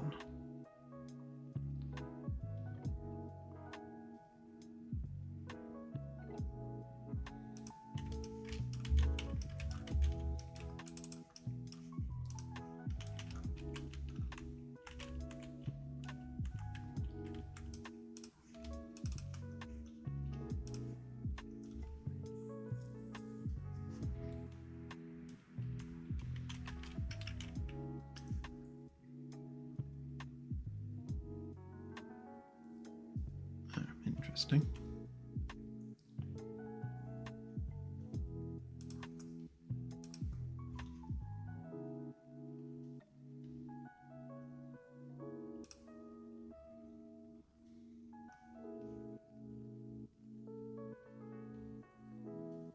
I think I called that something else previously.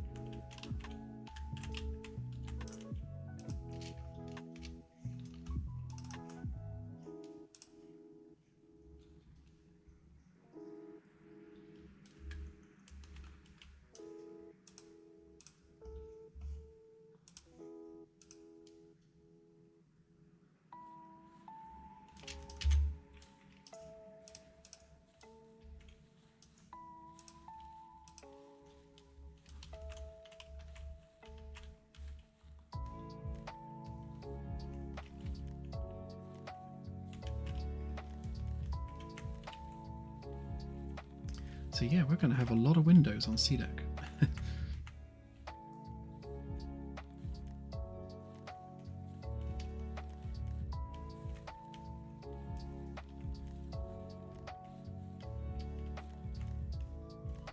I may actually end up putting the windows on this side as well, just so this corridor isn't so stark and empty. And then not have windows in the server room. So at least then you can see in. Yeah, like if I just had like a couple of windows there, it just sort of reveals the glory of the holo display.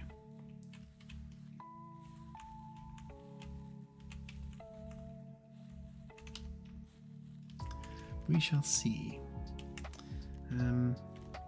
Right, let's get the glass in those windows. How are we doing time-wise? Okay, 4 1/4 hours. Let's make that our last job.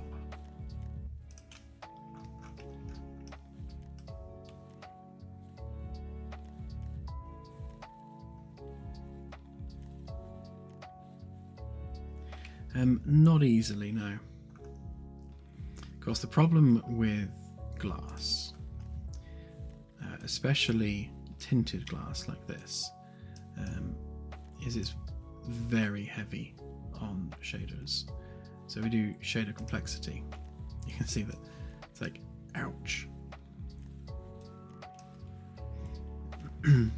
Like everything else is absolutely fine, and then you just get to these windows and just really, really painful shader complexity, which when they're small on screen, you know, isn't the end of the world. But if you're stood up right against one and you're looking through additional windows on the other side, then yeah, that's just, it can really, really tank performance, which is why areas like the main stairwell and the VIP lounge in particular are super, super heavy to render, because they've got a lot of glass, and transparency really, really hurts shader complexity. Not sure why the vertex shader is so heavy on this space thing there. Is that? We don't even have the space environment loaded. Weird.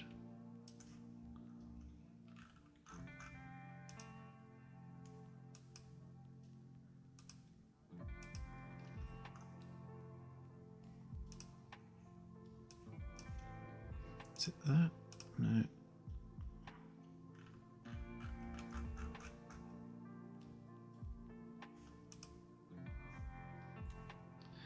Oh, of course. It's the warp bubble, which is a transparent effect, of course. So that's interesting, actually. From a performance perspective, the opacity is set to 0, which means it's invisible. However, it is still costing performance, even though it has a 0 opacity. So I think what we need to do in the code for that is we need to make sure that when we are changing the opacity,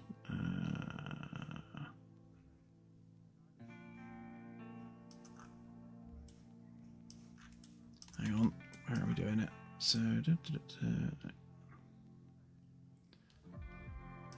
ship speed, there we go. So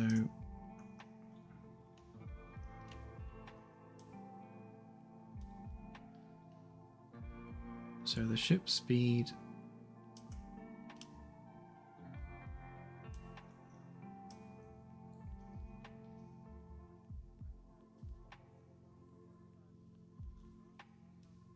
so we're never really turning it completely to 0.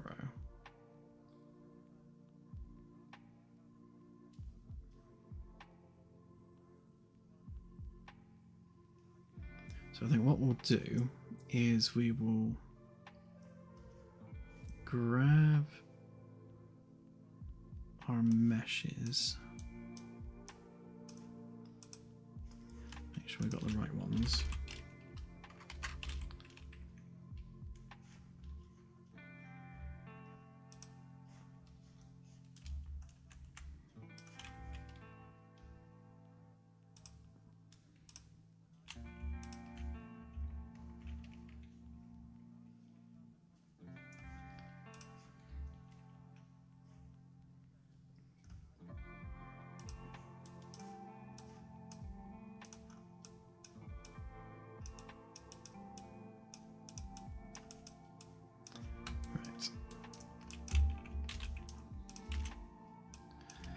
So if that is lower or equal to, no, just lower will do actually.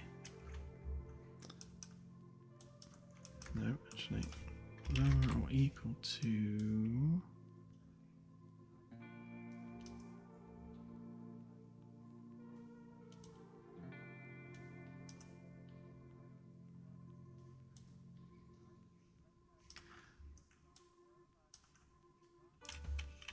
I guess that value there.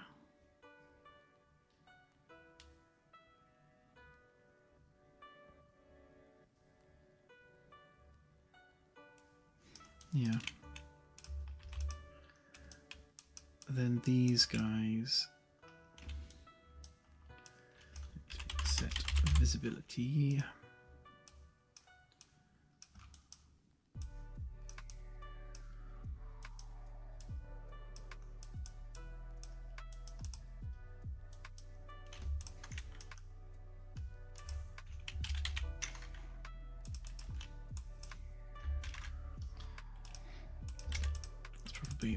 Easier actually if I just do that, because it naturally just returns true then.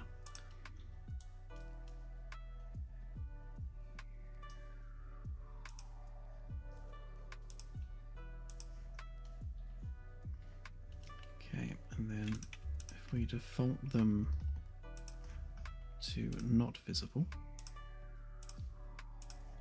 then we fix the performance. Huzzah!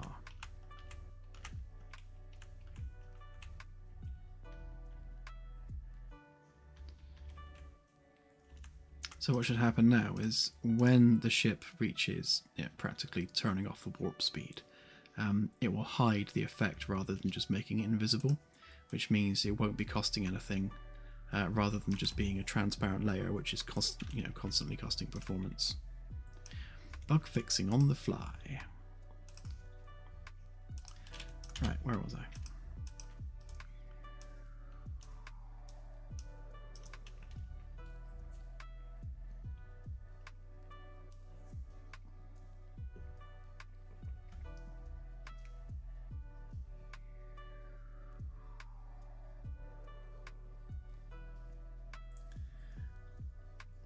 Have a good one, Spearmint Magpie. Harlow's, I've been working in Unreal for about 7 years now. Yeah, it's been about 7 years.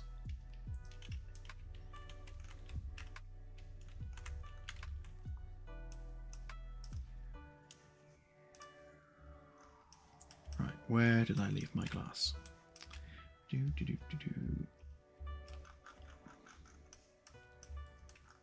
There you are. Right, so if we grab a copy of that, it's like everything else, the glass is going to need a snapping point. Group those guys together and then sort out the way it's facing.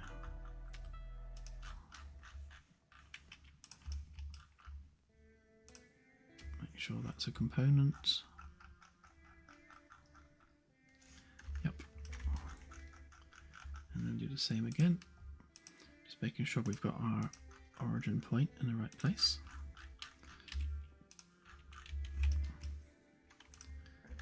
Yes, and yes.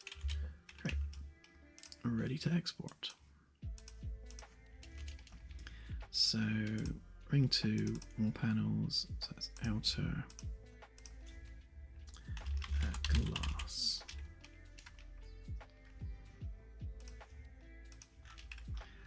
done and done.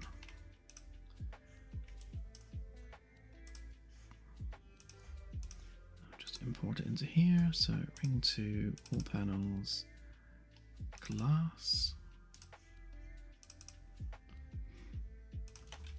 And that was blue light, glass, light blue. That's the one.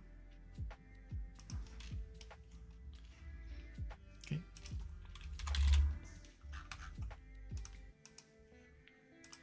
And then specifically turn off nanite because nanite doesn't like transparent surfaces. Oh yeah, and add a socket. Right, that should be good for placing. Ring to wall panels, outer glass. There we go. So if we now drag that into the world, that should pop into place, just like that.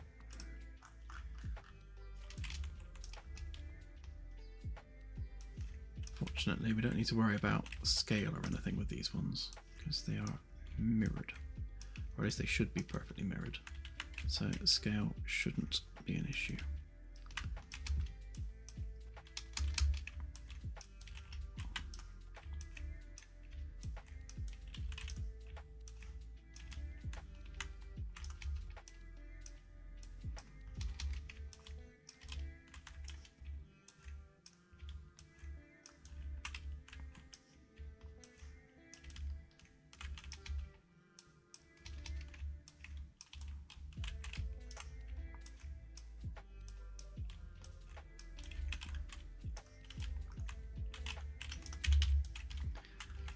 Okay, done.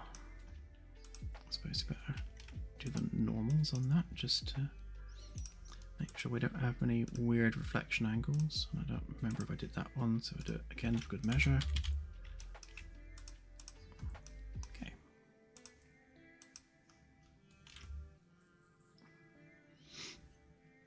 Yeah, Claire's about.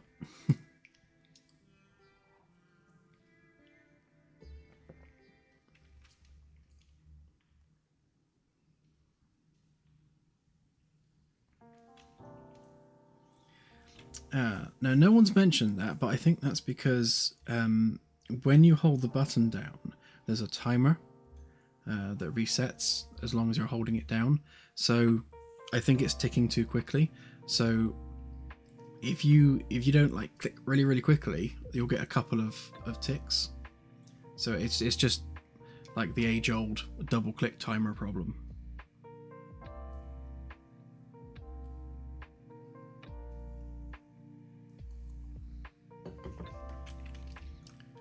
So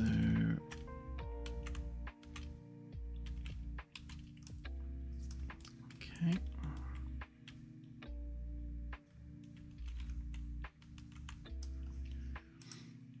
Right, let's give this a quick play a minute just to make sure that the warp effect still works, because chances are I just broke it.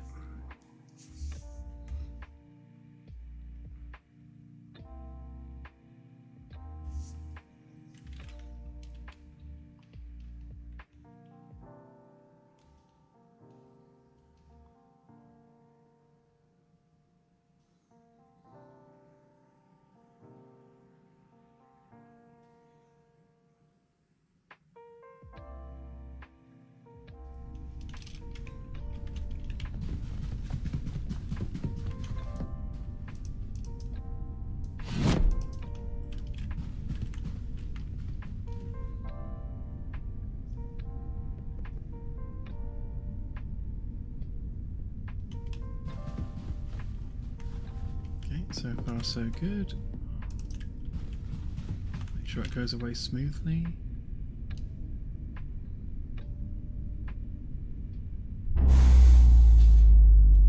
Yeah, there we go. Oh, ish. Ha.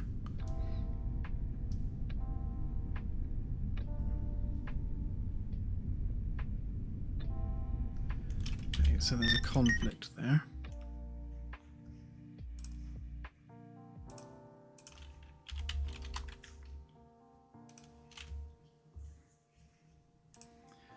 just load up my test map.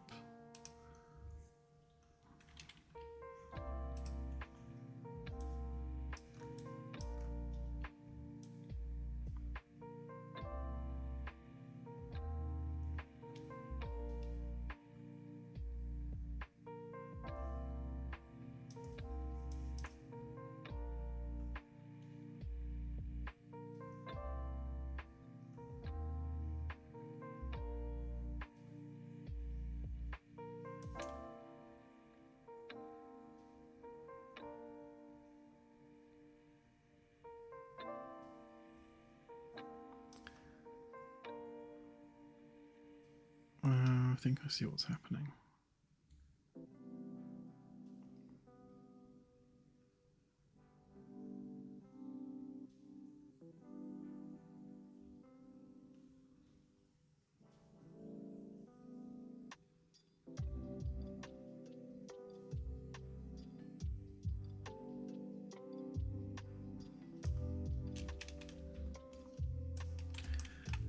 What I might do instead,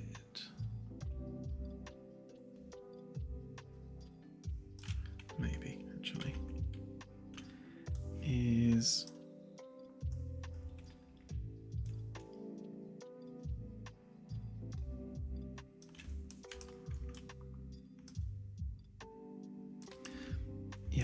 I do it the same as I did the first time I was going to do it.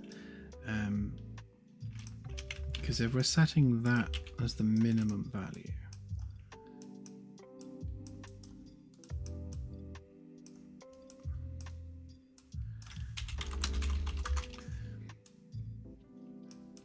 then we don't want it visible.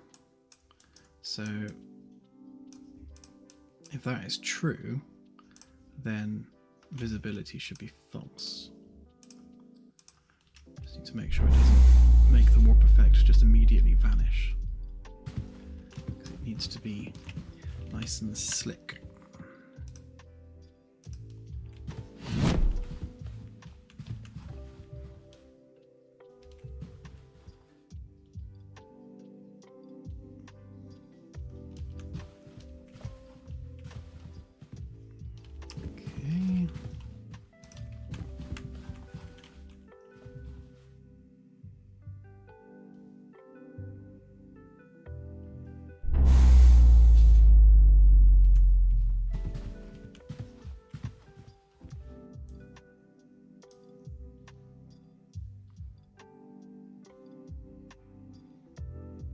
That's interesting. So the speed must be reporting above that value.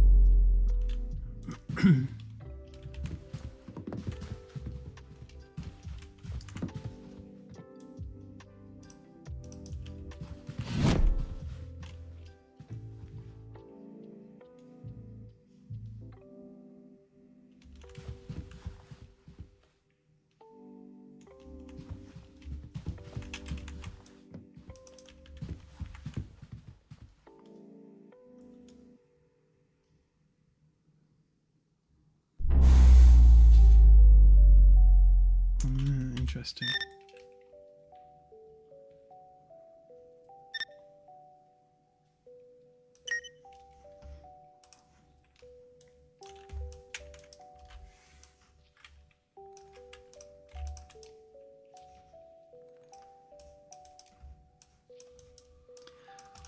So the lowest it's getting is 1, which is interesting. I guess that's the 30 kilometers a second value.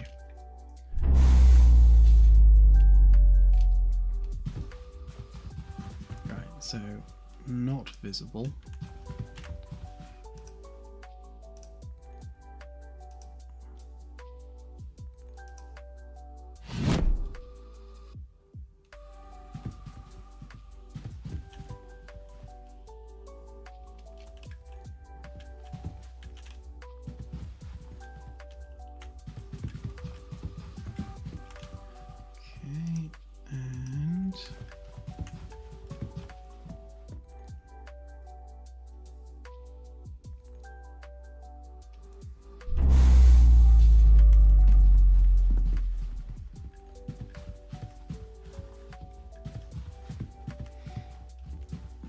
So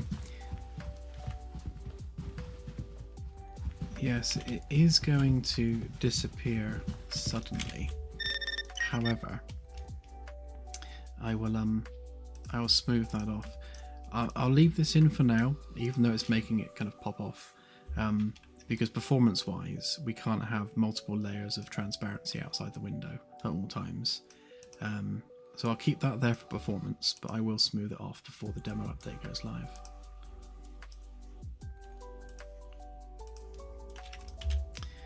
Okay, so I think we shall call it there for tonight, because it's been a 4.5-hour stream, and I'm sure Claire wants to go to bed. Plus we have to be out early tomorrow, which doesn't help. So I shall wish you all adieu, and if anyone is going to the sci-fi convention in Great Yarmouth, then hopefully we'll see you there. It'll be really nice to meet some of you. And yeah, and we'll be back too late on Sunday for a Sunday stream, I would have thought.